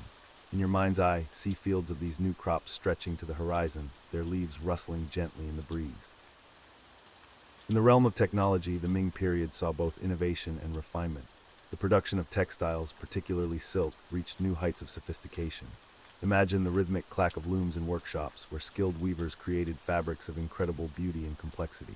The soft sheen of silk and the vibrant hues of natural dyes catch the eye, a testament to the technical mastery of Ming craftsmen. As the Hongwu Emperor's long reign drew to a close, the Ming dynasty had firmly established itself as a powerhouse of culture, economics, and military might. The Great Wall, that ancient bulwark against northern invaders, was extensively repaired and expanded during this period. Picture the walls snaking across rugged mountain landscapes, a testament to the organizational power and resources of the Ming state. In 1398, after 3 decades of rule, the Hongwu Emperor passed away. His death marked the end of the founding phase of the Ming dynasty, but the legacy he had established would continue to shape China for centuries to come. As you drift towards sleep, reflect on the transformative power of this period. From the chaos of rebellion, a new order had emerged, one that would see China reach new heights of cultural achievement and global influence. The story of the early Ming dynasty is one of renewal and rebirth, of a civilization rediscovering its roots while also embracing change and innovation. It reminds us that even in times of great upheaval, the seeds of a golden age may be sown. As you relax and prepare for sleep, let the echoes of this remarkable period in history gently lull you towards peaceful dreams. In the years that followed the Hongwu Emperor's death, the Ming dynasty would face new challenges and achieve even greater glories. But those are tales for another night. For now, as you drift off to sleep, let your mind rest in the golden age of the early Ming, a time of beauty, innovation, and the rebirth of an ancient civilization. May your dreams be as vivid and inspiring as the blue and white porcelain of Jingdezhen, as intricate as the silk brocades of Ming weavers, and as expansive as the Great Wall itself. Sleep well, and may the wisdom of history guide your thoughts towards peaceful slumber. As the Ming dynasty continued to flourish, its influence spread far beyond the borders of China. The reign of the Yongle Emperor from 1402 to 1424 marked a period of unprecedented expansion and cultural achievement. Under his rule, the Ming dynasty reached new heights of power and prestige. Imagine, if you will, the bustling streets of Beijing in the early 15th century. The air is filled with the scents of incense and spices, the sounds of merchants haggling in the marketplaces, and the distant chiming of temple bells. The city is a testament to the grandeur of the Ming dynasty, with its imposing walls and magnificent palaces. The Yongle Emperor, whose name means perpetual happiness, was a man of grand ambitions. He moved the capital from Nanjing to Beijing, a decision that would shape the course of Chinese history for centuries to come. Picture the massive undertaking of constructing a new imperial city. Thousands of workers toiled day and night, their labor echoing through the streets as they built what would become the Forbidden City. As you rest, envision the Forbidden City taking shape. Its golden roofs gleam in the sunlight, the intricate carvings and vibrant colors a testament to the skill of Ming craftsmen. The complex spans nearly 180 acres, with over 900 buildings and 8,700 rooms. Each structure is a masterpiece of architecture, designed to reflect the cosmic order and the emperor's supreme authority. The Yongle Emperor's reign was not just marked by architectural marvels. He was also a patron of the arts and learning. Under his guidance, the Yongle Encyclopedia was compiled, an enormous compendium of knowledge that dwarfed any previous work of its kind. Imagine the countless scholars hunched over their desks, brush in hand, meticulously copying and organizing vast amounts of information on subjects ranging from literature and history to medicine and agriculture. As you drift deeper into relaxation, let your mind wander to the workshops of Ming artisans. Here, skilled hands shape clay into delicate porcelain vases, their blue and white designs telling stories of nature and mythology. The gentle tap of hammer on chisel echoes as jade carvers create exquisite figurines, each piece a small masterpiece of patience and skill. The Ming dynasty's influence extended far beyond its borders through trade and diplomacy. The most famous of these endeavors were the treasure voyages led by the explorer Zheng He. Close your eyes and picture the massive fleet setting sail from Nanjing, the largest ships over 400 feet long, their red sails billowing in the wind. These voyages reached as far as East Africa, spreading Chinese culture and establishing diplomatic relations with distant lands. As the night deepens, let your thoughts drift to the quieter aspects of Ming life. In gardens designed for contemplation, scholars and poets would gather to compose verses, their words flowing as smoothly as the carefully placed streams and ponds around them. The gentle rustle of bamboo in the breeze and the soft splash of ornamental waterfalls created an atmosphere of tranquility and inspiration. The Ming dynasty's commitment to education and civil service examinations created a meritocracy that allowed talented individuals to rise to positions of power regardless of their background.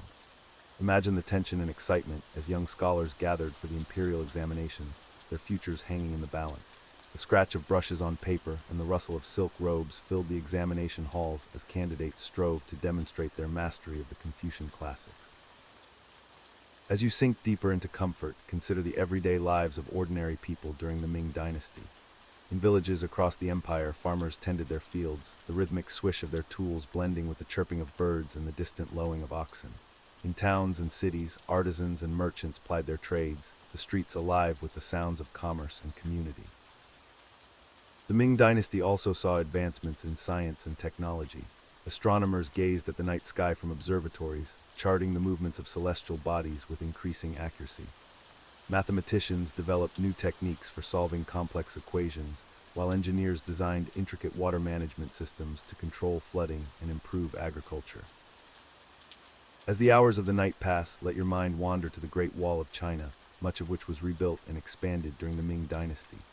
Picture the massive structure snaking across mountains and valleys, a testament to the organizational power and defensive concerns of the Ming rulers. The wall stands as a symbol of China's determination to protect its borders and preserve its cultural identity. The later years of the Ming dynasty were marked by both continued cultural flowering and increasing challenges. The Jiajing emperor, who ruled from 1521 to 1567, was known for his interest in Taoism and alchemy. Imagine the secluded chambers where alchemists worked tirelessly, seeking the elixir of immortality amidst the glow of furnaces and the bubbling of mysterious concoctions. As you relax further, consider the gradual changes taking place within Ming society. The growth of commerce led to the rise of a wealthy merchant class, challenging traditional social hierarchies. In the bustling port cities, new ideas and foreign goods flowed in, slowly but surely altering the fabric of Chinese society. The arts continued to flourish in the later Ming period. The gentle brush strokes of painters like Dong Qicheng created landscapes of misty mountains and tranquil rivers, capturing the essence of nature with subtle mastery. In dimly lit studies, writers crafted intricate novels like Journey to the West, blending mythology, adventure, and philosophy into tales that would captivate readers for centuries to come.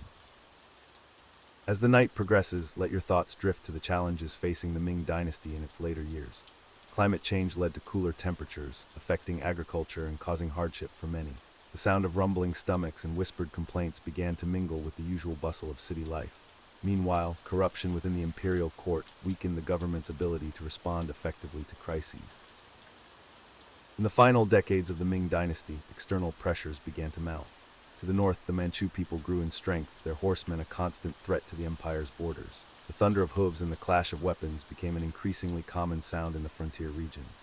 At the same time, European powers began to make their presence felt along China's coasts, bringing new technologies, trade goods, and ideas that would ultimately challenge the Ming worldview.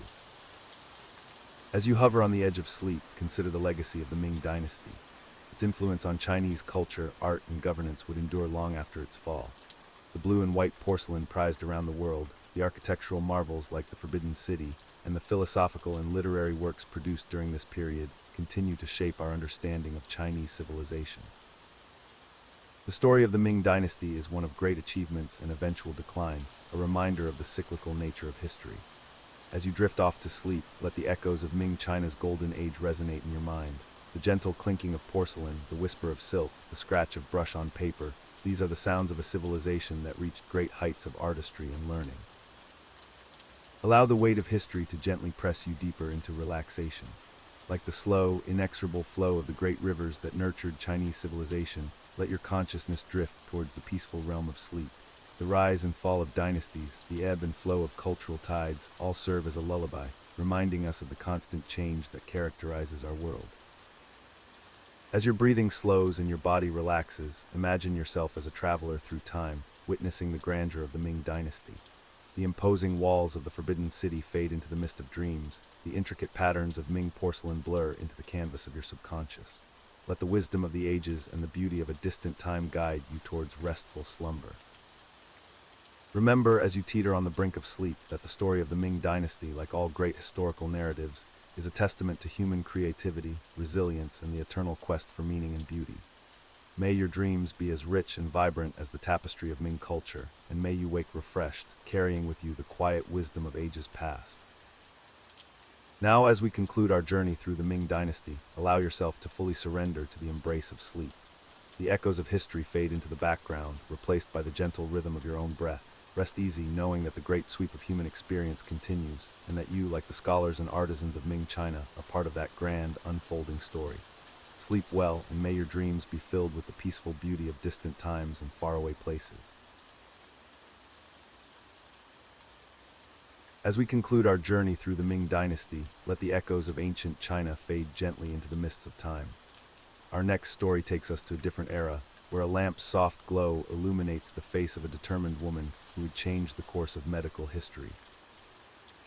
In the quiet depths of a summer night in 1820, a child was born who would grow to become a beacon of hope and healing in the world of medicine. Florence Nightingale, named after the Italian city of her birth, entered a world on the cusp of great change. As we settle into this story, let the gentle whisper of history lull you towards peaceful slumber. Picture, if you will, the Nightingale family's estate in Derbyshire, England.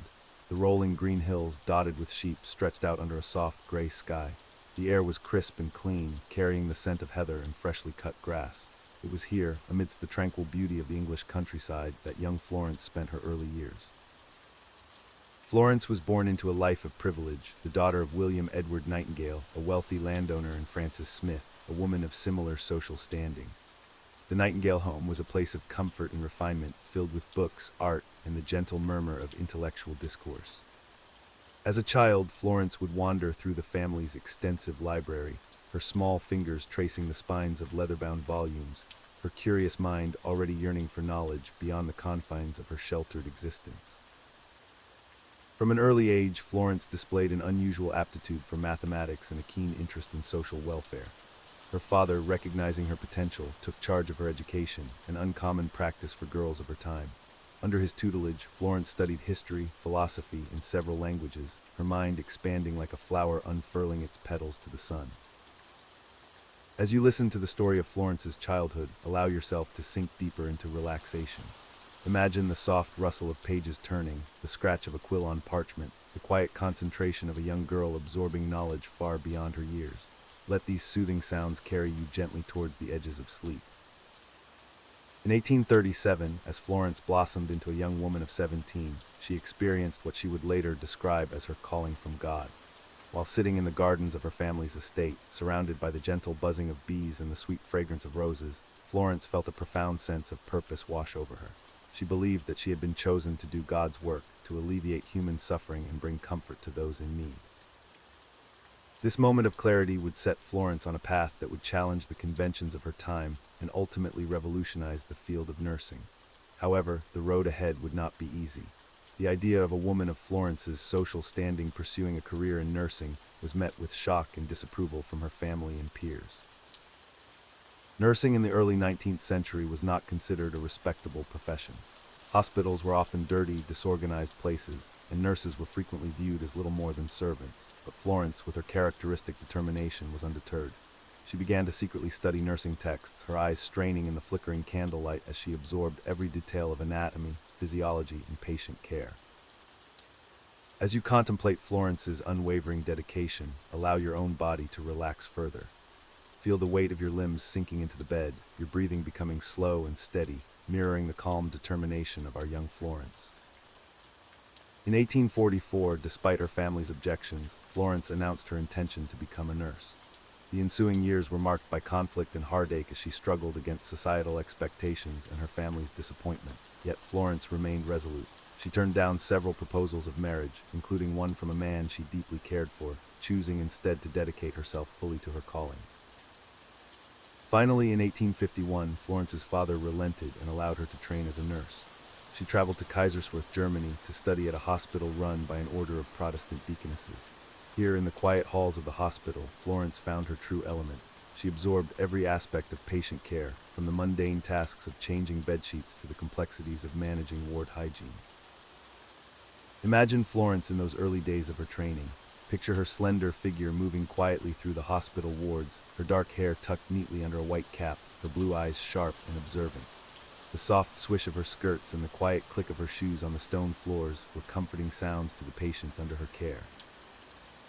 As Florence's knowledge and experience grew, so did her reputation. She returned to England and took a position as superintendent at the Institute for the Care of Sick Gentlewomen in London. Here, she began to implement the practices she had learned, improving sanitation, nutrition, and the overall quality of care. But it was the Crimean War, beginning in 1853, that would truly catapult Florence Nightingale to prominence and earn her the moniker, the Lady with the Lamp. Reports of the horrific conditions in military hospitals reached England, describing scenes of neglect, filth, and unnecessary death. The British government, facing public outrage, appointed Florence to lead a team of nurses to the front lines. As you listen to this pivotal moment in Florence's life, allow your mind to drift.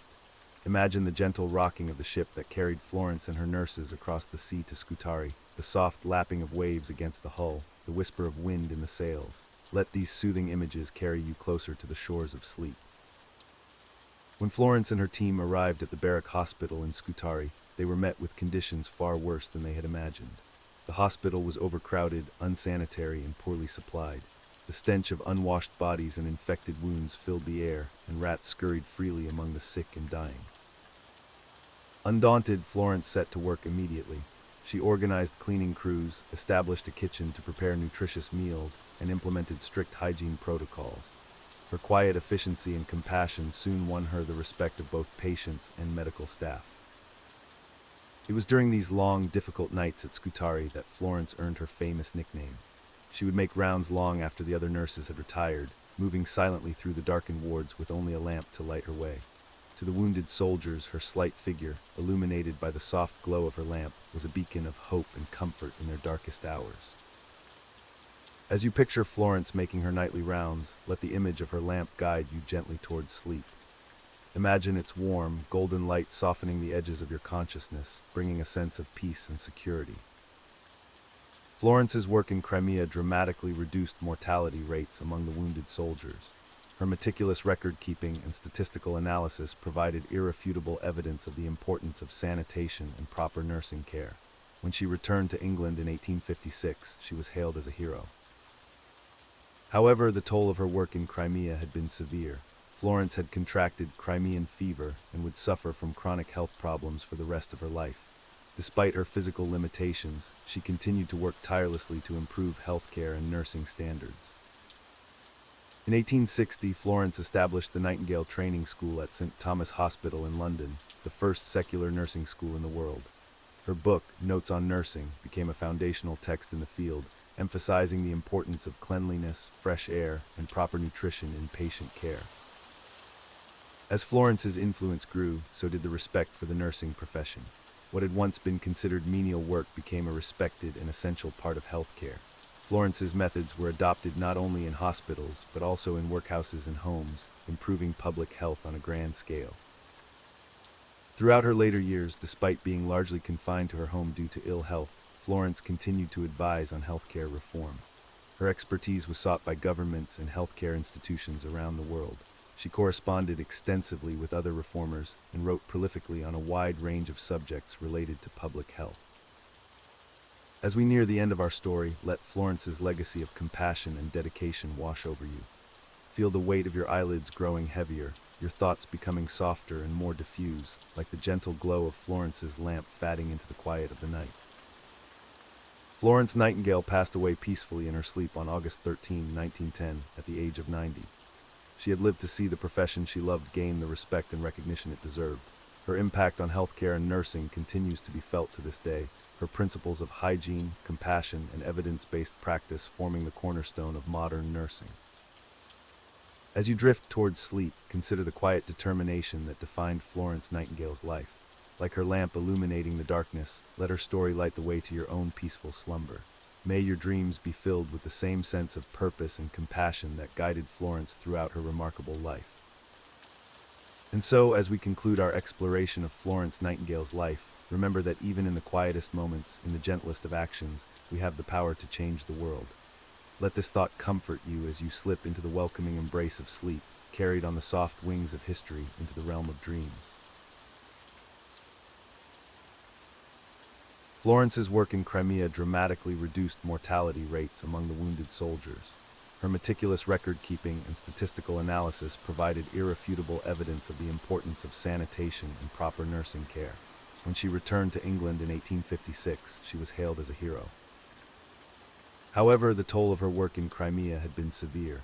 Florence had contracted Crimean fever and would suffer from chronic health problems for the rest of her life. Despite her physical limitations, she continued to work tirelessly to improve healthcare and nursing standards. In 1860, Florence established the Nightingale Training School at St. Thomas Hospital in London, the first secular nursing school in the world. Her book, Notes on Nursing, became a foundational text in the field, emphasizing the importance of cleanliness, fresh air, and proper nutrition in patient care. As Florence's influence grew, so did the respect for the nursing profession. What had once been considered menial work became a respected and essential part of healthcare. Florence's methods were adopted not only in hospitals, but also in workhouses and homes, improving public health on a grand scale. Throughout her later years, despite being largely confined to her home due to ill health, Florence continued to advise on healthcare reform. Her expertise was sought by governments and healthcare institutions around the world. She corresponded extensively with other reformers and wrote prolifically on a wide range of subjects related to public health. Imagine Florence in her later years, seated at her desk in her London home. The room is dimly lit by a single oil lamp, casting a warm glow over stacks of papers and medical journals. The soft scratch of her pen on paper fills the quiet air as she works tirelessly, even in her weakened state, to continue her life's mission. Outside her window, the bustling streets of Victorian London gradually quiet as night falls. The distant clop of horse hooves on cobblestone streets and the occasional rattle of a passing carriage create a gentle rhythm, a backdrop to Florence's unwavering dedication. As you listen to the story of Florence's later years, allow yourself to sink deeper into relaxation. Feel the weight of your body pressing gently into the bed, much as Florence must have felt the weight of her responsibilities. But let this weight be comforting, grounding you in the present moment as you drift closer to sleep. Florence's influence extended far beyond the field of nursing. Her work in statistics and data visualization was groundbreaking. She developed the polar area diagram, also known as the Nightingale-Rose diagram, to illustrate the causes of mortality in the Army. This innovative use of statistics to inform policy decisions was revolutionary for its time. Picture the delicate lines of Florence's diagrams, spiraling outwards like the petals of a rose. Each careful stroke of ink represents lives saved, policies changed, and a world slowly but surely becoming healthier. Let the gentle curves of these imagined diagrams soothe your mind, their circular patterns guiding your thoughts in calm, repetitive cycles. In 1883, Florence was awarded the Royal Red Cross by Queen Victoria in recognition of her exceptional service to healthcare and the British military. 3 years later, she became the first woman to receive the Order of Merit. These honors were a testament to the profound impact she had made on British society and the world at large. As your breathing slows and deepens, imagine the soft rustle of silk as Queen Victoria presents Florence with these prestigious awards. The quiet murmur of the royal court, the gentle clink of metals, all create a peaceful soundscape in your mind, lulling you further towards sleep. Florence's later years were marked by a continued passion for improving public health, particularly in rural India. She advised on hospital planning, irrigation, and famine relief, always emphasizing the connection between living conditions and health. Her holistic approach to healthcare was far ahead of its time, recognizing the importance of social and environmental factors in maintaining good health. Allow your thoughts to drift to the distant lands that Florence's work touched. Picture the vast, sun-baked plains of India where her ideas took root and flourished. The gentle sway of palm trees in a warm breeze, the distant call of exotic birds, all blend into a soothing mental landscape, inviting you to relax even more deeply. In her final years, Florence became increasingly spiritual, finding solace and inspiration in her faith. She wrote extensively on mystical experiences and the role of spirituality in healing. This aspect of her life adds a profound depth to her character, reminding us that even the most practical and scientific minds can be drawn to the mysteries of the spirit. As you lie here feeling the soft embrace of your bed, let Florence's spiritual journey inspire a sense of peace within you. Imagine a warm, comforting light, much like Florence's famous lamp, spreading through your body, relaxing each muscle and calming each thought. Florence Nightingale passed away peacefully in her sleep on August 13, 1910, at the age of 90. She had lived to see the profession she loved gain the respect and recognition it deserved. Her impact on healthcare and nursing continues to be felt to this day, her principles of hygiene, compassion, and evidence-based practice forming the cornerstone of modern nursing. As you drift towards sleep, consider the quiet determination that defined Florence Nightingale's life. Like her lamp illuminating the darkness, let her story light the way to your own peaceful slumber. May your dreams be filled with the same sense of purpose and compassion that guided Florence throughout her remarkable life. Florence's legacy lives on not only in the field of nursing, but in the very fabric of modern healthcare. The Nightingale Pledge, taken by new nurses, echoes the principles she held dear. Hospitals around the world bear her name, standing as testaments to her enduring influence. The International Nurses' Day is celebrated annually on her birthday, May 12th, honoring her memory and the profession she elevated. As your consciousness begins to blur the edges between wakefulness and sleep, imagine the countless nurses around the world who have followed in Florence's footsteps. Picture them moving quietly through hospital corridors, their soft footsteps and gentle care a direct continuation of Florence's work. Let this image of ongoing compassion and dedication soothe you, reminding you that even as you rest, there are those watching over the sick and injured, bringing comfort in the darkest hours. In the years since her passing, Florence Nightingale's contributions have been recognized and celebrated in numerous ways. Her image appeared on the British £10 note from 1975 to 1994, a fitting tribute to a woman who changed the face of British healthcare. In 2020, to mark the bicentenary of her birth, a new commemorative £2 coin was issued in her honor. As you sink deeper into relaxation, let these symbols of recognition wash over you. Imagine the soft metallic gleam of the coins, the intricate details of the banknotes. These tangible reminders of Florence's impact can serve as anchors for your drifting thoughts, gently guiding you towards the shores of sleep. Florence Nightingale's story is one of transformation of herself, of a profession, and of society's approach to health and care. From a young woman defying societal expectations to pursue her calling, to an elderly advisor shaping global health policy, her journey reminds us of the power of dedication and the importance of following one's convictions. As you prepare to surrender to sleep, let Florence's transformative spirit inspire you. Allow the challenges you face in your own life to soften and recede, replaced by a sense of possibility and purpose. Like Florence, you too have the power to effect change, to bring light to dark places, to offer comfort where it's needed most. In the quiet of this moment, as you lie here listening to the story of this remarkable woman, take a deep, slow breath. Feel the air filling your lungs, just as Florence's ideas and practices filled the world of healthcare. As you exhale, let go of any remaining tension, allowing your body to sink deeper into the comfort of your bed. Florence Nightingale's life teaches us that one person, armed with compassion, intelligence, and determination, can indeed change the world. But it also reminds us of the importance of rest, taking care of ourselves so that we may better care for others. As you drift off to sleep, carry with you the gentle strength of the lady with the lamp, knowing that even in rest, you are preparing yourself for the challenges and opportunities that tomorrow may bring. And so, as we conclude our exploration of Florence Nightingale's life, remember that even in the quietest moments, in the gentlest of actions, we have the power to change the world. Let this thought comfort you as you slip into the welcoming embrace of sleep, carried on the soft wings of history into the realm of dreams. This segment is shorter than required. 31773200 words. Please expand content to match the 002000 duration. As we bid farewell to Florence Nightingale's story of compassion and medical innovation, let us journey further back in time. The winds of change are about to carry us to an era of discovery and adventure, where brave souls set sail into the unknown. In the late 15th century, as the medieval world gave way to the Renaissance, a new era of discovery was dawning.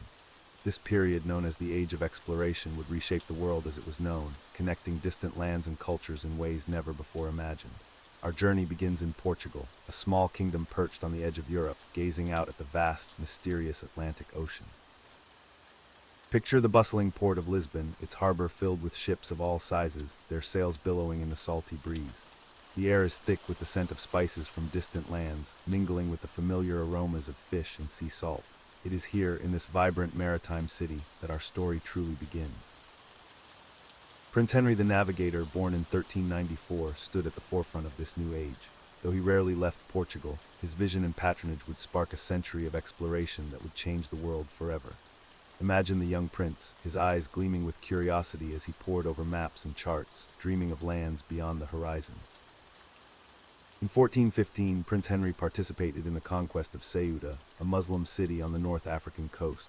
This experience ignited his passion for exploration and his desire to spread Christianity. Upon returning to Portugal, he established a school for navigation at Sagres, on the southwestern tip of Portugal. Close your eyes and picture this school, perched on rugged cliffs overlooking the vast Atlantic. Here, the best minds of the age gathered: cartographers, astronomers, and experienced sailors. They shared knowledge, refined navigational techniques, and designed new ships capable of long ocean voyages. One of the most significant innovations of this time was the caravel, a new type of ship that would become the workhorse of exploration. Imagine its sleek hull cutting through the waves, its lateen sails allowing it to sail closer to the wind than ever before. This ship would carry explorers farther than they had ever gone, opening up new horizons and possibilities. As you relax and let your mind drift with the gentle ocean currents, envision the first Portuguese expeditions venturing down the coast of Africa. Year by year, mile by mile, they pushed further south, mapping the coastline and establishing trade relations with African kingdoms. In 1434, one of Prince Henry's captains, Gil Eanes, rounded Cape Bojador on the western coast of Africa. This cape had long been considered the edge of the navigable world, surrounded by superstition and fear. Eanes' successful voyage past this point marked a turning point, proving that the world beyond was not as terrifying as once believed. As Portuguese ships continued to explore the African coast, they encountered new peoples, cultures, and valuable trade goods. Gold, ivory, and sadly, slaves began to flow back to Europe, fueling further expeditions and whetting the appetite for exploration. Let your thoughts drift to 1488, when Bartolomé Dias rounded the southern tip of Africa, which he named the Cape of Storms. This treacherous passage would later be renamed the Cape of Good Hope, as it opened the sea route to Asia. Imagine the small fleet of ships, tossed by towering waves and buffeted by fierce winds, their crews clinging to hope as they ventured into unknown waters. While Portugal led the way in these early years of exploration, other European powers were not far behind. In Spain, a daring plan was taking shape that would alter the course of history. In 1492, Christopher Columbus, an Italian navigator, convinced the Spanish monarchs Ferdinand and Isabella to fund his expedition to reach Asia by sailing west across the Atlantic. Picture Columbus standing before the Spanish court, his voice filled with passion as he described his vision of a westward route to the riches of the East. Despite skepticism from many, the monarchs were intrigued by the potential rewards and agreed to support his voyage. On August 3, 1492, Columbus set sail from Spain with 3 ships, the Niña, the Pinta, and the Santa Maria. As you sink deeper into relaxation, imagine those 3 small vessels setting out across the vast, unknown ocean. The creaking of the ship's timbers, the snap of the sails in the wind, and the endless expanse of water stretching to the horizon in all directions. For more than 2 months, Columbus and his crew sailed westward, their hopes rising and falling with each passing day. Tensions aboard the ships grew as supplies dwindled and there was no sign of land. Just as mutiny seemed imminent on October 12, 1492, a lookout spotted land. Columbus had not reached Asia as he believed, but instead had made landfall in the Bahamas, unknowingly discovering what would come to be known as the New World. As you rest, picture that moment of discovery, the lush green islands emerging from the mist, the white sand beaches, and the curious faces of the native Taino people watching the strange ships approach. This momentous discovery would set off a chain of events that would reshape the world. European powers, driven by a mixture of religious zeal, scientific curiosity, and economic ambition, would launch wave after wave of expeditions to explore, conquer, and colonize these new lands. In 1497, just 5 years after Columbus' first voyage, another explorer set out on a journey that would complete the European dream of finding a sea route to Asia. Vasco da Gama, a Portuguese nobleman, led a fleet of 4 ships from Lisbon, following the route pioneered by Bartolomé Dias around the southern tip of Africa. As you breathe deeply and allow yourself to relax further, imagine da Gama's fleet as it rounded the Cape of Good Hope and ventured into the Indian Ocean. The sailors would have marveled at new constellations in the night sky, felt the warm tropical breezes on their faces, and caught the faint scents of exotic spices carried on the wind. After a long and perilous journey, da Gama's fleet reached Calicut on the southwest coast of India in May 1498. This marked the opening of a direct sea route between Europe and Asia, bypassing the overland routes controlled by Arab traders and Italian city-states. The impact of this new trade route would be profound, shifting the balance of power in Europe and transforming global commerce. As the 16th century dawned, the pace of exploration and discovery accelerated. In 1500, Portuguese explorer Pedro Álvares Cabral, while attempting to follow da Gama's route to India, was blown off course and landed on the coast of what is now Brazil. This accidental discovery would lead to Portugal's colonization of South America. Meanwhile, other nations were joining the race for exploration and conquest. England, France, and the Netherlands began to send their own expeditions, seeking new trade routes, territories to claim, and riches to exploit. One of the most remarkable voyages of this era was the first circumnavigation of the globe, led by Portuguese explorer Ferdinand Magellan in the service of Spain. As you drift deeper into a state of calm, envision Magellan's fleet of 5 ships setting out from Spain in 1519, sailing south along the coast of South America in search of a passage to the Pacific Ocean. After months of searching, Magellan discovered the strait that now bears his name, a treacherous passage at the southern tip of South America. Imagine the relief and excitement of the crew as they finally entered the vast expanse of the Pacific Ocean, which Magellan named Mar Pacifico, or Peaceful Sea, due to its calm waters. The Pacific crossing proved to be far longer and more arduous than Magellan had anticipated. For months, the ships sailed across the seemingly endless ocean, their crews suffering from starvation, scurvy, and thirst. Many did not survive the journey. In 1521, Magellan's depleted fleet finally reached the Philippines. Here, Magellan himself would meet his end in a battle with local chiefs. But one ship, the Victoria, under the command of Juan Sebastián Elcano, would continue the voyage, eventually returning to Spain in 1522, completing the first circumnavigation of the globe. This remarkable achievement proved beyond doubt that the Earth was indeed round and provided a wealth of new geographic knowledge. It also highlighted the vastness of the Pacific Ocean and the true scale of the globe, which was far larger than European geographers had previously believed. As the 16th century progressed, European powers established colonies and trading posts across the Americas, Africa, and Asia. The Spanish conquistadors, led by figures such as Hernán Cortés and Francisco Pizarro, conquered the Aztec and Inca empires, forever altering the course of history in the Americas. Let your mind wander to the great Aztec capital of Tenochtitlan, with its magnificent pyramids and floating gardens. Imagine the moment when Cortés and his small band of conquistadors first laid eyes on this incredible city, rising from the waters of Lake Texcoco like a vision from another world. The age of exploration brought about unprecedented cultural exchange, both peaceful and violent.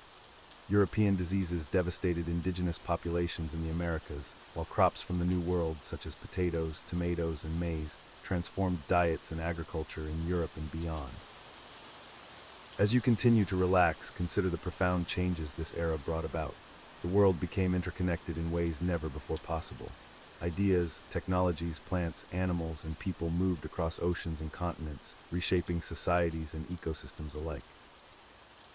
The economic impact of this new global trade was equally transformative. Spanish galleons laden with silver from the mines of Potosi in South America crossed the Pacific to trade in Asia, creating the first truly global economy.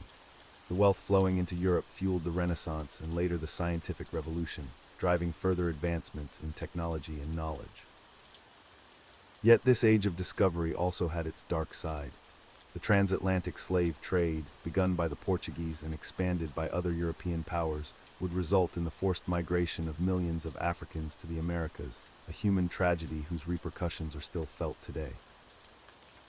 As the 16th century drew to a close, the initial phase of European exploration was largely complete.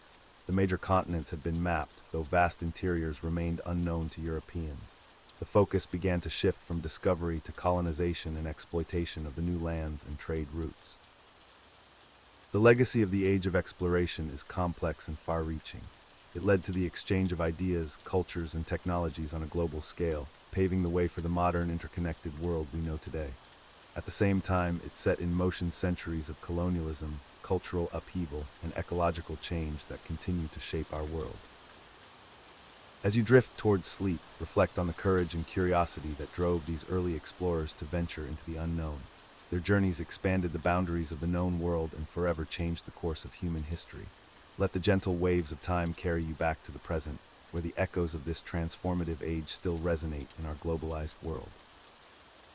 Allow the stories of these intrepid explorers to settle in your mind, a testament to human ingenuity, bravery, and the unquenchable desire to discover what lies beyond the horizon. As you sink deeper into relaxation, may these tales of adventure and discovery guide you towards peaceful dreams and restful sleep. Error generating this portion of the story, 1600 words should be here. This segment is shorter than required, 1986-3200 words. Please expand content to match the 0020 duration. As the age of exploration fades into history, we turn our attention to a brilliant mind whose inventions would illuminate the world. In the late 19th century, a young Serbian-American inventor was about to change the course of human progress forever. In the quiet stillness of a summer night in 1856, a remarkable life began. Nikola Tesla, a man whose brilliant mind would illuminate the world, was born in the small village of Smiljan, in what is now modern-day Croatia. As we settle into this story, let the gentle hum of innovation and the soft glow of discovery guide us through a journey of imagination and perseverance. Picture, if you will, a modest stone house nestled among rolling hills, where the young Nikola first opened his eyes to the world. The air was filled with the scent of wildflowers and the distant sound of a babbling brook. It was here, in this serene setting, that one of history's greatest inventors took his first breath. Nikola was born during a fierce lightning storm, a fitting entrance for a man who would later harness electricity in ways the world had never seen. His mother, Duka Mandic, was an inventive woman in her own right, creating household appliances in her spare time. His father, Milutin Tesla, was an Orthodox priest with a love for Serbian poetry and literature. As you allow yourself to relax deeper, envision young Nikola growing up in this rustic environment. The Tesla household was a place where curiosity was nurtured and the pursuit of knowledge was held in high regard. The soft flickering of candles in the evenings cast dancing shadows on the walls as Nikola's father read aloud from books of poetry and philosophy. In the gentle embrace of sleep, let your mind wander to the fields and forests surrounding Smiljan. Here, young Nikola spent countless hours observing nature, his keen mind already beginning to unravel the mysteries of the world around him. The rustling of leaves in the breeze, the intricate patterns of a spider's web glistening with morning dew, all of these became fodder for his insatiable curiosity. As a child, Nikola displayed an extraordinary memory and a vivid imagination. He could visualize inventions in his mind with such clarity that he often didn't need to draw blueprints. This unique ability would serve him well throughout his life, allowing him to construct and test his inventions mentally before bringing them into the physical world. Let the soothing rhythm of Tesla's early years wash over you. Imagine the quiet evenings spent by candlelight, where young Nikola would devour books on mathematics and science, his mind expanding with each page turned. The soft crackle of the hearth fire and the gentle ticking of a clock provided a comforting backdrop to his intellectual adventures. As you drift deeper into relaxation, picture Nikola at the age of 7, constructing his first invention, a water wheel made from flattened pieces of wood. The wheel spun smoothly in the current of a nearby stream, a humble beginning for a mind that would one day revolutionize the way we use electricity. Tesla's formal education began in his hometown of Gospic, where the family moved when he was 7 years old. The schoolhouse was a simple building, filled with the musty scent of old books and the soft scratching of chalk on slate. Here, Nikola's brilliance began to shine, as he could perform complex calculations in his head, amazing both his teachers and fellow students. Allow yourself to be carried along by the gentle current of Tesla's youth. His days were filled with learning and observation, his nights with dreams of future inventions. The world around him was a symphony of natural phenomena, each one a puzzle waiting to be solved by his extraordinary mind. As Nikola grew older, his thirst for knowledge only intensified. At the age of 15, he enrolled in the Austrian Polytechnic School in Graz, where he studied mechanical and electrical engineering. Picture the halls of learning, filled with the quiet murmur of students and the occasional exclamation of discovery. It was here that Tesla first became fascinated with the concept of alternating current. Imagine the young Tesla, his dark eyes intense with concentration, as he listened to lectures on the latest developments in electrical engineering. The soft rustling of paper, the quiet click of mechanical models, and the occasional burst of excited discussion created a tapestry of sounds that fueled his passion for innovation. As you continue to relax, let your thoughts drift to Tesla's early adult years. After completing his studies, he worked for a telephone company in Budapest, where he made his first major breakthrough. While walking in a park one day, reciting poetry to himself, Tesla suddenly visualized the principle of the rotating magnetic field, the basis for the alternating current motor he would later invent. The park was filled with the gentle rustling of leaves and the distant calls of birds, but for Tesla, the world fell away as his mind raced with the implications of his insight. This moment of clarity would set him on a path that would change the course of technological history. In 1884, at the age of 28, Tesla made the journey to America, arriving in New York City with little more than a letter of recommendation and a handful of poems. As you sink deeper into comfort, picture the bustling streets of late 19th century New York, the clip-clop of horse-drawn carriages on cobblestone streets, the hiss of steam from factories, and the excited chatter of immigrants seeking new opportunities. Tesla quickly found work with Thomas Edison, but their relationship was short-lived. The two brilliant minds clashed over their differing views on electrical distribution systems. Edison favored direct current, while Tesla championed the more efficient alternating current. This disagreement would spark one of the most significant technological rivalries in history, the War of Currents. As you continue to drift towards sleep, let the gentle ebb and flow of Tesla's early career in America wash over you. After parting ways with Edison, Tesla worked as a manual laborer for a time, digging ditches and dreaming of the day he could bring his inventions to life. The physical labor was hard, but it couldn't dim the brilliance of his mind or the strength of his resolve. In 1887, Tesla got his chance. He secured funding to start his own company, the Tesla Electric Company, and began working on his alternating current motor in earnest. Imagine the quiet hum of electricity in his workshop, the soft glow of incandescent bulbs, and the occasional spark of inspiration as Tesla worked tirelessly to bring his vision to life. The next few years were a whirlwind of invention and discovery. Tesla filed patent after patent, each one a step towards realizing his dream of a world powered by alternating current. His mind worked at a feverish pace, often requiring only a few hours of sleep each night as he pursued his goals with single-minded determination. As you allow yourself to relax even further, picture Tesla at the height of his creative powers. His workshop was a wonderland of strange devices and crackling energy. Visitors would marvel at the inventor's ability to light wireless lamps with energy transmitted through the air, a feat that seemed like magic to many at the time. In 1893, Tesla's alternating current system was chosen to light the world's Columbian Exposition in Chicago. Imagine the awe of the spectators as they witnessed the fairgrounds come to life with the glow of thousands of electric lights, all powered by Tesla's revolutionary system. The soft murmur of amazed voices and the gentle hum of electricity filled the air, a testament to the dawn of a new electrical age. This triumph was followed by an even greater achievement, the harnessing of Niagara Falls for hydroelectric power using Tesla's AC system.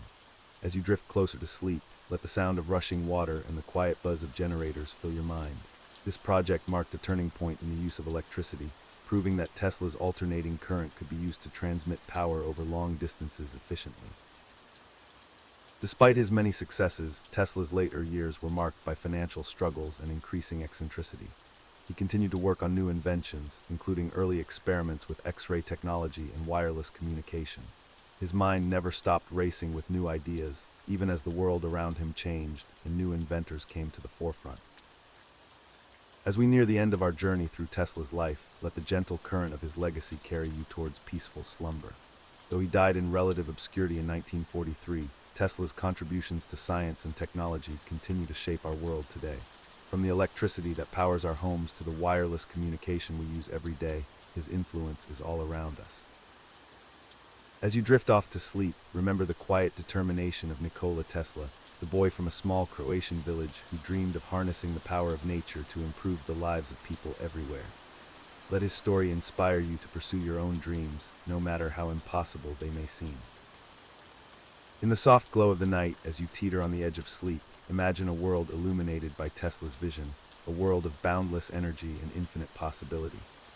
Let the gentle hum of electricity and the quiet whisper of innovation lull you into a peaceful slumber, where perhaps you too will dream of inventions that could change the world.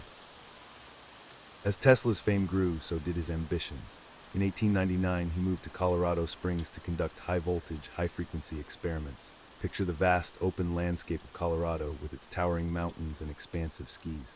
Here, Tesla built a laboratory unlike any other, a wooden structure crowned with a 142-foot metal mast. The air around the laboratory crackled with electricity as Tesla conducted his experiments. He created artificial lightning bolts over 100 feet long, their brilliant flashes illuminating the night sky and startling the local population. The thunder of his man-made lightning could be heard 15 miles away, a testament to the raw power he was harnessing. During this time, Tesla made what he considered his most important discovery, terrestrial stationary waves. He believed he had found a way to transmit electrical power wirelessly over long distances. Imagine the possibilities this opened up in his mind, a world where energy could be distributed freely and abundantly, without the need for wires or fuel. As you allow yourself to relax deeper, envision Tesla working tirelessly in his Colorado laboratory. The hum of electrical equipment fills the air, punctuated by the occasional crack of artificial lightning. Outside, the stars shine brightly in the clear mountain sky, witnesses to the extraordinary experiments taking place below. Tesla's time in Colorado Springs was productive but brief. By 1900, he had returned to New York, his mind brimming with new ideas and grand visions for the future. He began work on his most ambitious project yet, the Wardenclyffe Tower on Long Island. The Wardenclyffe Tower was to be the culmination of Tesla's dream of wireless power transmission. Picture a tall, mushroom-shaped tower rising from the Long Island landscape, its metal dome gleaming in the sunlight. Tesla envisioned this tower as the first of many, creating a global network that would provide free electricity to the world. As you drift closer to sleep, imagine the excitement and hope that filled Tesla as he watched his tower take shape. He believed he was on the verge of revolutionizing the world's energy systems, of freeing humanity from the constraints of wired power distribution. However, the path of innovation is rarely smooth. Tesla's grand vision for Wardenclyffe faced numerous obstacles. His primary investor, J.P. Morgan, withdrew funding when he realized Tesla's plan for free energy wouldn't provide financial returns. The tower was never completed, and Tesla's dream of wireless power transmission on a global scale remained unrealized. This setback marked a turning point in Tesla's career. While he continued to work and invent, he never again had the resources or support to pursue projects on the scale of Wardenclyffe. Yet, his mind remained as active and innovative as ever. In the years that followed, Tesla turned his attention to a wide range of ideas and inventions. He explored concepts that were far ahead of his time, including renewable energy, radar technology, and even early ideas about smartphone technology. His creativity knew no bounds, and he continued to file patents and develop new concepts well into his later years. As you feel the weight of sleep growing heavier, consider the resilience of Tesla's spirit. Despite financial struggles and the loss of his grand projects, he never lost his passion for discovery and innovation. His mind continued to race with ideas, always seeking new ways to harness the forces of nature for the benefit of humanity. Tesla's later years were marked by increasing eccentricity. He developed a deep fondness for pigeons, often feeding them from his hotel room window. He claimed to have developed a death beam capable of destroying armies from miles away, though he never produced evidence of such a device. These stories added to the mystique surrounding the inventor, painting him as a figure caught between genius and madness. As your thoughts become more diffuse and dreamlike, picture Tesla in his later years, a tall, thin figure walking through the streets of New York. His mind still buzzes with ideas, but the world around him has changed. The age of the lone inventor is giving way to corporate research and development, yet Tesla continues on, driven by his unquenchable curiosity and his desire to unlock the secrets of the universe. In January 1943, at the age of 86, Nikola Tesla passed away in his room at the New Yorker Hotel. He died alone, his brilliant mind finally at rest, but the legacy he left behind was immense. As you drift closer to sleep, consider the world we live in today, a world shaped in countless ways by Tesla's innovations and ideas. Tesla's alternating current system powers our homes and businesses. His contributions to radio technology paved the way for global communications. His work on X-rays, electric motors, and wireless transmission laid the groundwork for many of the technologies we now take for granted. More than just his tangible inventions, Tesla left us with a legacy of boundless curiosity and imagination. He showed us that the human mind, when unfettered by conventional thinking, can envision and create technologies that seem like magic to the rest of the world. As sleep begins to envelop you, let Tesla's story remind you of the power of dreams and perseverance. Like the alternating current he championed, life has its ups and downs, its positive and negative cycles. But it is through this constant flow, this ceaseless movement, that energy is created and progress is made. Allow your mind to gently explore the possibilities that Tesla's life opens up. What wonders might be waiting to be discovered? What dreams might you nurture that could change the world? Let these thoughts drift softly through your consciousness, not as problems to be solved, but as gentle reminders of the potential that lies within each of us. As you sink deeper into relaxation, imagine a world illuminated by Tesla's vision, a world where energy flows freely, where communication knows no boundaries, where the power of nature is harnessed for the benefit of all. Let this image of a brighter, more connected world soothe you as you drift off to sleep. Remember, like Tesla's alternating current, our lives are filled with cycles of wakefulness and sleep, of struggle and triumph, of questions and discoveries. As you prepare to enter the realm of dreams, know that this cycle of rest is just as important as the cycle of activity. It is in these quiet moments of repose that our minds, like Tesla's, can spark with new ideas and insights. Let the gentle hum of electricity that surrounds us, a lasting legacy of Tesla's work, lull you into a peaceful slumber. As your consciousness ebbs like the alternating current, flowing back and forth between wakefulness and sleep, allow yourself to be carried on this tide of relaxation. In your dreams tonight, perhaps you'll invent marvels as Tesla did, or perhaps you'll simply rest, recharging your own inner battery for the day to come. Whatever your mind conjures in the night, know that, like Tesla, you have within you the power to shape your world, to dream big, and to persevere in the face of challenges.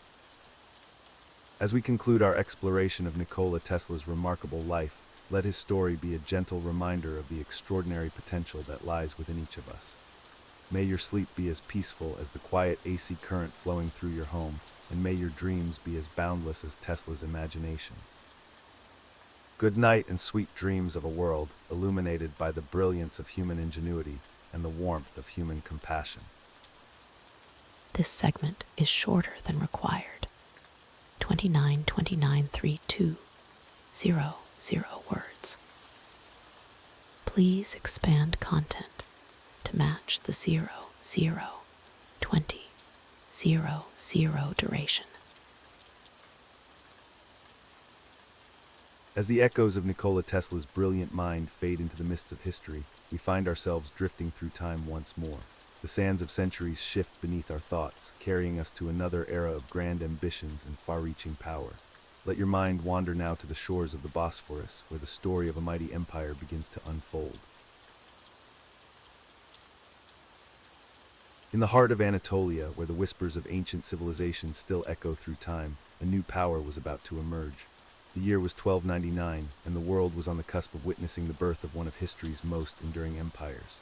The Ottoman Empire, a realm that would span continents and centuries, was taking its first breath. Osman I, the founder of the Ottoman dynasty, stood at the threshold of destiny. His small principality, nestled in the northwestern corner of Anatolia, was but a humble beginning. Yet within its borders lay the seeds of an empire that would shape the course of history for over 600 years. Picture, if you will, the rugged landscape of 13th century Anatolia. Rolling hills covered in lush grasslands stretched as far as the eye could see. The air was filled with the scent of wild thyme and sage, carried on gentle breezes that whispered tales of conquest and glory. It was in this land of promise that Osman began to build his legacy. As you allow your mind to drift back through the mists of time, imagine the sound of hoofbeats echoing across the plains. The early Ottomans were skilled horsemen, their lives intertwined with these majestic creatures. The rhythmic clip-clop of hooves against the earth might lull you into a peaceful reverie, much as it did for travelers along the ancient trade routes that crisscrossed the region. Osman's early successes were modest but significant. He expanded his territory by conquering nearby Byzantine towns and fortresses. With each victory, the Ottoman name grew in strength and reputation. The Byzantine Empire, once the mightiest power in the region, found itself facing a new and determined adversary. As you rest comfortably, let your thoughts wander to the bustling markets of these early Ottoman settlements. The air would have been alive with the calls of merchants, the aroma of exotic spices, and the vibrant colors of silks and ceramics. This was a world where East met West, where cultures blended and new ideas flourished. The Ottoman expansion continued under Osman's son, Orhan. In 1326, the Ottomans captured the city of Bursa, which would become their first capital. Imagine the grandeur of this ancient city, with its thermal baths and grand mosques. The soothing sound of water flowing through ornate fountains might ease you into a deeper state of relaxation as we continue our journey through Ottoman history. As the 14th century progressed, the Ottomans set their sights on Europe. In 1354, they crossed the Dardanelles and established a permanent presence on the European continent. This marked the beginning of a new era for the empire, one that would see it become a major player on the world stage. Under the reign of Murad I, the Ottomans continued their expansion into the Balkans. The sound of marching armies might echo faintly in your mind, but let it be a distant, soothing rhythm rather than a call to battle. As you sink deeper into comfort, envision the diverse landscapes the Ottomans encountered, from the rugged mountains of Serbia to the fertile plains of Thrace. The year 1389 saw a pivotal moment in Ottoman history, the Battle of Kosovo. This conflict between the Ottomans and a coalition of Balkan states would have far-reaching consequences. As you rest, don't dwell on the violence of battle, but rather on the quiet aftermath when the dust settled and the land began to heal. The reign of Bayezid I, known as the Thunderbolt for his military prowess, brought both triumph and tragedy to the empire.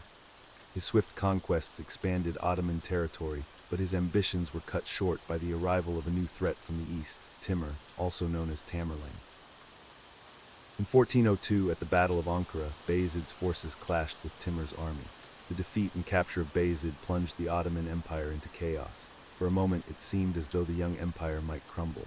But like a phoenix rising from the ashes, the Ottomans would emerge from this crisis stronger than ever. As you lie comfortably, letting the weight of sleep gently press upon you, consider how even great empires face moments of uncertainty. The ebb and flow of power, like the gentle rise and fall of your breath, is a constant in human history. The period following Bayezid's defeat is known as the Ottoman Interregnum. For 11 years, the sons of Bayezid fought for control of the empire. It was a time of internal strife, but also one of resilience. The Ottoman state, though young, had already developed strong roots that would allow it to weather this storm. In 1413, Mehmed I emerged victorious from the interregnum, reuniting the empire and ushering in a new era of stability and growth. Under his rule, and that of his son Murad II, the Ottomans regained their strength and resumed their expansion. As the first half of the 15th century drew to a close, the stage was set for one of the most significant events in Ottoman history. Constantinople, the great city that had been the capital of the Byzantine Empire for over 1,000 years, stood as the last major obstacle to Ottoman dominance in the region. In 1453, under the leadership of the young and ambitious Mehmed II, the Ottomans laid siege to Constantinople. The city's massive walls, which had repelled invaders for centuries, now faced their greatest test. As you rest, imagine the tension in the air as two great civilizations clashed at the crossroads of Europe and Asia. On May 29, 1453, Constantinople fell to the Ottoman forces. As the sun rose over the Bosphorus that morning, it illuminated a changed world. The Byzantine Empire, the last vestige of ancient Rome, had fallen. In its place stood the Ottoman Empire, now poised to become one of the great powers of the early modern world. Mehmed II, now known as the Conqueror, made Constantinople renamed Istanbul, the new capital of his empire. Under Ottoman rule, the city would enter a new golden age. Great mosques and palaces rose alongside ancient churches and monuments, creating a unique blend of Islamic and Byzantine architecture that still captivates visitors today. As you drift deeper into relaxation, envision the grandeur of Ottoman Istanbul. The towering minarets of the Hagia Sophia, once a Byzantine church and now a mosque, pierced the sky. The intricate patterns of Islamic art adorned walls and ceilings, creating a mesmerizing tapestry of color and form. The fall of Constantinople marked the beginning of the Ottoman Empire's golden age. Under a succession of powerful sultans, the empire continued to expand, reaching its greatest territorial extent in the 16th and 17th centuries. From Hungary in the north to Yemen in the south, from Algeria in the west to the borders of Persia in the east, the Ottoman Empire straddled 3 continents. Perhaps the most renowned of the Ottoman sultans was Suleiman the Magnificent, who ruled from 1520 to 1566. Under his leadership, the empire reached new heights of power and cultural achievement. The Ottoman legal system was codified, great works of architecture were commissioned, and the arts flourished. As you rest, let your mind wander through the opulent halls of Topkapi Palace, the seat of Ottoman power. Imagine the soft rustle of silk robes, the gentle tinkling of fountains in secluded courtyards, and the hushed conversations of courtiers and diplomats from across the known world. The Ottoman Empire was not just a military power, but also a center of learning and culture. In the empire's great cities, scholars studied astronomy, mathematics, and medicine. Poets composed verses in Turkish, Arabic, and Persian. Artists and craftsmen created works of unparalleled beauty. As the gentle waves of sleep begin to wash over you, consider the legacy of the Ottoman Empire. For centuries, it stood as a bridge between East and West, facilitating the exchange of goods, ideas, and cultures. The diversity of the empire, which encompassed countless ethnic and religious groups, created a rich tapestry of human experience. Yet, like all great empires, the Ottomans would eventually face decline. The 18th and 19th centuries brought new challenges. As European powers grew in strength and Ottoman institutions struggled to adapt to a changing world. The empire that had once been at the forefront of military technology and administrative efficiency now found itself falling behind. As you sink deeper into comfort, remember that even in decline, the Ottoman Empire continued to shape the world around it. Its influence can still be felt today in the languages, cuisines, and cultures of the lands it once ruled. The final chapter of the Ottoman story came in the early 20th century. World War I proved to be the empire's last great conflict. In 1922, after more than 600 years, the Ottoman Sultanate was abolished. The following year, the Republic of Turkey was established, marking the end of one of history's most enduring empires. As our journey through Ottoman history comes to a close, allow the weight of centuries to settle gently upon you. Like the empires of old, let your cares and worries fade into the mists of time. The rise and fall of great powers, the ebb and flow of human achievement, all serve as a lullaby to soothe you into peaceful slumber. Remember, as you drift off to sleep, that the story of the Ottoman Empire is but one thread in the vast tapestry of human history. Its legacy lives on in the art, architecture, and cultures it influenced, a testament to the enduring impact of this once great power.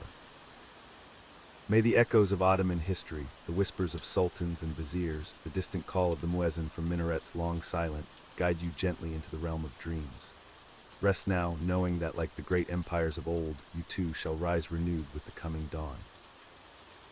As the Ottoman Empire entered the 16th century, it stood on the brink of its golden age. Under the leadership of Suleiman the Magnificent, who ruled from 1520 to 1566, the empire reached new heights of power and cultural achievement. Suleiman's reign was marked by military conquests, legal reforms, and artistic flourishing that would define the Ottoman legacy for centuries to come. Imagine, if you will, the grand halls of Topkapi Palace in Istanbul. The air is heavy with the scent of incense and spices, carried on gentle breezes from the Bosphorus. Ornate tiles in vibrant blues and greens adorn the walls, their intricate patterns a testament to the skill of Ottoman artisans. In these opulent surroundings, Suleiman held court, receiving ambassadors from distant lands and making decisions that would shape the course of history. Under Suleiman's rule, the Ottoman legal system was codified and expanded. The resulting body of law, known as the Canon, brought order and stability to the vast empire. This legal framework, which balanced Islamic law with secular regulations, would prove to be one of the most enduring legacies of Ottoman rule. As you rest, consider how the principles of justice and order can bring peace not just to empires, but to our own minds as well. The Ottoman Empire of this era was not just a military power, but a center of learning and culture.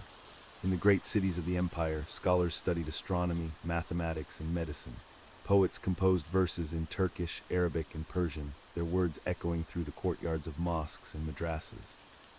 The gentle scratching of reed pens on parchment and the quiet rustle of turning pages in libraries might lull you deeper into relaxation as you imagine this world of knowledge and creativity. Architecture flourished under Ottoman patronage, with the great architect Sinan creating some of the most magnificent structures of the Islamic world. The Süleymaniye Mosque in Istanbul, with its soaring domes and slender minarets, stands as a testament to this golden age. As you rest, picture the play of light and shadow within this grand space, the soft glow of oil lamps illuminating the intricate calligraphy that adorns its walls. The Ottoman Empire's position at the crossroads of Europe and Asia made it a hub of trade and cultural exchange. Merchants from Venice, Persia, and beyond brought their wares to the bustling markets of Istanbul and other Ottoman cities. The air would have been filled with a cacophony of languages, the vibrant colors of silks and spices, and the aroma of exotic perfumes. Let the imagined sounds of this diverse, cosmopolitan world fade into a gentle background murmur as you drift deeper into relaxation. Yet even at the height of its power, the seeds of future challenges were being sown. The vastness of the empire made it difficult to govern effectively, and corruption began to creep into the administrative system. The once feared Janissary Corps, elite soldiers who had been the backbone of Ottoman military might, gradually became a power unto themselves, often interfering in matters of state. As the 16th century gave way to the 17th, the Ottoman Empire began to face new challenges. European powers, once content to trade with the Ottomans, were now becoming formidable rivals. The Battle of Lepanto in 1571 marked a turning point, as a coalition of Christian powers dealt a significant blow to Ottoman naval supremacy in the Mediterranean. Though the empire would recover from this setback, it was a sign of changing times. Imagine the quiet lapping of waves against the hulls of great galleys, the creak of wooden timbers, and the flutter of sails in the Mediterranean breeze. These sounds, once the backdrop to Ottoman naval dominance, now carried whispers of a world in transition. As you rest, let these gentle maritime sounds soothe you, a reminder that even the mightiest empires are subject to the ebb and flow of history. The 17th century brought a period known as the Sultanate of Women, where the mothers and wives of sultans wielded significant influence behind the scenes. The most famous of these was Kursum Sultan, who acted as regent for her young sons and grandson. Picture the intricate latticed windows of the harem, through which these powerful women observed and influenced the affairs of state. The soft rustle of silk curtains and the muted conversations of court ladies might create a soothing backdrop for your deepening relaxation. As the centuries passed, the Ottoman Empire faced increasing challenges from both within and without. The once innovative military and administrative systems began to stagnate, while European powers grew in strength and technological advancement. The empire that had once been at the forefront of artillery and shipbuilding now found itself struggling to keep pace with its rivals. Yet even in decline, the Ottoman Empire continued to shape the world around it. Its influence can still be felt today in the languages, cuisines, and cultures of the lands it once ruled. The legacy of Ottoman architecture, with its distinctive domes and minarets, continues to define the skylines of cities from the Balkans to the Middle East. As the 18th and 19th centuries unfolded, the empire entered a period known as the Tanzimat, or reorganization. This was an era of reform and modernization, as Ottoman leaders sought to address the empire's weaknesses and adapt to a changing world. New schools were established, legal codes were updated, and efforts were made to centralize and streamline the government. Imagine the bustling streets of 19th century Istanbul, where traditional Ottoman customs mingled with European influences. The clip-clop of horses' hooves on cobblestone streets, the call to prayer echoing from minarets, and the whistle of steamships on the Bosphorus created a symphony of old and new. Let these sounds of a world in transition blend into a soothing white noise as you sink deeper into comfort. The final chapter of the Ottoman story came in the early 20th century. World War I proved to be the empire's last great conflict. Allied with Germany and Austria-Hungary, the Ottomans found themselves on the losing side of a global struggle. The war's end brought the partition of Ottoman territories and the abolition of the Sultanate in 1922. As you lie here feeling the weight of sleep gently pressing upon you, consider how the story of the Ottoman Empire reflects the broader patterns of human history. Empires rise and fall, cultures blend and evolve, and the legacy of the past continues to shape our present. The Ottoman story is one of grandeur and decline, of innovation and tradition, of power and adaptation. In 1923, from the ashes of the Ottoman Empire, the Republic of Turkey was born. While this marked the end of over 600 years of Ottoman rule, it also represented a new beginning. The legacy of the Ottomans lives on in the art, architecture, and cultures they influenced, a testament to the enduring impact of this once great power. As you drift closer to sleep, let the echoes of Ottoman history settle gently in your mind. The whispers of sultans and viziers, the distant call of the muezzin from minarets long silent, the rustle of silk robes in palace corridors, let these sounds and images blend into a soothing lullaby of the past. Remember that like the great empires of old, you too shall rise renewed with the coming dawn. May the story of the Ottoman Empire, with its centuries of triumph and challenge, grandeur and decline, remind you of the ever-flowing river of history. As you sink deeper into relaxation, know that you are part of this great stream of human experience, connected to the past and moving always toward the future. Let this thought bring you comfort as you journey into the realm of dreams, where empires of the imagination await. This segment is shorter than required. 30563200 words. Please expand content to match the 002000 duration. As the echoes of the Ottoman Empire fade into history, we turn our gaze to a different era, where the written word held the power to shape hearts and minds. In the gentle English countryside of the late 18th century, a new story begins to unfold. In the quiet English countryside of the late 18th century, a literary voice was born that would captivate readers for generations to come. Jane Austen, a name synonymous with wit, romance, and social commentary, entered the world on December 16, 1775, in the small village of Steventon, Hampshire.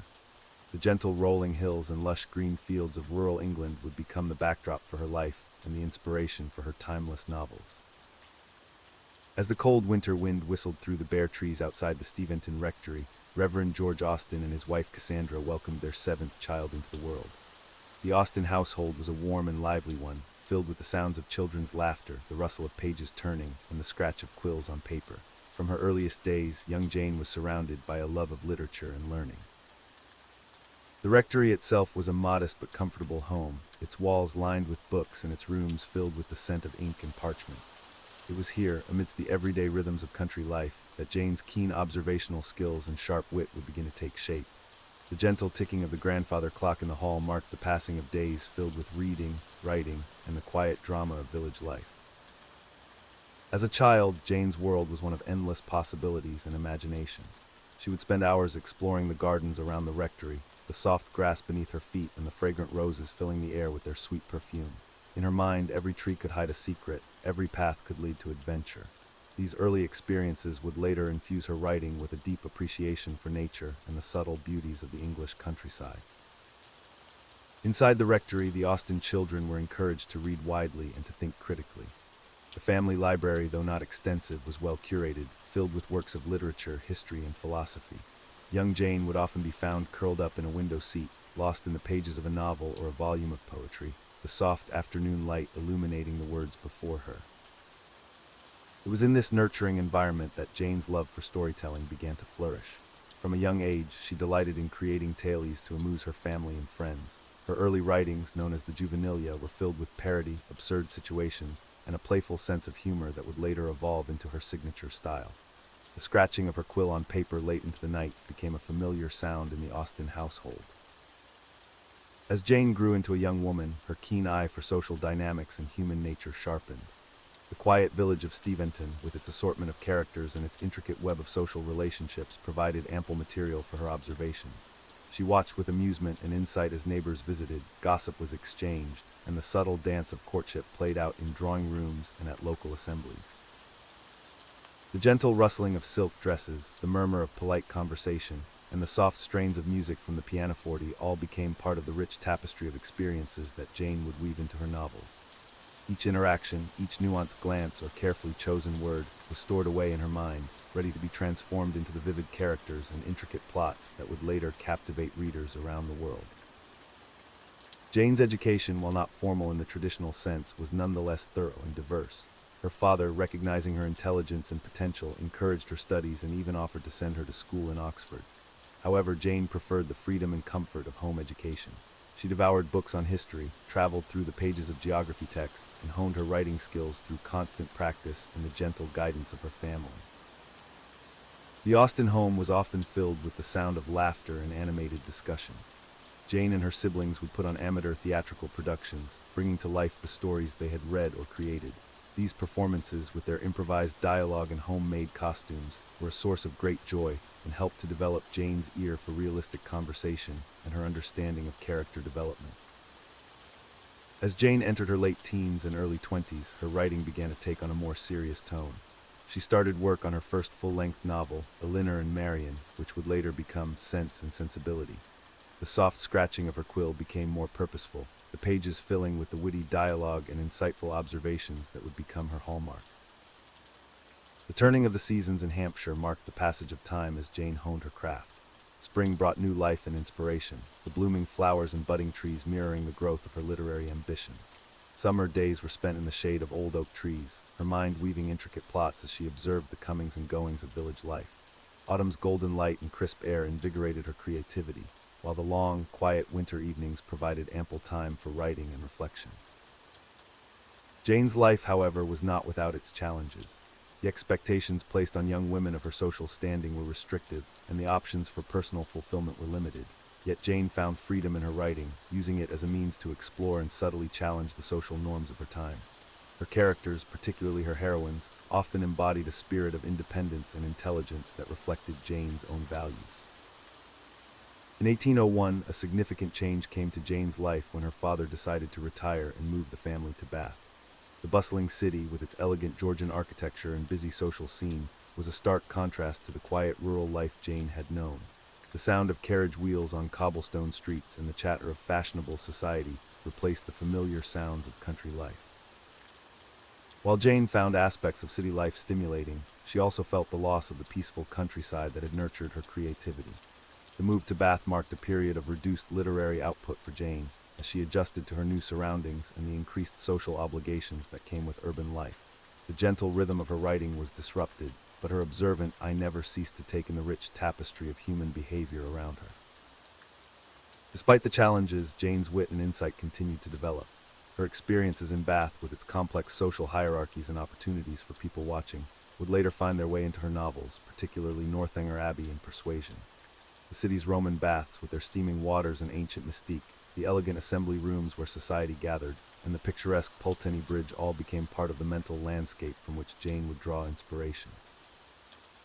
In 1805, Jane's life took another turn with the sudden death of her father. This loss, keenly felt by the entire family, brought financial uncertainty and another move. Jane, her mother, and her sister Cassandra found themselves living in reduced circumstances, moving between the homes of relatives and rented accommodations. The gentle stability of her early life had given way to a period of transition and adjustment. Yet even in these challenging times, Jane's resilience and her dedication to her craft never wavered.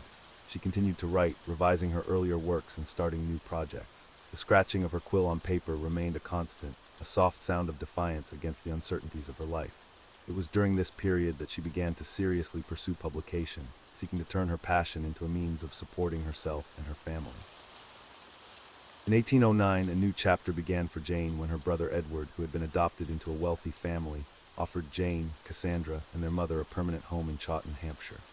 The return to the countryside brought with it a renewed sense of peace and creativity. The cottage in Chawton, with its garden full of fragrant herbs and colorful flowers, became a sanctuary where Jane's literary genius could fully bloom. The gentle creaking of the floorboards in her writing room, the soft ticking of the clock, and the distant sounds of village life once again formed the backdrop to Jane's work. It was here, in this quiet corner of Hampshire, that Jane would revise and publish her earlier novels and write her later masterpieces. The years at Chawton were among the most productive of her life, a period of creative flowering that would secure her place in the literary canon. Sense and Sensibility, Jane's first published novel, appeared in 1811, followed by Pride and Prejudice in 1813. The publication of these works brought Jane modest fame and some financial independence. Though she published anonymously, simply as a lady, her identity became known within literary circles, and she began to enjoy a reputation as a talented and insightful author. Jane's novels, with their keen observations of human nature, their sparkling dialogue, and their nuanced exploration of love, marriage, and social expectations, struck a chord with readers. Her ability to create complex, relatable characters and to infuse even the most ordinary situations with wit and insight set her apart from her contemporaries. The gentle irony of her narrative voice and her subtle social commentary were revolutionary in their own quiet way. As Jane's literary star rose, her personal life remained relatively unchanged. She never married, though she had opportunities and a brief engagement. Instead, she found fulfillment in her writing, her close relationship with her sister Cassandra, and her role as a beloved aunt to her many nieces and nephews.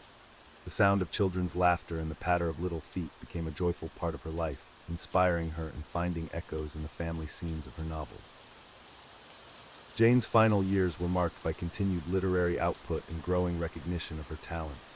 She completed Mansfield Park, Emma, and Persuasion, each novel showcasing her maturing style and deepening insights into the human condition. The gentle scratch of her quill never ceased, even as her health began to decline. In early 1817, Jane began to feel unwell. The exact nature of her illness remains a mystery to this day, but it gradually sapped her strength and creativity. Yet even in her final months, Jane's wit and love of writing did not desert her. She worked on a new novel, Sanditon, leaving it unfinished at her death. The last scratches of her quill on paper were a testament to her enduring passion for storytelling. Jane Austen passed away on July 18, 1817, at the age of 41. She was laid to rest in Winchester Cathedral, far from the quiet village where she was born, but still within the gentle embrace of the English countryside she loved so well. The world had lost a brilliant observer of human nature, a masterful storyteller, and a quiet revolutionary who had forever changed the landscape of English literature. In the years following her death, Jane Austen's reputation grew steadily. Her novels, initially seen as mere romantic fiction, came to be recognized as masterpieces of social commentary and psychological insight. The gentle voice that had spun tales of love and society in Regency, England, began to echo through the centuries, touching readers across generations and cultures. Today, Jane Austen's works continue to captivate readers, inspire adaptations, and influence writers around the world. Her keen observations of human nature, her delightful wit, and her subtle challenges to the social norms of her time resonate as strongly now as they did 2 centuries ago. The quiet scratching of her quill has been amplified by time into a powerful voice that continues to enlighten and entertain. As you lie here letting the story of Jane Austen wash over you, imagine the soft rustle of pages turning, the gentle scratch of a quill on paper. Let the rhythm of her life, from the quiet countryside of Steventon to the bustling streets of Bath and back to the tranquil cottage in Chawton, lull you towards peaceful sleep. Her journey, one of creativity, resilience, and quiet revolution, reminds us of the power of the written word and the enduring nature of art. Allow your thoughts to drift, like the mists over the Hampshire hills, through the world Jane Austen created. Picture the grand estates and cozy parlors, hear the witty exchanges and heartfelt declarations of her characters. Let the gentle irony of her narrative voice and the warmth of her insight into the human heart guide you towards restful slumber. As your breathing deepens and your mind relaxes, know that the legacy of Jane Austen, like a comforting blanket, continues to envelop readers in its warmth and wisdom. Her stories, timeless and true, remain a gentle refuge for the imagination, a quiet celebration of the extraordinary in the ordinary. Let this thought accompany you as you drift off, carrying you into dreams perhaps as vivid and insightful as Jane Austen's own beloved novels. As Shakespeare's legacy continued to grow, his influence spread far beyond the borders of England. His plays were translated into countless languages, allowing audiences around the world to experience the power of his words. In theaters from Paris to Tokyo, from New York to Mumbai, Shakespeare's characters came to life, speaking universal truths about love, ambition, jealousy, and the human condition. The beauty of Shakespeare's language, with its rich imagery and profound insights, became a cornerstone of English literature. His words seeped into everyday speech, enriching the language with phrases and expressions that we still use today. All that glitters is not gold, the world is my oyster, to thine own self be true. These are just a few examples of how Shakespeare's genius continues to shape our communication. In the realm of education, Shakespeare's works became an integral part of curricula worldwide. Students from diverse backgrounds grappled with the complexities of Hamlet's indecision, the tragic love of Romeo and Juliet, and the ambition of Macbeth. These stories, though centuries old, continue to resonate with new generations, offering fresh insights into the timeless aspects of human nature. The influence of Shakespeare extended far beyond literature and theater. His works inspired countless adaptations in various art forms. Composers created operas and symphonies based on his plays. Painters captured pivotal scenes on canvas, bringing visual life to his words. Filmmakers translated his stories to the silver screen, reimagining his tales for modern audiences. In the world of psychology, Shakespeare's characters became archetypes for understanding human behavior. The term Oedipus complex, coined by Sigmund Freud, found its dramatic counterpart in Hamlet's relationship with his mother. Lady Macbeth's guilt-ridden sleepwalking scene became a powerful illustration of the psychological toll of ambition and murder. Shakespeare's influence on language cannot be overstated. He is credited with inventing or popularizing thousands of words and phrases that are now common in English. Words like assassination, lonely, swagger, and uncomfortable are all thought to have originated or gained prominence through his works. His ability to craft new words and breathe new life into existing ones showcased the malleability and richness of the English language. The Bard's impact on subsequent literature is immeasurable. Writers across centuries have drawn inspiration from his themes, characters, and storytelling techniques. From Jane Austen's witty social commentaries to James Joyce's stream of consciousness narratives, echoes of Shakespeare's influence can be found in countless literary works. In the realm of politics and rhetoric, Shakespeare's words have been invoked by leaders and revolutionaries alike. His ability to capture the essence of power, leadership, and human nature made his works a rich source of quotations for speeches and political discourse. From Abraham Lincoln to Nelson Mandela, great orators have turned to Shakespeare to add weight and eloquence to their words. The universality of Shakespeare's themes ensured that his works remained relevant across cultures and time periods. His exploration of love in Romeo and Juliet continues to resonate with readers of all ages. The political intrigue of Julius Caesar offers insights into power dynamics that are as relevant today as they were in ancient Rome or Elizabethan England. Shakespeare's depiction of strong, complex female characters was ahead of his time. Figures like Rosalind in As You Like It, Beatrice in Much Ado About Nothing, and Lady Macbeth challenged traditional gender roles and continue to be studied as examples of nuanced female characterization in literature. The enduring popularity of Shakespeare's works led to the establishment of numerous theaters and festivals dedicated to his plays. The Royal Shakespeare Company in Stratford-upon-Avon, Shakespeare's Globe in London, and the Stratford Festival in Ontario, Canada, are just a few examples of institutions that keep his legacy alive through regular performances and educational programs. In the academic world, Shakespeare studies became a field unto itself.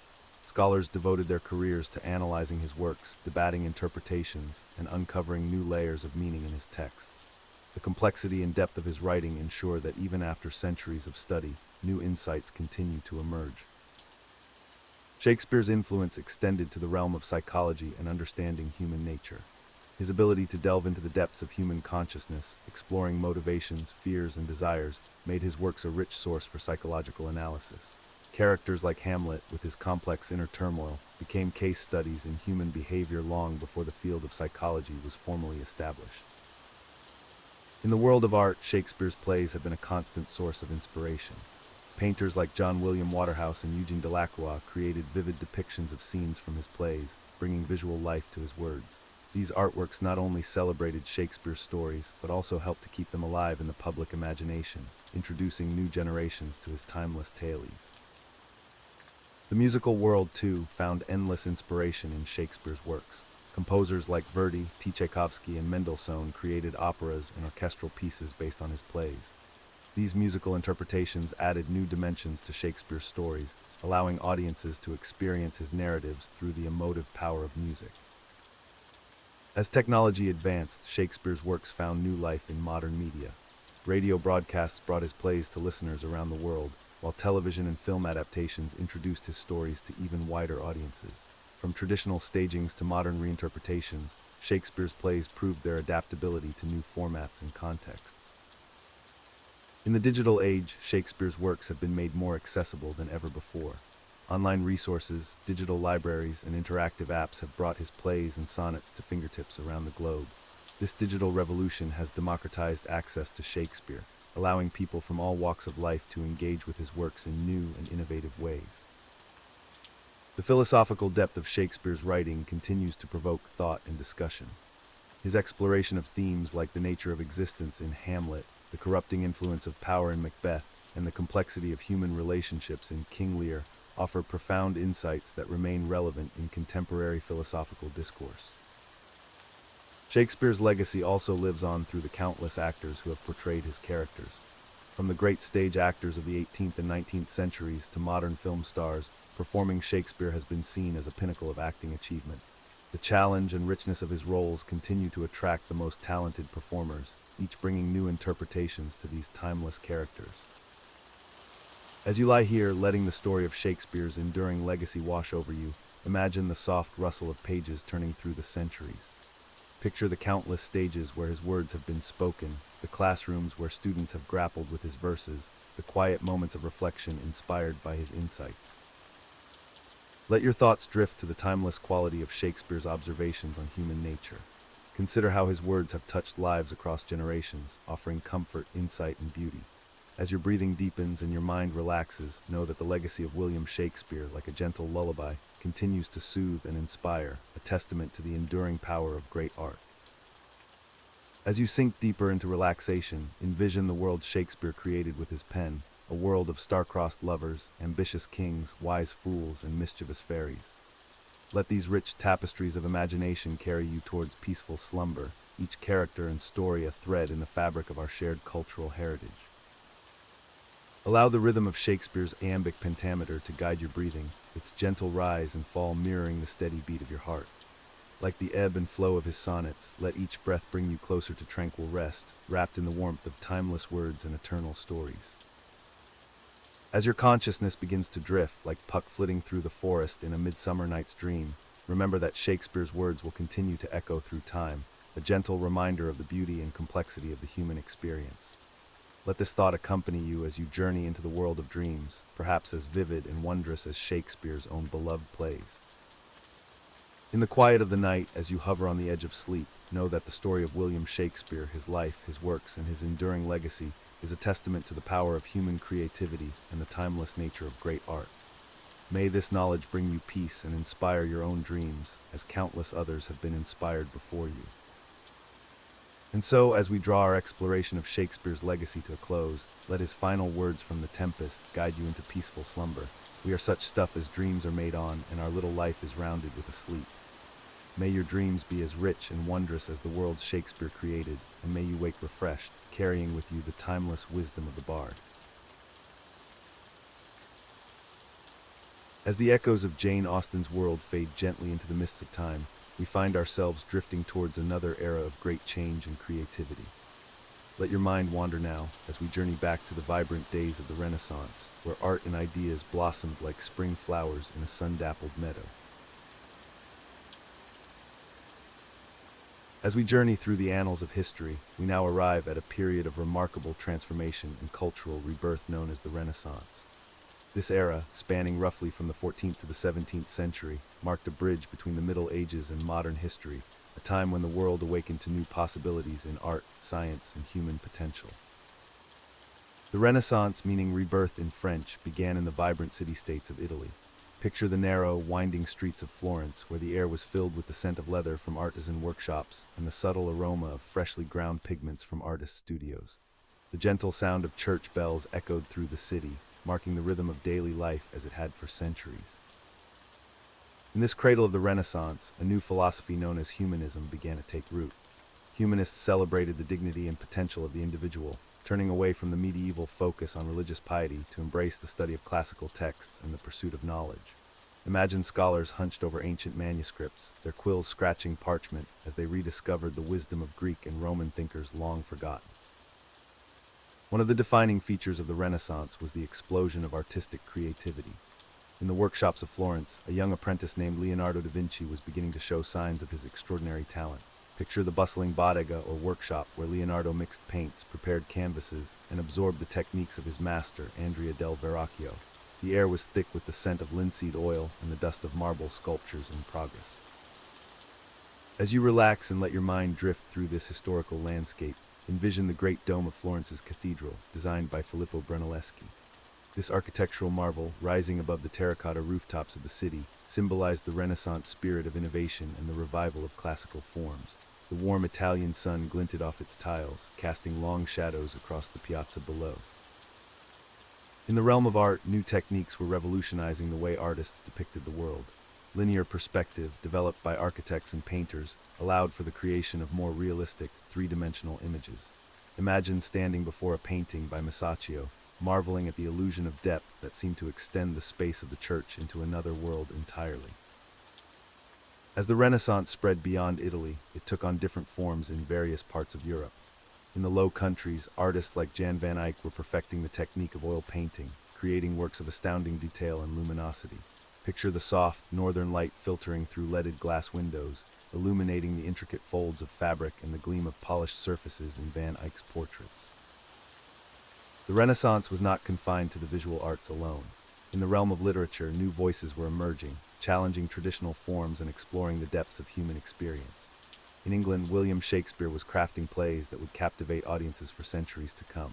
Imagine the Globe Theatre on a summer afternoon, the air filled with the murmur of the crowd and the scent of roasted chestnuts as Shakespeare's words brought kings, lovers, and fools to life on the stage.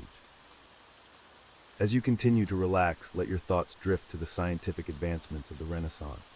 In Poland, Nicolaus Copernicus was developing his heliocentric model of the solar system, challenging centuries of established belief. Picture Copernicus in his study, surrounded by astronomical charts and instruments, his mind reaching out to grasp the true nature of the cosmos.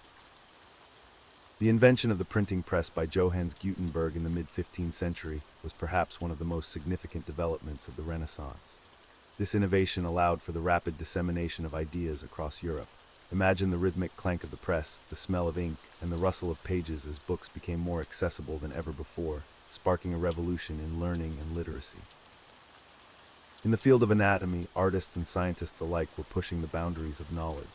Andreas Vesalius, through his detailed anatomical studies, was revolutionizing the understanding of the human body.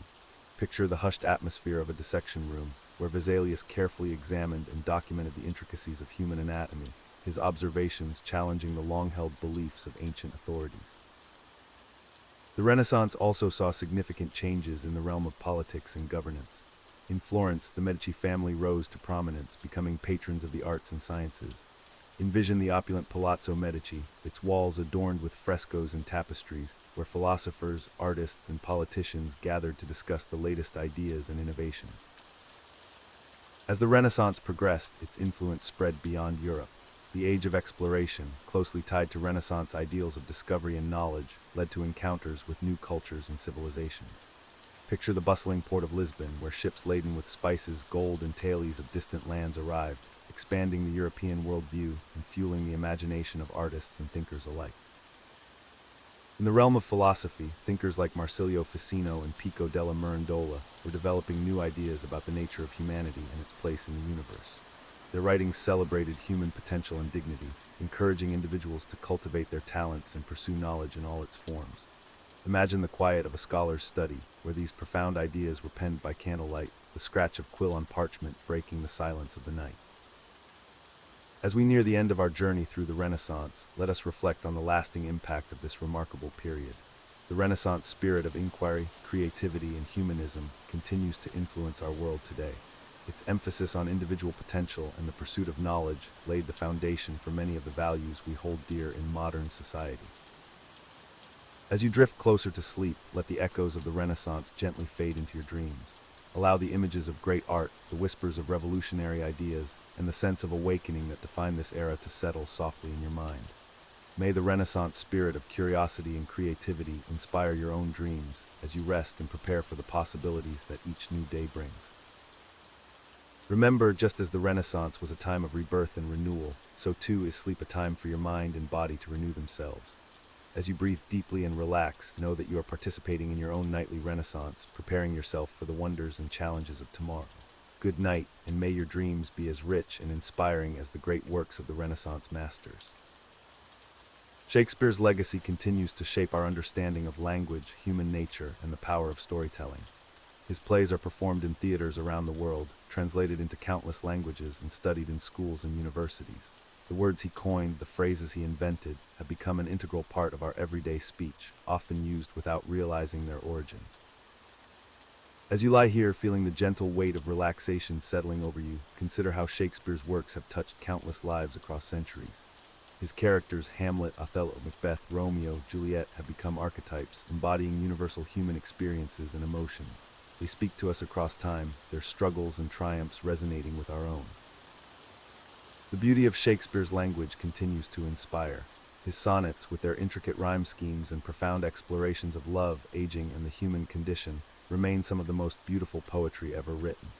Let the rhythm of his iambic pentameter gently lull you, like a soft, steady heartbeat guiding you towards peaceful slumber.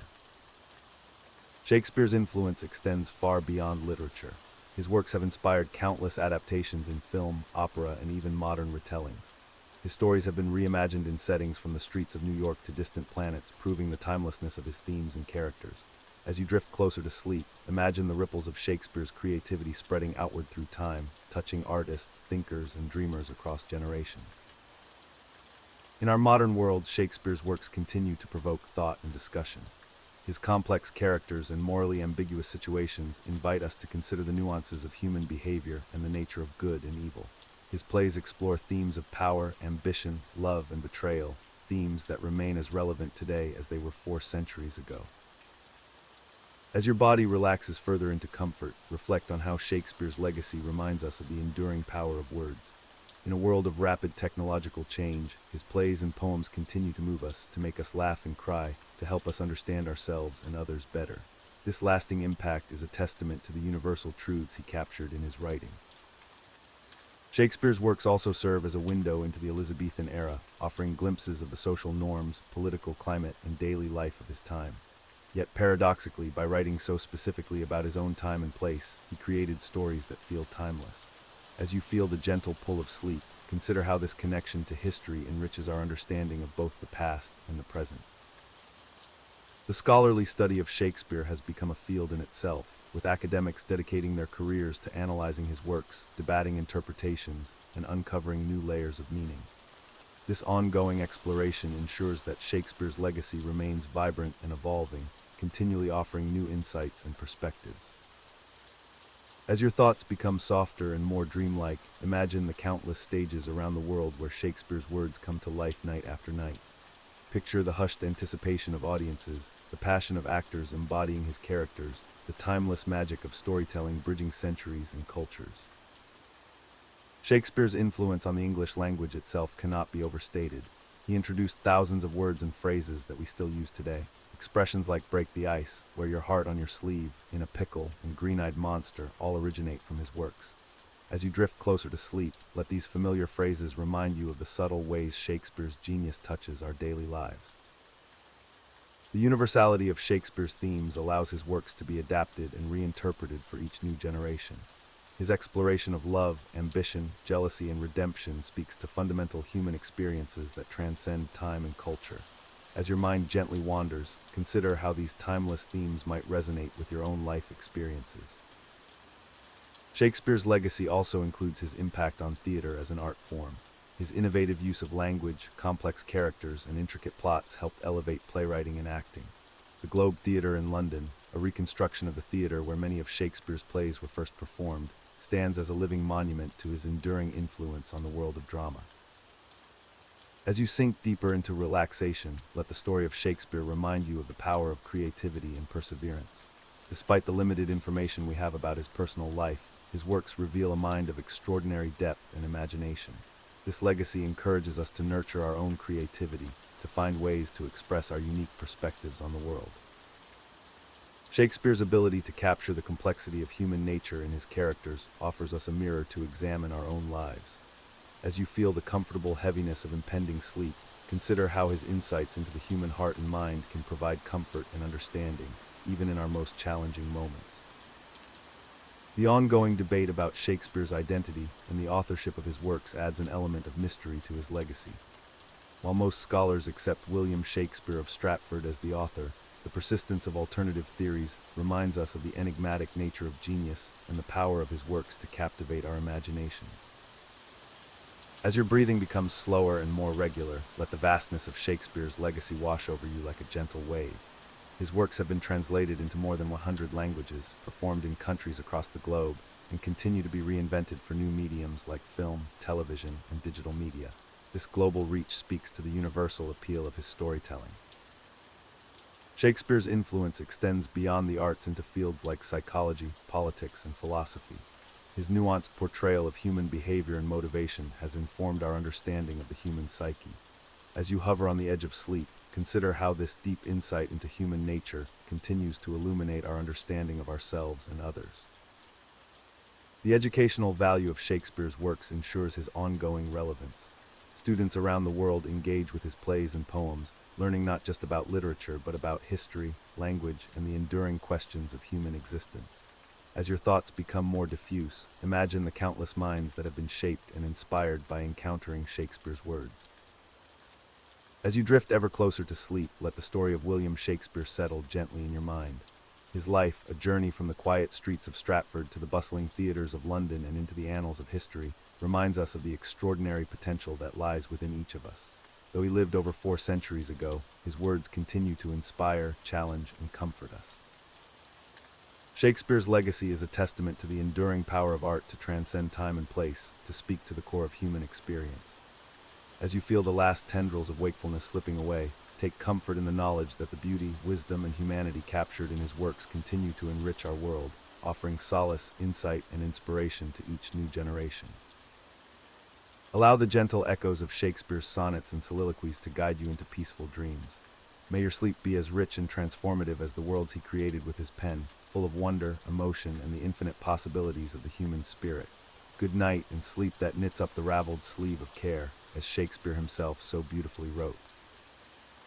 This segment is shorter than required. 24032480 words. Please expand content to match the 15:30 duration. As we conclude our journey through time, let these stories of human endeavor and resilience gently guide you towards peaceful slumber. May your dreams be filled with the wisdom of ages past, carrying you softly into a restful night.